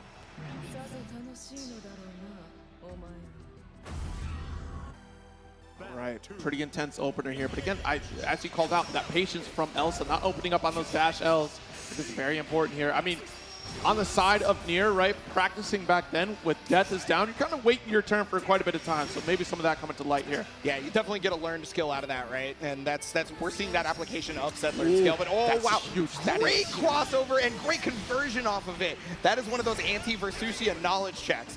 Yes, and you know what? It's one thing I've mentioned before against Versusia. I don't see that enough, where players are rolling through that ball. And nice challenger with the super. That'll be effervescent if you're playing Siegfried until they change that. He has a freeze frame super. He is going to be doing that. Demolished. No. I mean, I'd be taken aback too. If I got pushed back that often, one, I got rolled through my down special, and you did super again on my down special? Like, wait. Yeah, definitely a different game than the first one, right? Way more aggressive from Finnison, way less jumps, but now we see that jump again, and immediately it's answered. I think that was a huge help for Elsa in the previous round. And another factor here, look at how active Finnison is. Every single time Elsa thinks she has an opportunity to charge up, Finnison is already on her like glue. It's just like, no, you don't get to activate your stance for free. And wow, unfortunately for Finnison, that's going to allow Elsa to not only get out of the corner, but get a good amount of damage there. Opt to not grab a charge off the 5U and instead opt to get the plus frames, right? Yes, absolutely. Oh, got that scoop. 50% life lead now. Yeah. The close H not doing his job there on that one, and also not biting on the 214H, right? That's one. That thing will catch back dashes, it catch jumps, right? It's very scary to press something at the mid range from Siegfried because of that move. There's your install there, not going to run into it. There it is again. Okay, yep. So it's very specifically trying to not let Versusia get that charge. Get the charge, get the space. You don't want to be pushed away. You're staying in a very threatening range. Yep, it's going to get your BP right back and put your opponent on 0. So you do get that bonus damage. It's going to be alive, though. And anything will do it. And chip damage is also going to be insane. It'll be hellacious. All right, if we get the hit, ooh, Yeah, calling 6 out. Yep, calling out the down special here from Elsa. Honestly, though, if we did get the touch against Fidison, would have been death. You're down to that 1 BP. It's very easy for Versusia to convert into that SSBA from that position of the screen. Yeah. I mean, even if you couldn't convert into SSBA, ultimate skills are going to carry that character all the way to the corner, right? So there's just a myriad of ways that could have gone terrible for Fidison there. But Fidison still trying to keep the wins up in this group stage because remember, Elsa could change Fidison's group stage life here. Yes. Thinking about it, and yeah, you need to look at all the notes you possibly have, Elsa, and I commend that completely. A lot of people don't take the time to go back to character select screen, check your own notes, or even recompose yourself, right? My blood gets pumping when I'm on stage. Oh, yeah, I don't know about other people, but... I mean, at this point, right, you probably are feeling a little nerve-wracked, right? Because you are so close to either ascending into this top 8 or just sitting in the stands to watch for the rest of the weekend. Yeah. So now you have to start figuring out what can I do to stop Fidison, because he had changed up the game plan that I was beating him for in the first round, right? Right. Way less jumps. No, like counter hit jump, the jump was not counter hit once. No, it was once in the final round. But after that, no jumps again. And so you have to think about that, right? What else can you do? You have to watch out for the dash 2M.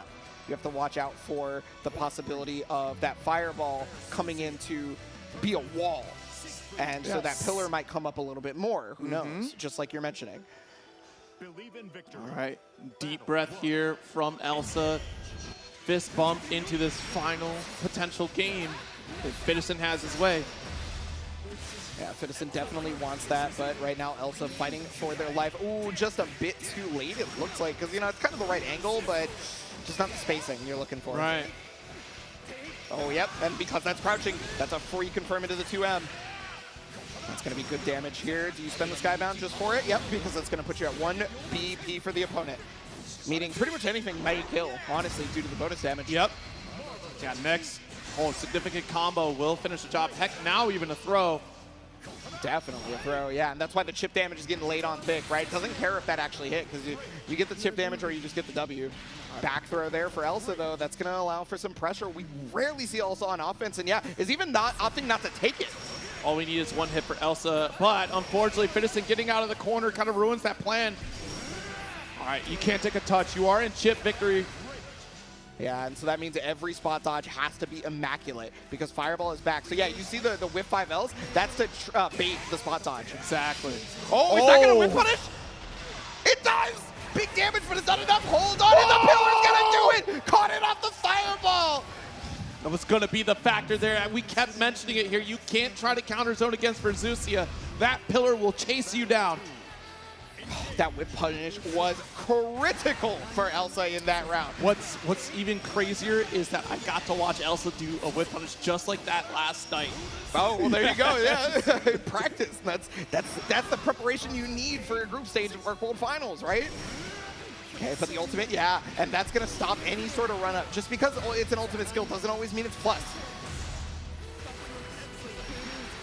Oh my goodness, these pillars are putting in work, and you know, we didn't see a lot of pillars before, so clearly that's one of the biggest changes necessary. Talked about at the top of the set, like how important that was going to be to face off against Fidison here. Spot dodge, Lariat, where are you going? There's no escape for you, and that's a game up for Elsa. Yeah, Elsa definitely finding the necessary adjustments on this one. Really thought about it, and yeah, I mean, the whip punish, critical. Yes. The pillars, pivotal. Just great decisions all around right there. Now, Fidison, though, is definitely no slouch. I mean, we've seen enough 2-1s at this point to know that this does not mean anyone is down and out. Not at all here. Nice run up, but still got the tech. The patience. BC out. Yep, full throw on this one. Another BC out. And yeah, the first BC is always free, right? Because you're not taking extra bonus damage until the second one. So that's right. You may as well use it. 2M. Oh, opting to dare you to press. If you fall into this, I get a crumple. That's a full corner carry. Yeah, and that's one of the reasons why defensive players are so good at instant blocking is because they need that meter to be able to get right back out, right? So they need to be good at instant blocking. Absolutely. All right, nice spot dodge on the ult fireball here. Ooh, looks like Fidison forgot about the second hit of 5 Far Age. So quick after every Lariat where Fidison goes for that BC. Down on Brave points. Oh, no. Yeah, I mean, that's problematic, honestly. Both of them are going to take a ton of extra damage from anything at this point. Now, luckily not in the corner yet for that ultimate fireball to be able to connect, but there it is. Yes, this is one of the strongest portions of the matchup for Vesucia. Is her Skybound Art can absolutely stop a fireball. That's her install. BC one final time. Yeah, we're pretty much out except for Fitison. And there it is, the run forward. New pillar was coming from the previous interactions and has put Fitison on game point. Set point.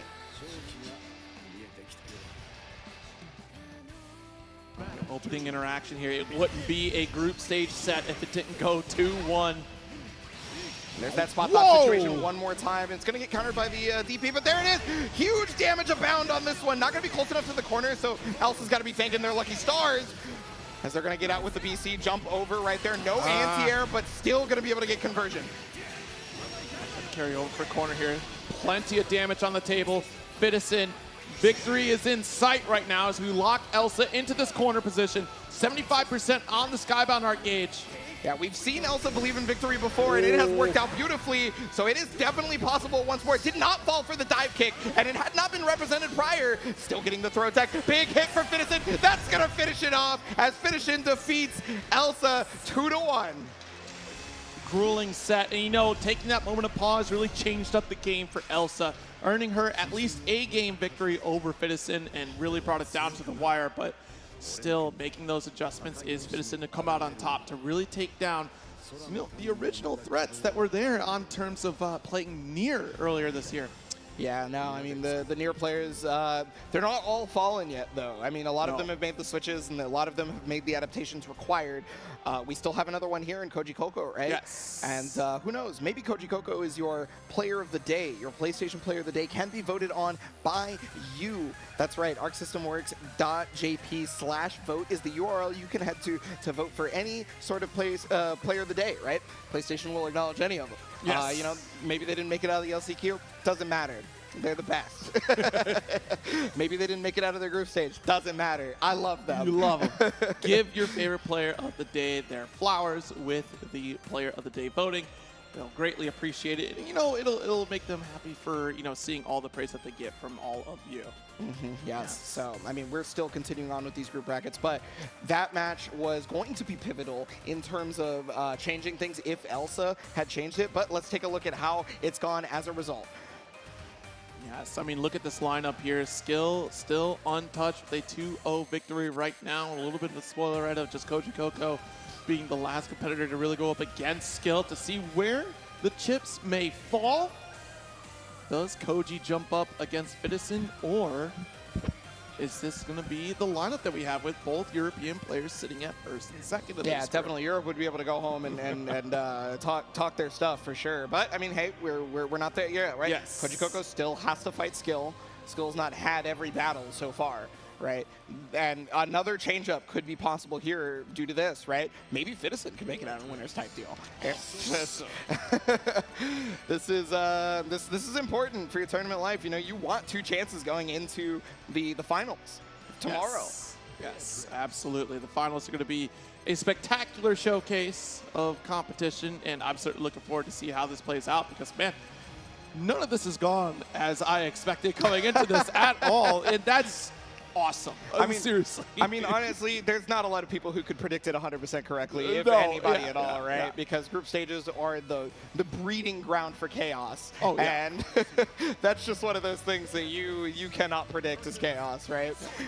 Yeah, and that's the fact of it, right? It's just you can look at the player's history and just see, you know, again, Koji Coco, in terms of tournament history, is, again, one of those traveled, but also one of the most dominant, especially stateside, and has traveled and shown that dominance as well outside of the U.S. So it probably was on a lot of folks' bracket to see, you know, Koji Coco jump into this top 8 on a winner's side scenario, but there's a strong potential. It's just on the loser's side of things here. Yeah, Koji Coco not out of it. Skill, I mean, those are the 3 we're looking for. Skill, Fitison, Koji Coco right now, because unfortunately I just don't think it's possible for Elsa mathematically, regardless of what happens in the next few games, right?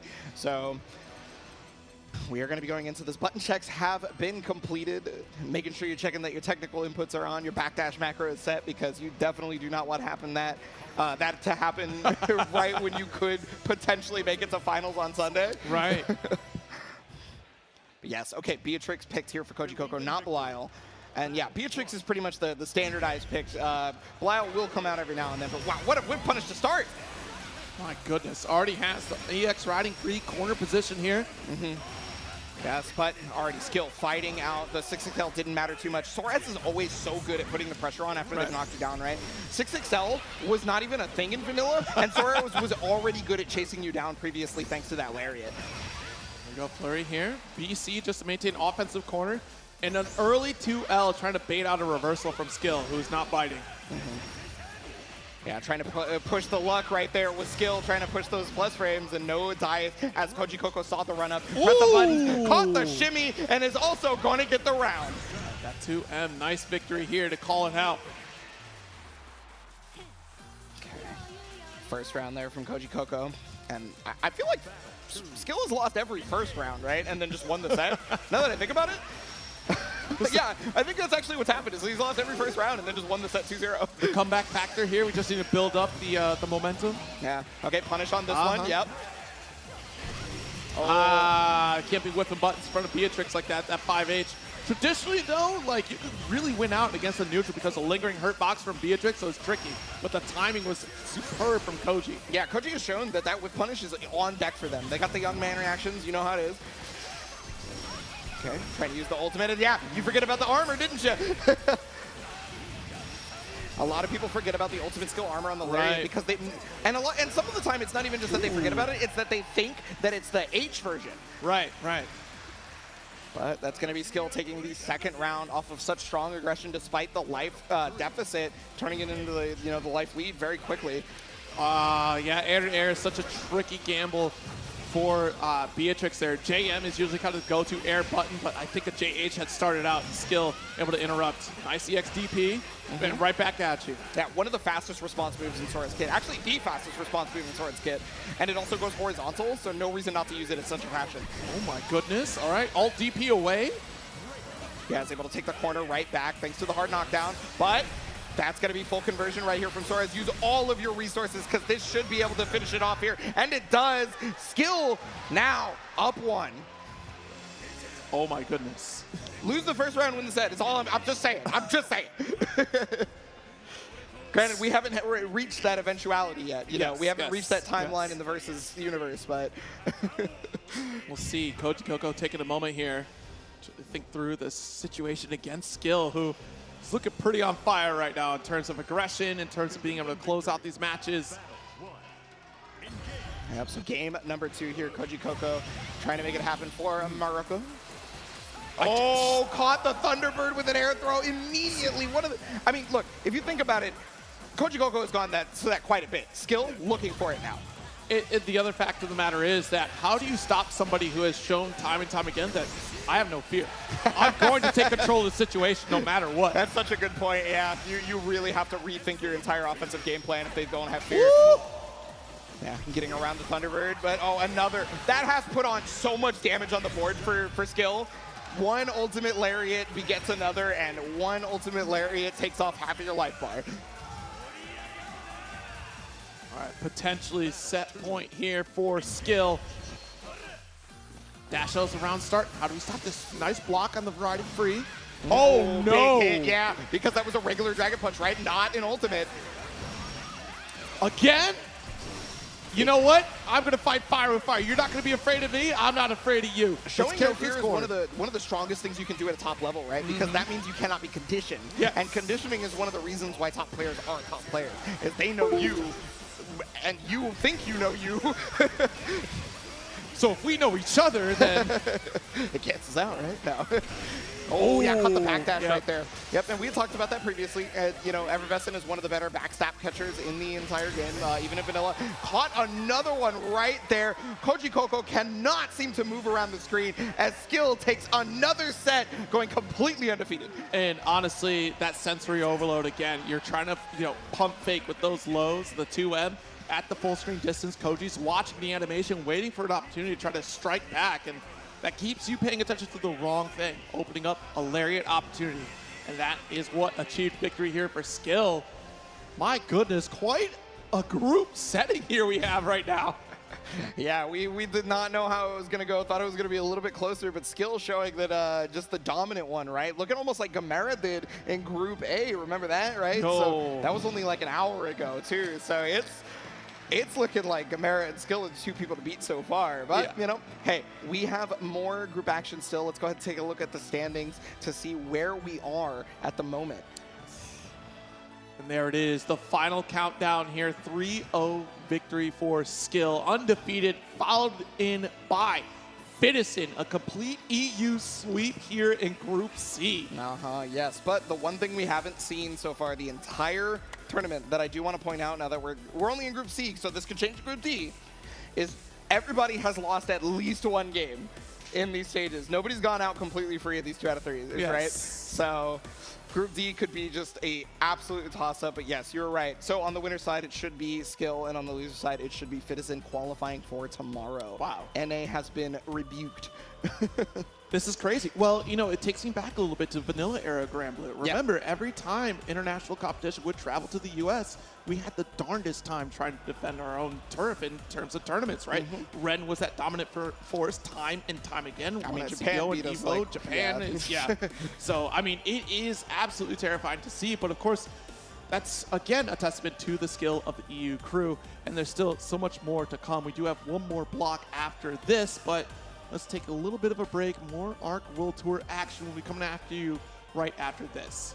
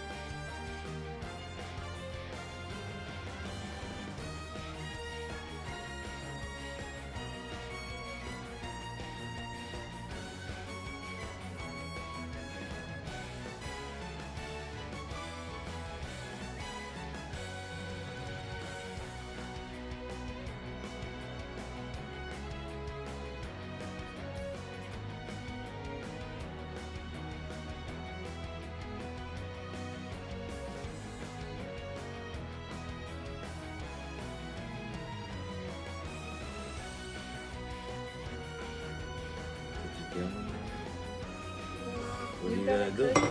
I don't have a cookie.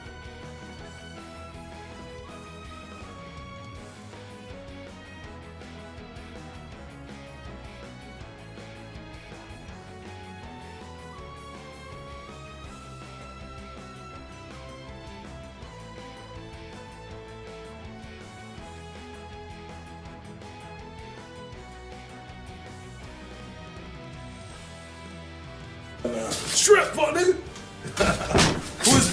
Who is it? Stop playing with me, bitch. It's the busy on fuck nigga, you knew that. All your shit, fuck nigga. Where the perks at? Hell no, what a purse, nigga. I ain't prescribing no fucking Oh, fed to the sweet. I knew this time was coming.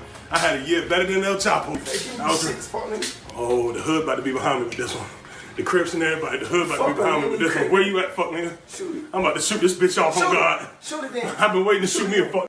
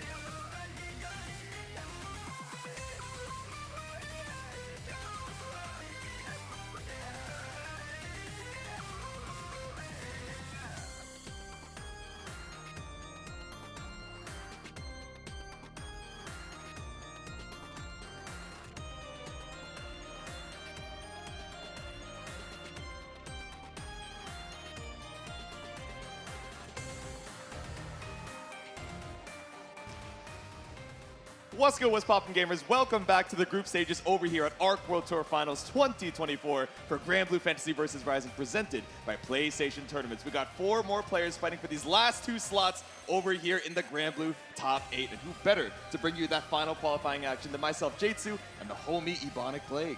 Yes, no, I'm super excited about this, especially considering the fact that all these group stages that we had seen before have been confusing. Nobody had expected any of these, right? And the only person who looked truly unstoppable was Skill, which is not something that most people, check. They were like, yeah, 2-1 set, Skill, totally makes sense. 3-0 though? I mean, yeah, we've seen a couple of 3-0s here in the groups. Don't get me wrong, with Tororo and Gamera, but they look like gods that could bleed. Exactly. Yeah, so we have 2 representatives from each of these regions, NA, EU, and JP so far, and we gotta find our last 2 between Saki, Ryazo, Rookies, and Aaron Demak. And speaking of, we got Saki coming up in just a second. Look at these profiles. Everybody showed out with their poses. Nobody skipped out. Let's go. Thank you, guys. Group D's the best group now. We got the I want you, the peace sign, the force palm, and the don't worry about it coming out from Aaron Demak. But all right, we got our first competitor up on the stand. Let's hear it for Saki.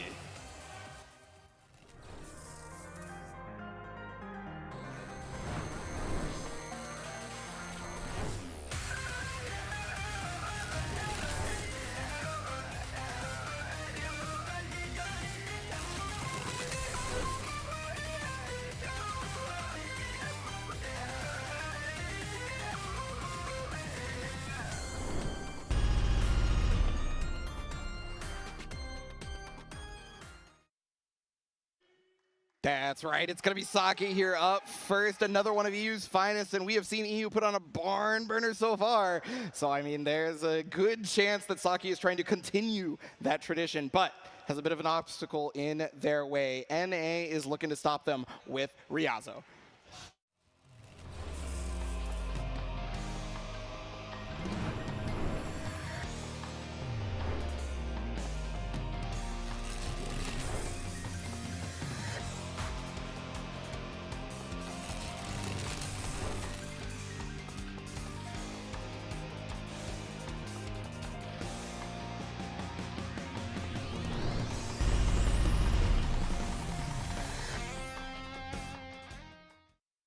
That's right, a multi-game master and a 6 legend himself pulling up to the stands here.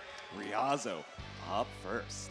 Yeah, Ryazo have got, had the pleasure of commentating their matches in previous Arc System Works games before this, so I definitely know the skill. But the same thing with Saki, actually. Is Saki has also been somebody I've watched in previous Arc System Works games as well. So this is really cool that we get to see that kind of like almost old school like NA versus EU type battle and how it comes to in terms of the Granblue Fantasy versus Rising skill set versus, the games that they came from. Yeah, it's going to be cool to see. It's also a big clash of playstyles, right? Ryazo we kind of know as this wild child, this aggressive, wild card, pulling up with the 6, unafraid to, parry on minus frames, and really just keep it ambiguous on when your turn actually is. Meanwhile, on the other side, Saki playing it so defensive, so conservative, just waiting for the proper opportunity to strike, and not afraid to give up a few turns along the way if their opponent is playing to that 200% aggression. Yeah, it's pretty much the exact mark of what a player would be if they played either of these characters, right? Definitely if you're playing Catalina, you're trying to play like that at a top level, right? Definitely if you're trying to play 6, you're playing like Ryazo, and that's one of the reasons why you're seeing these 2 here. We'll see another Japanese playstyle in 6. Maybe you can kind of compare notes between the 2 and see if you can fusion dance, form the ultimate one, but we'll get to that later. Yeah, we'll see it in just a second. We got the Vayne OST ready, the heroic beat for our first set. Once again, Saki versus Ryazo. Yes, that's right. And it's going to be the first time we're seeing both of these characters show up here in the group stages at all, because we have not seen them. Last patch, Catalina's far more prevalent. And I mean, that's one of the reasons why Saki is on the character they're on. But hey, despite the patch, that doesn't mean this character's gone. Exactly. Yeah, a couple nerfs to, a little bit of the routing, not quite able to get the mediums that we were used to off of the light wall, so a bit of a nerf to the corner carry, but still so potent in the mid-range. And 6, while volatile on the HP, has so many ways to try and keep it tricky. The empty hand, the feint, but nothing found just yet. Yeah, I mean, even since Vanilla, too, Catalina was known for doing mad corner damage, right? So, like, if 6 gets hit in the corner, that character's gone, deleted. Yeah, exactly. He will perish, but he will also run up with the dash throw. Right, M gate for the bounce. Yeah, matching in the air-to-air right there. Instead of an air throw, just goes for the jump medium, right? Yep. Now, Catalina has always had pretty good jump normals in terms of air-to-air. It's just not a situation you see in Granblue a lot. Yeah, exactly. Especially with the tricky jump arc that we can have from Ryazo, whether it's just taking to the skies, the empty jump cling, or just run up for the Rekka. Again, that jump scare. 4 close L's in a row, the shadow step, but nothing found. It's BC out. Yeah, tried to fake the +1, right? And he actually ended up going for the projectile. So as a result, you know, Saki is able to get out of the corner here. Oh, pushes forward. He's got the ultimate skill. That's a free conversion. Yeah. No, just walks to the corner. Yeah, we got the corpse run, but still, all that space just taken right back. No more brave points for another basketball bombo, so tumbled out of the combo limit there. One more touch here for Ryazo is all you need. Oh, but yeah, beautiful response, right? There was essentially nothing that Saki could do that would have helped them out in that situation once the light wall had been connected with a normal. Yeah. So good awareness just to go for the ult Rekka. Slow things down. Make sure we catch that back step as well for round number 1. Super strong spacing right there from Ryazo on the 6-6M. That made it so that there was no punish. And it's looking for the shimmy. Okay, so now we know. Thunder Flash finally shown. Yeah, wake up there. Ooh. Tried to go for the spot dodge. Maybe a little bit too late. Finds the mash out. Yep, full conversion here. Right into SBA, get that back, get that VP back, and take away the second one. So now you have the bonus damage for any resulting combo, right? Yeah, exactly. Only one more VP to your name for a BC, but you're betting it all when you know anything's one touch up against this corner. So I like that because Ryazo actually went for a fake setup that allows the opponent to try to BC, and then instead they get Raging Strike, but it actually didn't end up working out. Yeah. It would have been cool to see, though. I know. Waited out a little bit, didn't quite bite, waited for the opportunity to get the guaranteed BC. Now, we have Ryazo up against the corner, the shadow step, the cross through off of the Rekka. That's game number 1. Saki not ready for that, was just maybe thinking it was already happening. Yeah, Ryazo got away with murder on that. Yeah. Even lost the headset right there. Oh my god, yeah, scary situation. You can see the cord getting stretched out a little bit there, but still.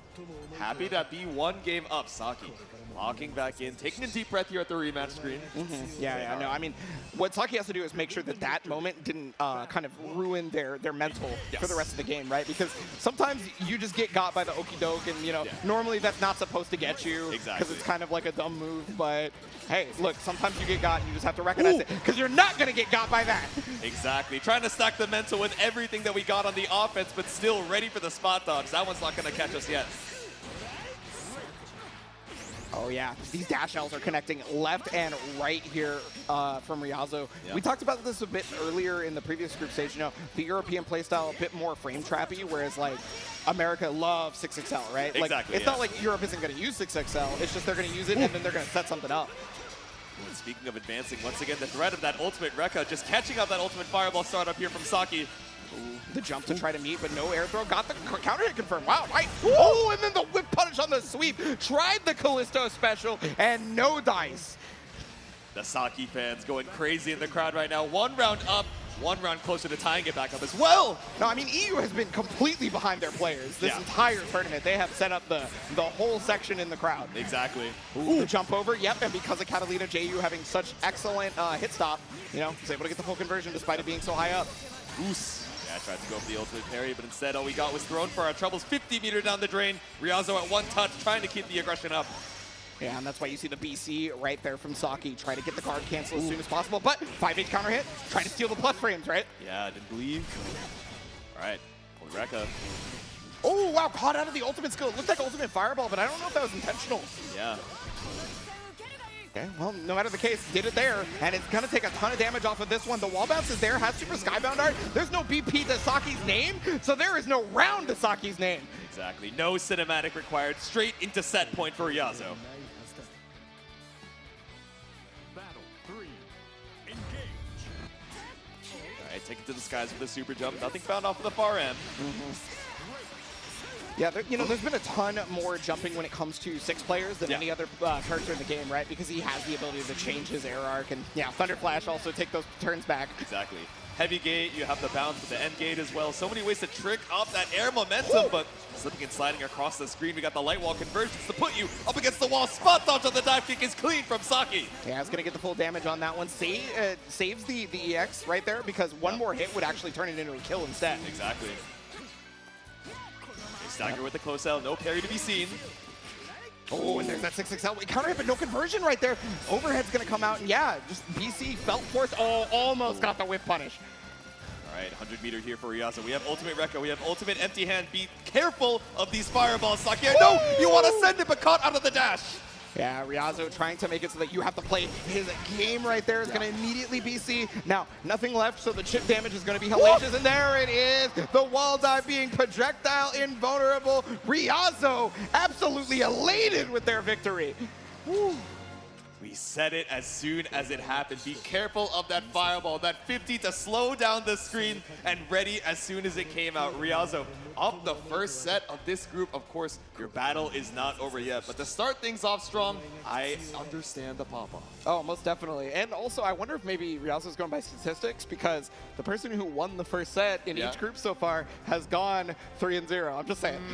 Okay. So there's a little bit of a historical precedent here, right? But if you guys have watched any of this LCQ, you know, we can't just believe the seeding. We can't just believe what's happened before. There is always room for a little bit of chaos, even in these group stages over here at the Arc World Tour Finals. Yeah, no, we were definitely talking about that a little bit ago. But, you know, that chaos begets some of your favorite people to take a look at, because you can vote for your player of the day. Head on over to arcsystemworks.jp/vote to be able to vote for your player of the day. Maybe it's somebody who didn't even make it out of the group stages. Maybe it's one of the people who will be making it out of the group stages. Whatever the case may be, your voice will be heard, and you get to vote for that player of the day. Yeah, whether it's the player you think had the best performance or just a single best play that inspired you and was so sick to see in the moment. There have been so many of these close sets where, you know, even between players that maybe have been disqualified and been eliminated through these group stages, still seeing the heart on display for these players has been so sick the entire day. Yeah, and you can see the heart inspiring people from yesterday's player of the game, right? Blue Sky Guy did not win the LCQs,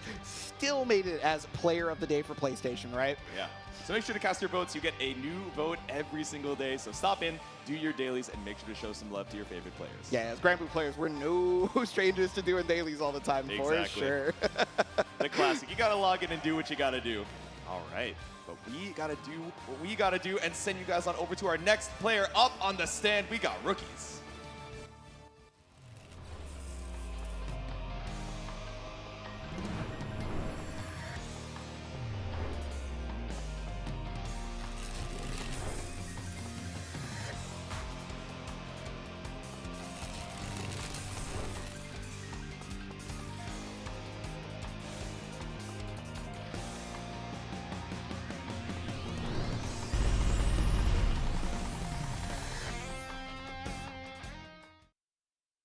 That's right, rookies. One of the EVO Japan qualifiers right here had taken the tournament and is one of the lone Seonxes left in what feels like the entire world. We saw Ryazo a minute ago with it, but, well, we're going to see another one, and let's definitely compare notes on this. However, big stopper here.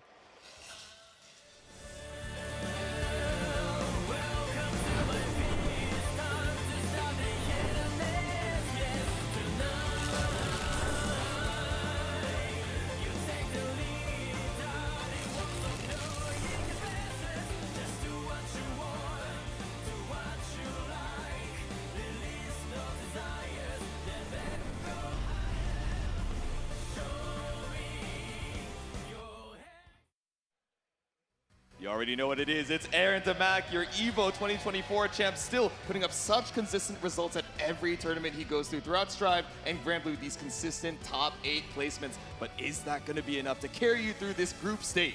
Yeah, I mean, and you think about it too, one of the group stages had Tororo seeing a 3-0, right? Tororo coming out of there on the winner's side for sure for tomorrow. Aaron Damac is someone who has put Tororo down multiple times due to the fact that Aaron Damac is our EVO champion. Yeah. Exactly, so has a history of taking down some of the greats, has to make sure that we lock in for today as well, wanting to put one more NA qualifier on that board for top 8 tomorrow. Yes, but over there, we are looking at rookies who was able to take down some of the best that Japan had to offer thanks to the EVO Japan bracket. Remember, they didn't have to travel for that one. They were full, ready, and primed over at EVO Japan when rookies took everybody down. So you have to think that he's fighting the best of the best if you're Aaron Damac and you're running into this Seahawks. Yeah. This is the Battle of the EVO Champions, which was so funny. Oh my goodness, in the group draw stages, they, you know, Aaron, of course, selected to put himself in the middle, you know, gives some time to see who was selected into which of those groups and then, you know, figure out which matchups he was comfortable with. but he looks at Zero and he goes, you know, I want it to be an Evo versus Evo championship. Let me go into Group D with all the confidence in the world here. So I am super excited to see it as we head into our next match, Rookies versus Aaron Damac. And that's going to be our second match of Group D. So because of that, Evo versus Evo. Oh my goodness. And the craziest part, this might not even be the only time we see this matchup, depending on what happens with this group stage, right? Exactly. Maybe we see both of them tomorrow and it happens again. Yeah, could be the run back of the run back real quick. But yeah, you know, you want to know the champions of the champions? We're here to find out here at AWT 2024 as we get underway with our second match of Group D. Exactly, an all-star battle. Let's see how it starts. Okay, pretty slow with the walk back here from Rookies. Nothing found off of the H-gate just yet. Yes, but Empty Hand is going to be able to make his way through the Go H, and wow, that's going to be a punish counter. Not opting for the heavy on that one. Interesting. Yeah, just going for the far L. I wonder what we were looking for there from Rookies. Just guarantee the damage where you can get it, but ultimate dive kick keeps the turn up. Yeah, I mean, I haven't played 6 since Vanilla, so honestly, that could just be the better routing. I definitely am not going to put it past Rookies to know what they're doing for sure, as it looks like they're trying to finish off this round right here, right now, and they do exactly that with optimal routing. There we go. Had one more Raging Strike in the pocket in case we needed it, but a quick round 1 to Rookies. Yes, no, looked exceptional on this one. Ooh, and yeah, already starting out offensively very strong as well. 166L, fought another one, and it looks like Rookies beat him to the punch. Yeah, shoulder check with these dash Ls, just waiting for you to tech back down. Take the throw, you got damage, you got health to spare. All right. Okay. Let the DP rock. to be able to get out, yep. But already, Rookie's not afraid, right? Just fighting back despite the plus frames. Yep. Now, a little bit of chip damage, and the throw could be lethal here off of the clash. Okay, clean tech. Oh, more clashes coming out right now, and neither of them pressing the button that gets them the most offensive pressure. Yeah. That was crazy. Yeah, just too far away to go for throw, right? So you have to pick the next best option, and it's either invincible or fast. You gotta choose one, and 66H getting absolutely bodied as we see our boy Bob in the stands. Yes. Looking for the shoulder check, but the referee's got no call on that one. It's a clean It was completely first legal. game. Yep. Completely legal. Said no foul. Yeah. So for those of you who don't know, that's Bob. He's one of the NPCs in Granblue Fantasy, the original game. He's wearing the referee outfit today. Sometimes he's not, but you know, Watching wonderful over the cosplayer. We love Bob. We love Bob. It's so sick. Well, America calls him Bob. I see. Yeah. Japan has a different moniker for it, but yeah. No matter what, he's still the NPC, and the EX Visago is gonna catch the Thunder Flash. There you go. And yeah, another spot dodge on the empty hand, right? Oh no. Yeah, caught out with that axe kick. Now we're going to the corner. Okay, full combo limit here. Oh, trying to jump over it, uses the dive kick, and I think that was punishable by throw. Yeah. I could be wrong about that, but that looks like it was at the very least Aaron Damac's possibility of punishing. Ended up letting it rock though. The EX empty hand. Close down to the spot. I was looking for something, but didn't believe in the hit. Ultimate Asmodeus, and now we're BCing out on the plus frames. Yeah, I was trying to look for that guard crush situation that was there before, maybe. I don't know, but yeah, that has been since changed in the patch. And not going to matter here as the EX is going to connect again. Here we go. Aaron around on the board. Hey, not every round is all gas. Sometimes it's notes, you know? Aaron needed to get a little bit of information because has not yet played Rookies, right? Yeah. That I'm aware of anyway. The use of the play style at least. Stand block on the triple attack overhead. Now again, looking for these 6XLs, but we're getting so tricky with the empty hand that it's a little scary to send out the Goisha, but run up EXDP is the answer. Yeah, I think that's why Aaron Damac felt comfortable doing the back H Goisha, is because then, you know, it'll actually meet the empty hand if they do it. Yeah, exactly. But no dice start from Rookies. Maybe starting to check the adaptations as much as humanly possible. Just barely blocking in time for the ultimate Rekka, but still gets caught out on the other side. Yeah, everybody wants to use 6XL, and most players know that, so they're trying to space just outside of it and get the whip punish. Exactly. Oh, and there it is again. Yeah, okay, so that time we now see why Rookies had gone to that, is looking for that Brave counter situation. Yeah. All right, gets a guaranteed Brave counter this time. More plus frames off here. The MDP. Yeah, I was looking for Thunder Flash, otherwise would have pressed more buttons most likely. Yep. LDP Ender, bring us over to the corner, just trying to wait out the flash, but the walk back immediately caught on here by Rookie's 2L. Yeah, and that's going to be full resources used on this for Rookies, and Rookies is going to be able to make it happen using all of that. Again, optimization station. There we go. All right, set point now for Rookies. Aaron, can we put one on the board? All right, shoulder check with the 6XL.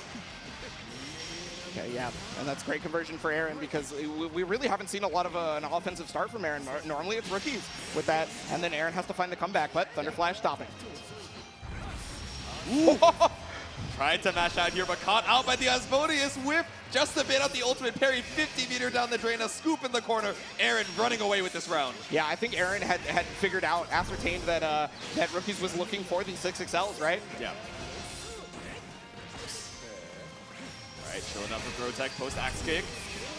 Yeah, BC guaranteed off of an empty hand, and there's the Dragon Punch at the right time. Aaron is looking in prime form, Evo champion form even. Yep, BC for BC. We answer with the DP, and now it's 1-1 in the set. I can't spell, I don't know what that means. Sorry. It's a battle of acronyms over here on the Group D stage. Most definitely, but I mean, that's how you kind of want to use the BCs at that point. Normally it's supposed to be a defensive tool, but if you have such a life lead, it then becomes really difficult for the opponent if you have way more PC than they do, right? Exactly, because you can just do that back and forth. It doesn't matter if the -2 situation has changed. You just want a little bit of damage so they can get into that chip. Yeah, you just want a little bit of space, but sent out the EX Fireball only to be met by the empty hand again. Rookies starting off strong in Game 3. Yeah, no, the exact optimal situation too. Okay. Yeah, again, you know, the G-bagging is real strong at making your opponent not know what you're going to do off of the jump-in. Yeah, that's the classic. Just put a little bit of visual noise off of the jump-in, and now these raging chains are cashing out here for Rookies. Full conversion combo limits coming up. And it did not matter, knew exactly how much. And the base damage of that raging strike does so much. Yeah, it's a very important thing to be able to close out rounds. You know, it might look really easy, but it doesn't matter if it's easy as long as you got your W. Exactly. Route into the tournament Bombo, now just waiting off of the Goetia. Yep, ooh, the 6XL, and it was on crouching, so you know, you get that really easy confirm here for Aaron Damac. Recognizing that, it's going to take it all the way to its limit. Yep, clean close M over here in the corner. LDP Ender, walk it out. No parry to be seen, but we still run up for the throw. Yeah, UHK all bound on this one as we see the BC Wars coming back again. And are we done here with the BCs? I don't know. We got a couple more diamonds in the bank. There it is. Yeah, waiting for the special, right? So smart. Oh, like looking for the special means it's a guaranteed one. Whoa! Okay. I did not expect to see this in the group stages. Agent action. There we go. All right, brings us over to the corner. We're still far away from killing Aaron Damac, but definitely kills some time here. Oh my God! If you had made a bet for me, if I would see that super in Arc World Tour Finals, I would have lost the bet. And there's the reset. No, another throw. And oh my goodness, Rookies is gonna make it happen off the restand. Oos. The install pop, the restand works. Rookies gonna take it 2-0. Wow, that was incredible. Yeah, no, I mean, well, we got our Evo champion versus. Oh my God, Rookies!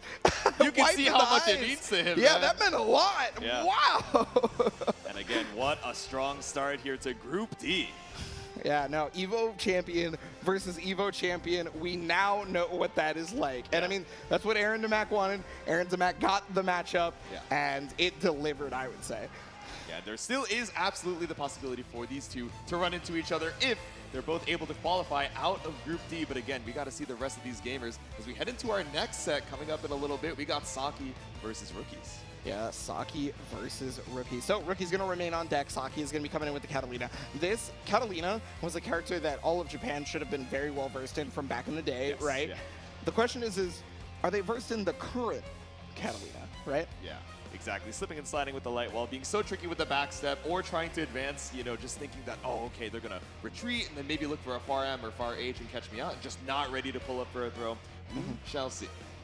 Yeah, and honestly, they could be having troubles with Seahawks over in Europe, as for all I know. You know, I mean, yeah, shout-outs to the Wanted series. We do see Seahawks over there, to be honest. Kakateko is in the stands here today. Well, almost made it through on LCQs, but yeah. I know, so yeah. I do want to see how Saki represents a lot of those online tournaments that they do over in EU, and the matchup knowledge that they get from that. I really do want to see that because, I mean, Rookies is one of the people to beat this entire tournament, right? Evo champion, Evo Japan 2024. Yep. So everybody's got eyes on them. Yeah, exactly. It's going to be tricky. We were talking a little bit earlier, right? We have 2 6s in this Group D, but even just seeing a little bit of those playstyle differences, right? We were not expecting to see the install, maybe a difference in frequency between empty hands. We're seeing a lot of Ultimate Rekka coming out from Ryalza, right? Just to establish that 50-meter jump scare as well, where maybe we didn't quite see that as much from rookies. So running into a bunch of 6s, I wonder if that practice is going to be enough here for Saki as he heads on into this next set. Yeah, only time will tell at the level of this caliber between both players. There is so much that is an enigma due to the fact that hey, maybe they've been saving this for this player because they knew the group stages. They labbed it out once they set their group stages. Yep. And whatever I knew from before might be out the window now. Exactly, yeah. But got the basics of the matchup down, but let's see if the player matchup is going to be a good fit. Heading on into Coliseum to make sure our buttons are all good before you get into the action. Yeah, I mean, hey, we're offline now, guys. We don't have to play at Coliseum, is all I'm saying. It's like on Uni, everyone's just so used to picking Park just because it's the best net play stage, yeah. I mean, there's also you could be in NorCal and running into the Uni special because you're in NorCal. But you guys will see that later when Under Night and Birth comes up tomorrow. Exactly. Because you definitely want to tune in tomorrow for Under Night and Birth and the rest of the games that are going to be coming up as well for tomorrow, because that is going to be our finals day for all the games. You see the smiles on their faces. They're like, I'm actually not sure if my 6XL is working. Like, let me just check it 4 or 5 more just keep times. testing backdash and 6XL. Yeah, let me make sure. Wait, that's a sick confirm, no lie. Yeah, you get to see for a button check? the trading mode combo in a button check. Okay, all right, okay. Just showing that we got it like that. I think he's like, button's good, button's good. I think I can 6XL. Do you think entirely you can 6XL? I think I have my advancing plus rate. So I'm like 99% sure. All right, heading back to the character select. Big chillin'. What's the palette that we got rocking for this next set? I think everybody's been sticking to their colors. Pretty much. I know, if Dora Bang were still playing Arc System Works video games, I would imagine he'd be the only one we see just switching colors every game. The random select character palette, yeah. So Dora Bang's old strategy used to be that if you were playing a mirror match with him, he would steal your color. And then he'd play. So would he RPS for player one side to make sure that he gets priority over the palette, or he would just like lock it in first? He'd lock it in first because in old games there wasn't there wasn't a system like that. It's whoever gets in first. Yeah. That's so sick. That's evil, but that is kind of sick in its own way, right? He was an evildoer back in the day. We love Dora Bang. Villains get to be cool, once or twice. Yes. So double checking those notes, making sure you're nice and hydrated, ready to go is both Saki and rookies here.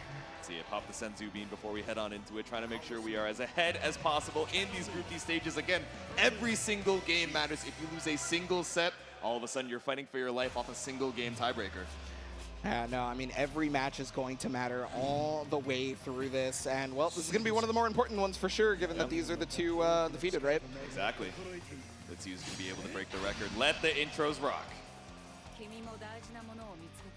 Yeah, I'm feeling a sense of deja vu right? with this matchup. All right, there it is. Saki, rookies. Here we go. We did see this matchup just a bit earlier, and we saw how one play style can do it. Now we got to see how the next one goes. All right, pick up with the 6XL here. Not a ton of damage off of the starter, but again, just has you up against this corner, just farming meter. Yeah, I mean, hey, farming meter is so important ever since they added ultimate skills into, Rising over Vanilla, right? Meter has been just an incredible use of your resources for sure now. Yeah. And there it is. The Farlight confirm. I like the patience coming out from Saki as well. The respect that we had the Eureka just in case you were, throwing out an errant fireball, looking for something a little crazy that could have been caught by the U empty hand. But now with that meter down, Saki has a little bit more room to maneuver. Yeah, maneuverability is going to be really important versus this character because you'll see stuff like this right there if you're directly in front of him. Right, fades off of the empty hand, and throw is lethal at the 1 BP. Rookies for round number 1. He alley-oops to himself. He does, yeah. On a fadeaway jumper. He's that fast, man. That dash speed is no joke. That's crazy, man. Yeah, I mean, still with the fastest dash speed in the entire game, right? Due to the fact that Versuchio actually has dash startup. Oh, that's true, that's true. Yeah. They said 6 would never be balling. Once again, stuck in the corner, but the mash out. Clean from Saki, rookies. And okay, yeah, I love that. Saki not pressing a button because of the threat of Thunder Flash on it, right? Or even just a button to counter hit. Exactly. Ooh, EX for EX, catches out the fireball. Yep, and that's the best answer versus a fireball if you're a 6 player, right? Yep. But BC's going to come out. Yeah, now they're even in that total. Next BC is no longer free. We are going to be taking bonus damage from anything after. Exactly. 2 diamonds apiece, the double cross through. Yeah, you were talking about slipping and sliding, you know, the rookies wanted to join in and all that. He may not have a light wall, but he definitely has a crossover. And then he's also got the fireball. Yeah, we got the Rekka, the disengage just to get out of harm's way with that far M.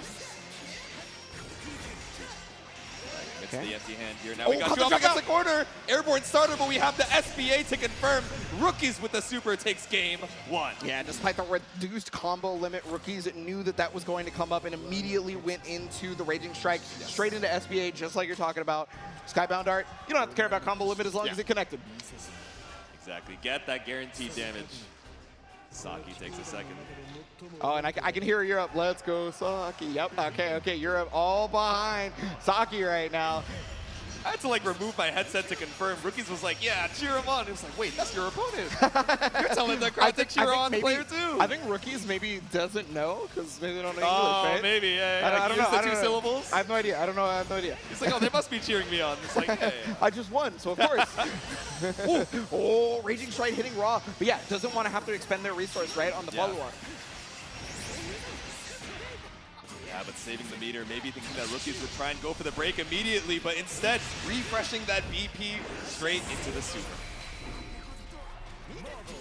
The jump in right now, not BC'd, you know, that is due to the fact that so many BCs were used earlier, and I mean, even the accidental one is now coming back to haunt Saki, because look at how much extra damage this combo has done. All right, Rookies now, a clean round puts him on set point. All right, stand proud. Saki, how can we hold on? Yeah, Saki definitely going to have to pull out of the stops versus Rookies right now. Like, otherwise, it's going to start looking like that that situation may come to pass. Yeah. All right, playing a little bit more aggressive, showing the 6XL. I don't know why, but my brain just realized that that Ryazo was the one who won the set, not Saki. Oh, and okay. I had earlier said that this is the battle of the undefeated. I'm so wrong. I'm sorry. All good. But now trying to put any of these dubs on the board. Yeah. No, I mean that could change the whole tide of the entire group stage, right? We had talked about it before, but wow, you know, it feels like Rookies just knows exactly when to mash out. Yeah. I think confirmed to that 668 as well. Gets us so much damage straight into the SBA. Rookies with a 2-0 continues to be undefeated. Yes, that's right. So our 6 players are starting to lead the Wolfpack. How fitting throughout this group stages. Group D looking like the group of the 6 right now. I know it's going to be hard to dethrone these gamers, but look at the smile on this dude's face. Posing. I don't know what it is. Japanese players are the kings of poses. That's right. Every time they win, anytime they have to go through a like maybe a media shoot or something like that, they know what they got to do. They're ready to go. They got it on deck. They've been thinking about it since birth, I swear. Yeah. We even see the media day shoots. We saw Rookies with the impact palm earlier, so gotta have a little bit of personality on the pop-off. Yeah, definitely. He showed that stop sign in-game right there versus Saki. Saki felt like they could not get that maneuverability. They could not get around any of those empty hands. And yeah, absolutely had the pressure on deck at all times. Yeah, it's funny that right before the set, I was like, oh, yeah, you know, Rookies is 6, doesn't really show as much of the Eureka. And then as soon as I said that round number 1, like every time we got 50 meter, we were just threatening it to make sure that we weren't just sending up Aaron fireballs, we weren't just putting out a preemptive far M or far H without risking getting counter hit on the recovery. And I mean, that's the mark of one of the stronger players in the scene, right? Yeah. If you were going to be one of the stronger players in the scene, somebody's going to think, oh, you don't use this that much. Yeah. And it's actually, I do use it. I just use it in the matchup or a specific situation, right? So it doesn't come up and you're not ready for it. Yeah, exactly. Being able to swap between those layers, especially, you know, as I kind of hang around the players, walk around, they're like, oh, they don't use this tool that much, they don't do it that much, and then suddenly swapping it up is so important. But let's check out the standings for Group D. Yes, the only thing we're swapping around is that Rookies is up 2-0 as Ryazo is going to be the other person looking like that they can try to catch up to him. However, you know, we still have the potential of maybe Aaron Damac defeating Ryazo or something like that, right? Yes, we have 3 more matches. Rookies in such a good position to take that winner's qualifying spot, but Ryazo and Aaron still fighting it out there in 2nd and 3rd place, respectively. Yeah, I mean, and Ryazo is 2-0 on game count, right? Yes. Has not lost a game, which is not something that has happened at the end of any group stage so far. Exactly. Even the Clinic that skill put on was not undefeated in terms of games. So if Ryazo can be the one person in all of the groups to do that, there's a target on your back tomorrow. Exactly. It's seeming like all gods can bleed so far, but let's see if Ryazo is going to be able to keep up the momentum and come out of groups unscathed. And so I can only imagine we're just going to get the two characters we're expecting, right? It doesn't seem like a character switch is going to be too prevalent here, especially with the changes to Blau, right? It would take a little bit for Aaron DeMac to have to learn a new character, I feel like. Yeah, we were talking about this a little bit, I think, in Group B, right? Where Zibby, qualifying out in the loser's side, was on the Lucilius for quite some time, played a little bit of the Nier as well in her strongest state, but now swapped over to the Sandalphon, and a lot of us were thinking, with only 2 weeks to prep for Arc World Tour Finals, I'm not sure if it's going to work out, but proved so many of us wrong with the fundamentals that kind of transfer over between these characters. Aaron kind of on the opposite side of that, thinking, all right, my character not quite as strong as in that previous version, but still has the tools that I need to make it work. So sticking around in the Belial. Ryazo, of course, we've seen jump between character to character, but strong on the 6. I mean, ever since 6 came out, it's basically been, we know that eventually they'll come back to 6, right? Yeah. Like maybe it's been a casuals match where they want to play a character for fun. Yep. Maybe it's some online replay where they're testing a matchup. Exactly. But all things return to Seahawks. All roads lead the good old Wolf as we head on into our next set, Ryazo versus Aaron DeMac. Yes, that's right. Already the jump is represented, and you see Aaron DeMac rather using movement instead of anything else. But yes, super good call out on the 6XL, using the Thunder Flash follow-up where you get the dash instead of the attack. Yeah, just going for the corner positioning here, just swapping it up and cashing out off of the quadruple close L. Yeah, you want to get that combo limit, you want them as high as possible so you get the best safe jump. Exactly. So much time to just wait things out. The double jump taken to the skies. Aaron's like, are you going to come back down anytime soon? Swiped out with the far M. Yeah, and is able to get the highest conversion there to get the corner back. I mean, it was looking like it was all Ryazo in terms of the pressure, but was able to change that up. And again, walked up. I don't know if that was input error or was maybe trying to trick them into a counter hit situation. Yeah. But that mash out works out so well, putting Ryazo in that throw range, especially with the 6 HP pool. Walk up for the scoop. That's round number 1. Yeah, very strong play right there from Aaron DeMac. You could tell that there was no fear on that because of the times that Aaron DeMac was willing to press buttons despite 6 being directly in your face. Normally people fold. Aaron DeMac is not. Exactly. Holding on strong. EXDP ender for a little extra damage. Fine with spending the cooldown. Spot dodge on the shadow step. Spot dodge on the empty hand. Definitely want to be able to dodge those as much as humanly possible, right? Because if Seahawks teleports, you actually have advantage now. Yeah, exactly. Caught up with the Rekka, goes for the gate, but still it's UDP for a clean knockdown. And clean knockdown, and it allows for the side switch as well, making it Ryazo want to do, the BC, but the Thunder Flash there to keep the pressure going. Yeah, the double dip on the minus frames. I was scared. I really thought the spot dodge was going to get caught in the late active frames of the gate, but still chilling in the corner for H. And late active frames of the gate are not going to help here, but the active frames of that Goetia is going to allow Aaron out of the corner as another BC is present. No more BP here for Ryazo. Brave points are gone. Any hit could maybe do it, but wow, the 6XL, not a full conversion, however, because there was no BP. Didn't believe. Probably OS into the B plus C, but didn't have any BP behind it. 100 meter on both sides. Yeah, this is definitely territory of one possible hit right there. Yeah, you see that 6K. Oh, caught it! And it's going to be a full conversion. No! It's a bit too far away. Still alive. But the Dragon Punch goes through the throw, and that's going to be it right there. Gods can bleed. Jeez. It sniped him out of the stardom of the empty hand, which already had me poking out of my board.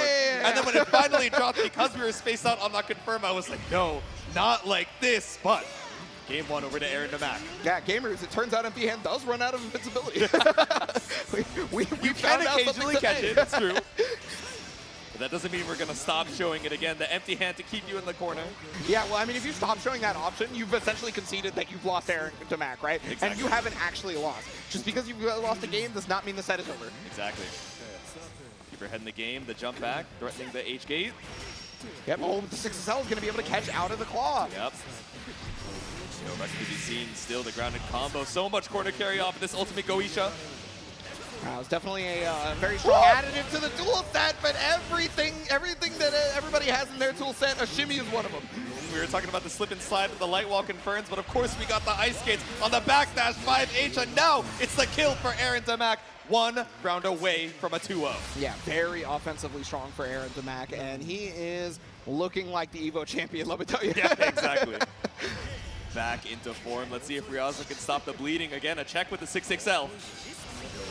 Okay, yep, that was a very smart call out. A lot of 6 players use that to try to get in, to try to make you, you know, double think that you're what the pressure is. Exactly. And Aaron Demac said, I'm just not going to deal with that whatsoever. Ooh. Yeah, no spot dodge. Maybe a call out on the feint of the empty hand, but ultimate DP straight to the H fireball. Yeah, it's funny, if the H fireball was not the option, it would have been a safe jump, but now your life is going to be not an option. As big damage coming out straight into the corner. The throw is pulled out. And Okay, waited out of the -2, just trying to make sure that we don't get caught by the parry. One more hit for Ryazo. It's 2-0, Aaron Demac. Okay, we have finally broken the mold. Yes. The first person to win in a group is no longer going to go out of that group 3-0.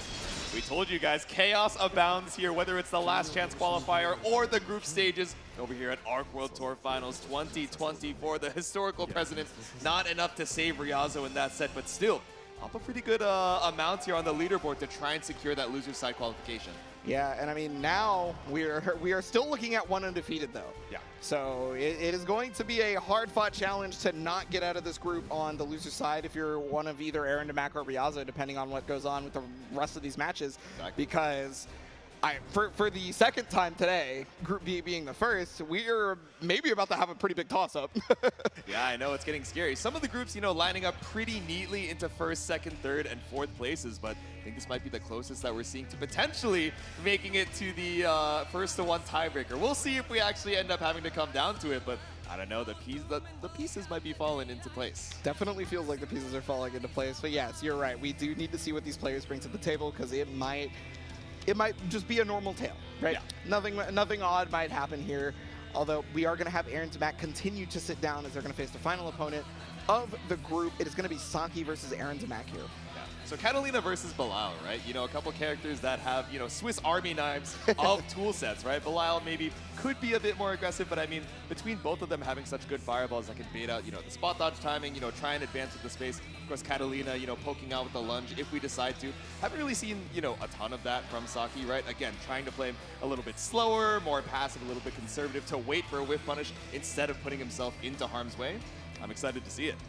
Yes, no, it's definitely going to be a good one because, like, we always have these matches that we've seen maybe in like Evo pools or something like that. Yeah. But you know, now that we're ARC World Tour Finals, they've been able to study each other a lot more. Yeah. And as a result, we're going to be seeing things that are specific to the matchup, right? Especially because everybody last patch was practicing versus these two characters. Yes. There's no question in my mind that they have to know how to fight them. Otherwise, I mean, what are you even doing? Yeah, these were demons of the previous patch and definitely still, you know, heroes of 2.0, right? Fighting for their lives and still very strong tournament picks. So it's not going to be a battle of, oh, here's a knowledge check here, here's a knowledge check there. This is what do you know and how can we bring it out here in our next set. But let's make sure our buttons are all good first. I did not once in my life think I would hear someone say Belial is now a hero. And honestly, you know, I don't think many would agree. People are not even going to say that now, even in his nerf state. You're right. But know that there's always another final boss around the bend. Oh, yes. I mean, we've seen 1 or 2 of them so far, actually. So, yep. But, yeah, getting these button checks done, ready to go. Definitely don't want any mishaps happening when you, I mean, could be qualifying here in a second. It's definitely possible. Saki has a chance to shake up a lot for Aaron Demac here. Just testing out his wave dash, making sure that his L and R buttons are all good. I think we're chilling off of the light wall. All right, back into it. No surprises here. Yeah, exactly what we were expecting in terms of the matchup. We saw this matchup a little bit more often in vanilla, even after Catalina got nerfed in vanilla, because you know it's really funny too, because it's kind of the similar timeline for vanilla Granblue, where Catalina was like crazy at the beginning and then like got nerfed or whatever, right? Exactly. And almost same thing happened between last patch into 2.0 from here. Yeah. So. It's like the Granblue timeline, you know, it's, oh, how far along are we in the game's life cycle? How good is Catalina? How good is Belial? You know, these are the benchmarks. Well, so no, but the benchmark with Belial never changes. He was just the best forever. Exactly, that's how you know, like, it doesn't matter. Until now, he was just the best. History can change. All right, getting into the actual match right here. Peace and Quiet, gonna be playing again. I mean, Yusa's theme is just good, so. It's solid. Firing off the fireballs just to start things off here in game number 1. Yeah, definitely was looking for that light wall situation. And yeah, caught it. He's going to be able to get wall bounce here. Full conversion, no problem. Yeah, that 6-6H, a little greedy from Aaron to Mac, trying to find something, but Saki ready for the react. All right, lots of space lost off of the ultimate Goisha, but still chilling here, fighting it out in the mid-screen. And this is where it becomes way more of that pensive game, right? The stoicism starts to show quite a bit because of the biggest things that you have to deal with at that moment are not the fireballs, but in fact the 6XLs. Exactly. Plus frames on this is trying to push forward. Yeah, is really trying to goad Aaron to back into pressing something by getting it that. Vasago at its furthest point. Yeah, far H Vasago catching you out of the backdash was not ready for that one on Saki's end. Yeah, no, I mean, I didn't think that command grab was about to connect. That's what I'm saying. But okay, yeah, try to go for the plus frame situation, and immediately BC's out is Saki. Aaron Demac currently having it. Oh no, it was a punish. Maybe a throw, I couldn't see it. Maybe, yeah, JU, my beloved, on the other side, the jump out of the corner. And yeah, we're seeing a lot of these immediate BCs on the ultimate Asmodeuses, and I think we're especially going to see it from Saki, someone who is okay with saying, okay, I have a guaranteed Brave counter point. Yeah. Let me just reduce the mental stack, get myself out of this negative situation. It's fine if I take a little bit more damage afterwards. Let's reset to neutral where my character excels. Yeah, and especially if it's the first Brave point that you have, you're kind of forfeiting yourself if you're not doing it, and you're about to forfeit a bit of that life bar right here due to the fact that that was counter hit. Yeah, I wonder if we could have gotten a little bit more with the second close H, but either way, still a chunk of damage taken out of Aaron Demac's HP. Okay, another throw right here. Honestly, I would just keep doing it. But no one ever wants to go for 3. The deep dash into 2M. Quite a bit more pushback on that button, but still worth BCing off of the +1. Yeah, immediate Brave counter right there. So yeah, and again, Aaron Demac has used his free Brave counter for the round, basically. Yeah. Throws seem to be, it's just forcing that left and right. Any one hit is going to finish it off, and it's going to be the 2L is that one hit. There we go. Even the light confirm. When you're taking 150% damage, trust me, anything is lethal. Yeah. You think normally that you're not going to die from a light confirm, you thought wrong. Okay, Fireball's going to be able to connect on this one. Was trying to go for a 6XL with Aaron Demac. Dragon punches out.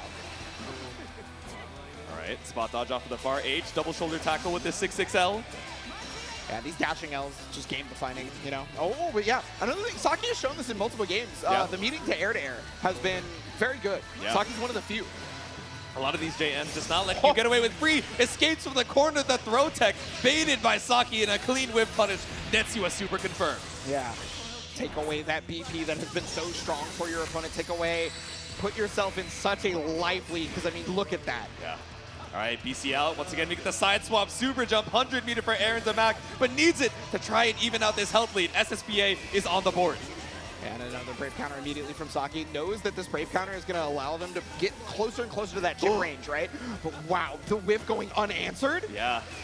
No check from Aaron Demac. Didn't react to the animation in time and didn't want to mash late and end up getting caught for it. The far L. Ultimate fireball. Saki takes game 1. Yeah, I mean, that 6XL was represented so often and got the counter hit when we're finally ready for it. Saki, that was what they needed right there. Slowing it down at the character select screen as well, just giving themselves a little bit of time to hydrate before the next game. Yeah, I was gonna say I don't think I could think of anybody who would or any character that would be switched to in regards to that. But you know, I was trying to go through my mental notes for a second because they were sitting on it. So, but you know, going back to character select just for the breather is always a smart move. Not enough people will be doing it. Yeah, take your time on the rematch screen or even the character select screen when you have it. And now, just trying to keep you at bay with these far L 6XL strings. Okay. Yep, right back in there. Was pushed out by the fireball, but that 6L was helpful. Yeah. You know, okay. So that's like maybe what, the 4th time we've seen deep run into M, just like you mentioned previously.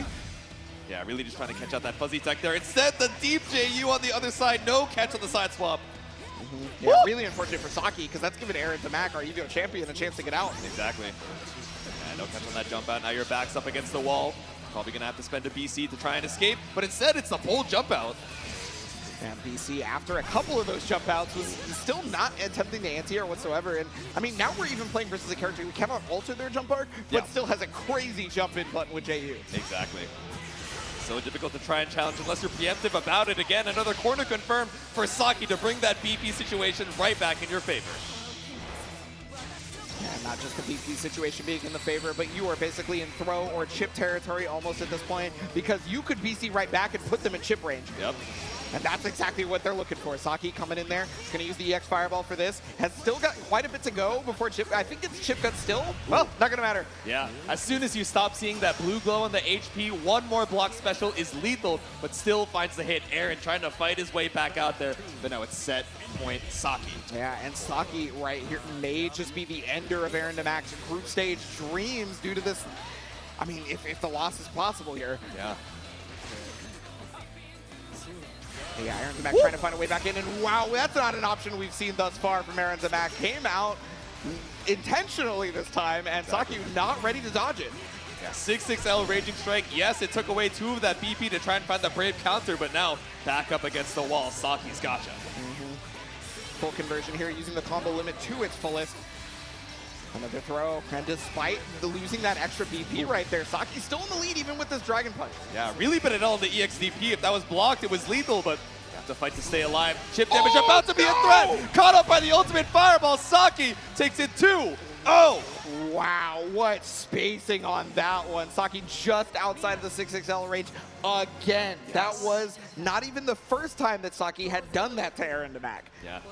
Really studied on the tape, saw so much of that 6-6L and just needed to look for the whiff punish any way he could. So another 2-0 on the board. Yeah, no, I mean, if you're going to play either of these characters, if your spacing is not on point, especially with Catalina, honestly, Yeah. because she's got incredible normals for spacing and defeating people at proper spacings, right? Yeah.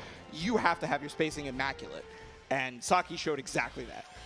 Yeah, you got to come correct, or otherwise you're eating counter hit far M, far H, and all of a sudden the ultimate fireball, you see the blue flash of the screen, and you're like, all right, I'm watching a cutscene for the next 10 seconds. Yeah, no, so super good stuff right there. And, you know, hey, you can tell us if that was enough to make Saki your PlayStation Player of the Day. Head on over to arcsystemworks.jp/vote. You too can decide who you think was the most inspiring, the best player, whatever it may be by your metric, the player of the day.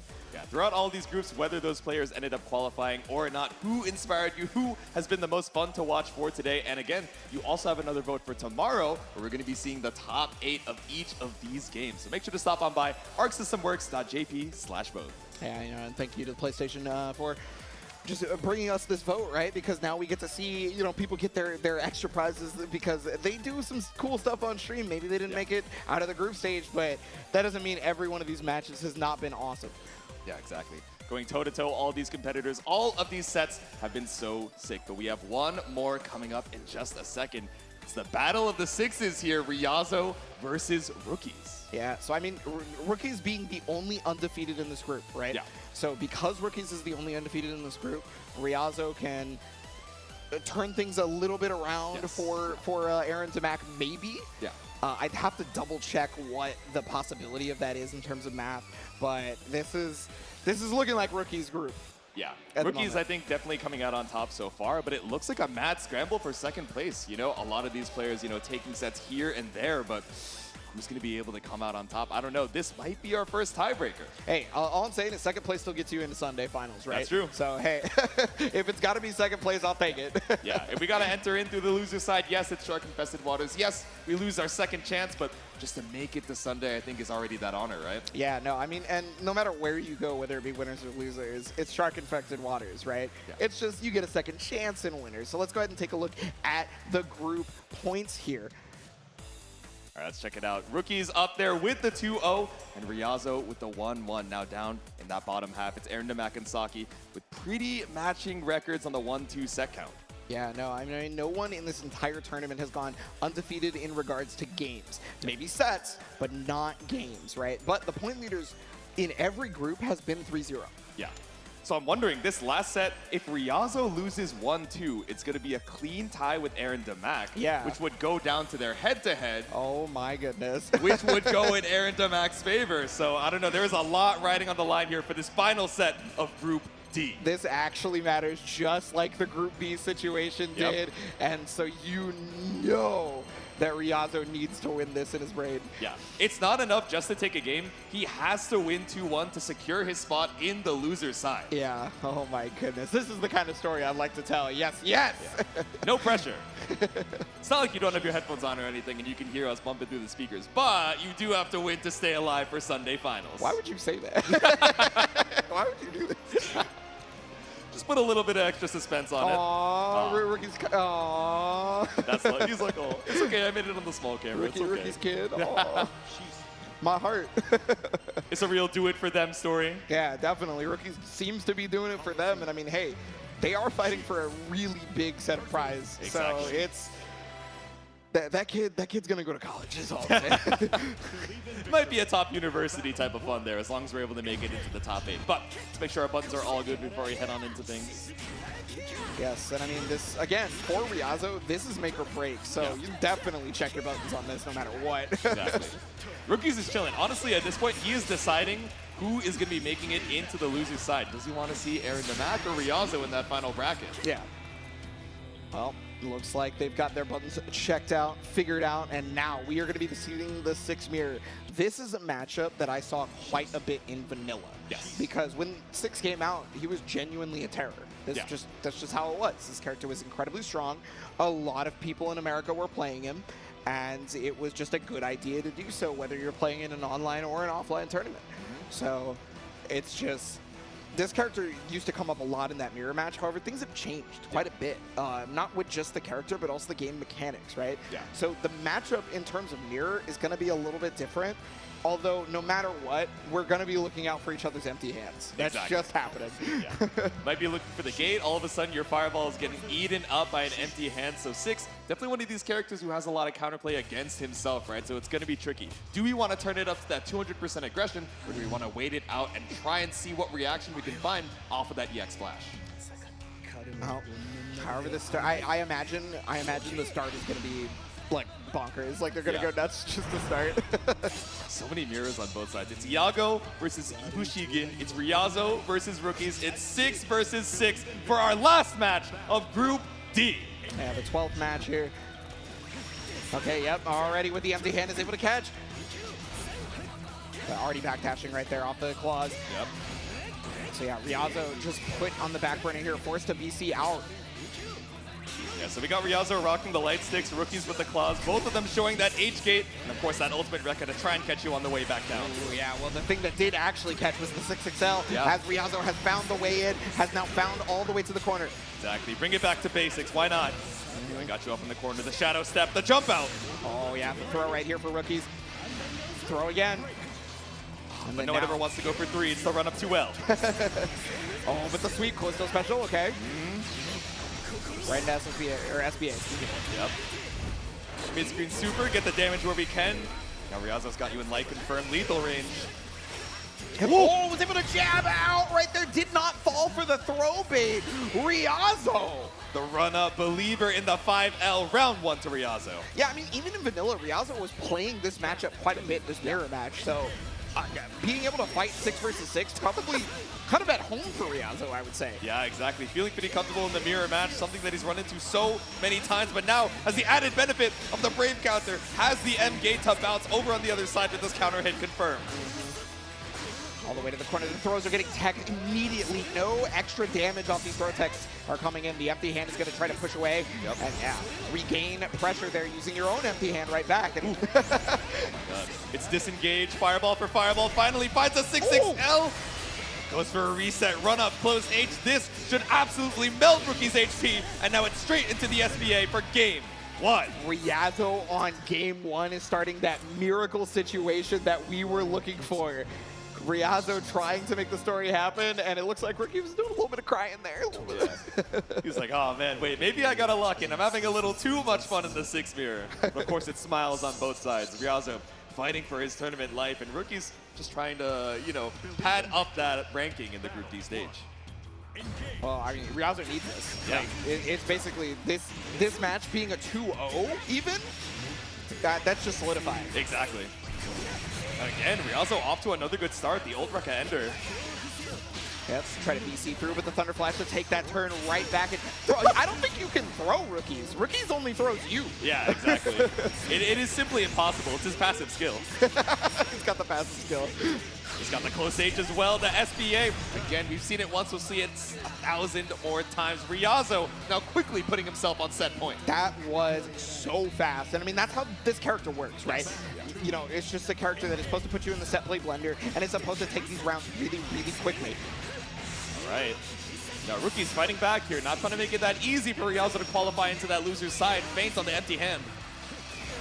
Okay, another BC right back at you. They've both gotten rid of their free stock. There we go. 2 diamonds apiece. Now it's BC out on the 6XL. We do not want to hold any of that pressure. Wow, blocked the triple attack on that one, and then even whiffing the throw afterwards allowed Ryazo to get out of the corner. Yep. There we go. We made the great escape. And to even out the BP situation again, we cash out to that SBA. Yeah, give me my BP back, you take one away, and then I can maybe kill you fairly soon. Now, again, Six is a character who usually have to multi-touch you, but the 2H right there, no! Didn't have the meter to be able to raging strike finish. Ryazo's gonna do it though! Ryazo's gonna win 2-0! Ryazo qualifying into the loser's side of top 8 for Sunday finals. It looks like that it may not be possible, but Ryazo has changed fate, has changed history. Ooh.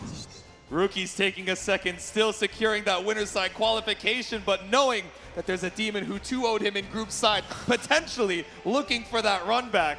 I don't know, man. So this whole group has changed the landscape of the tournament because every other person was 3-0 in all the other groups that won. Not the case anymore. Yeah.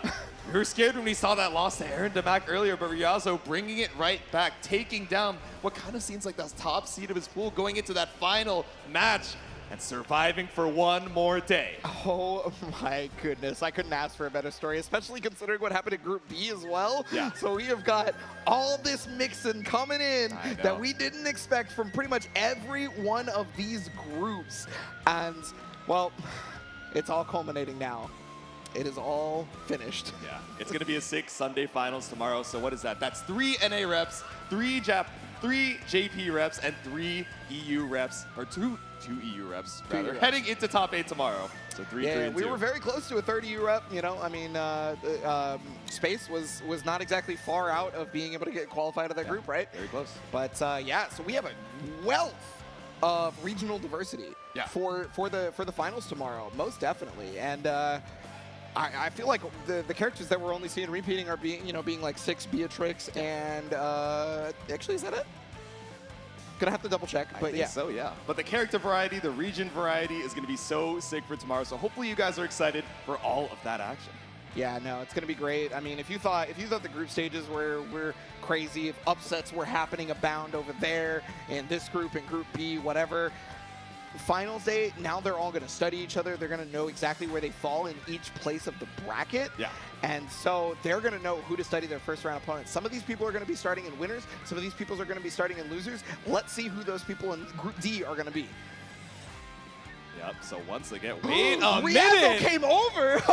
Because he won over Rookies in a 2-0, he actually is going to qualify into the winner's side over Rookies because of that game percentage. So Rookies qualifying into the loser's side actually and eliminating Aaron Damac and Saki. I didn't even think of this as a possibility. I should have realized in the back of my mind, but that does mean we have Gamera, Monarch, Tororo, Zippy, Skill, Citizen, Ryazo, and Rookies for top 8 tomorrow. Oh, I cannot wait. Despite the fact that Group C was supposed to be a European team kill, they both made it out. Yes. Despite the fact that, Group A was supposed to be the death bracket, Gamera still made it 3-0. And despite the fact that people were like, Skill plays Sorez. Yeah. He still was 3-0.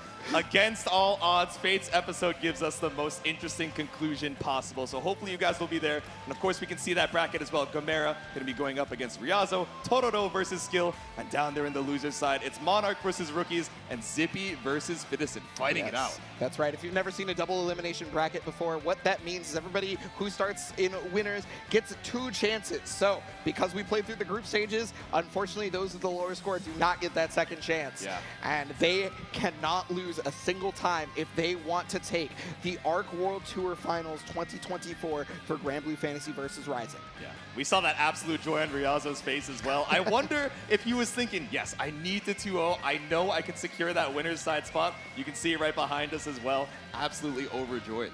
Yeah, well, I mean, you know, some people, they fold if that's the pressure for them, That's but true, that's true. that felt like a power-up to Ryazo. Ryazo Yeah, just exactly. stopped rookies in their tracks completely. Yeah. Knowing that the possibility was in the back of the mind, we saw that Zenkai boost, an amazing performance in that 6th mirror. I have to make it happen. I I gotta must do it. believe in my friends. I must change Fate's episode. I gotta take control of my destiny. I'm so excited to see that for tomorrow. Yeah, no, and tomorrow, man, it's not gonna be an easy one. Well, thank you so much, everybody, for joining us for Granblue Fantasy vs. Rising group stages. Tomorrow will be the conclusion of this tournament. However, we are not done here on this stream today. Up next is going to be the group stages for Guilty Gear Strive. So for myself and Jatsu, you definitely need to stick around. We will be back with more Arc World Tour action.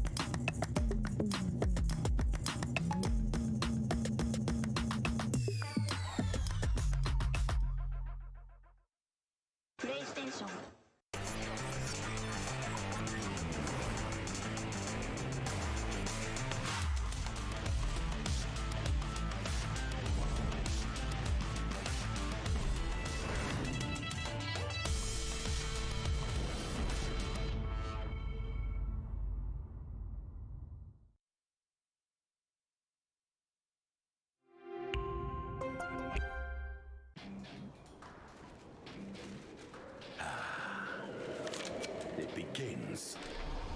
Another battle.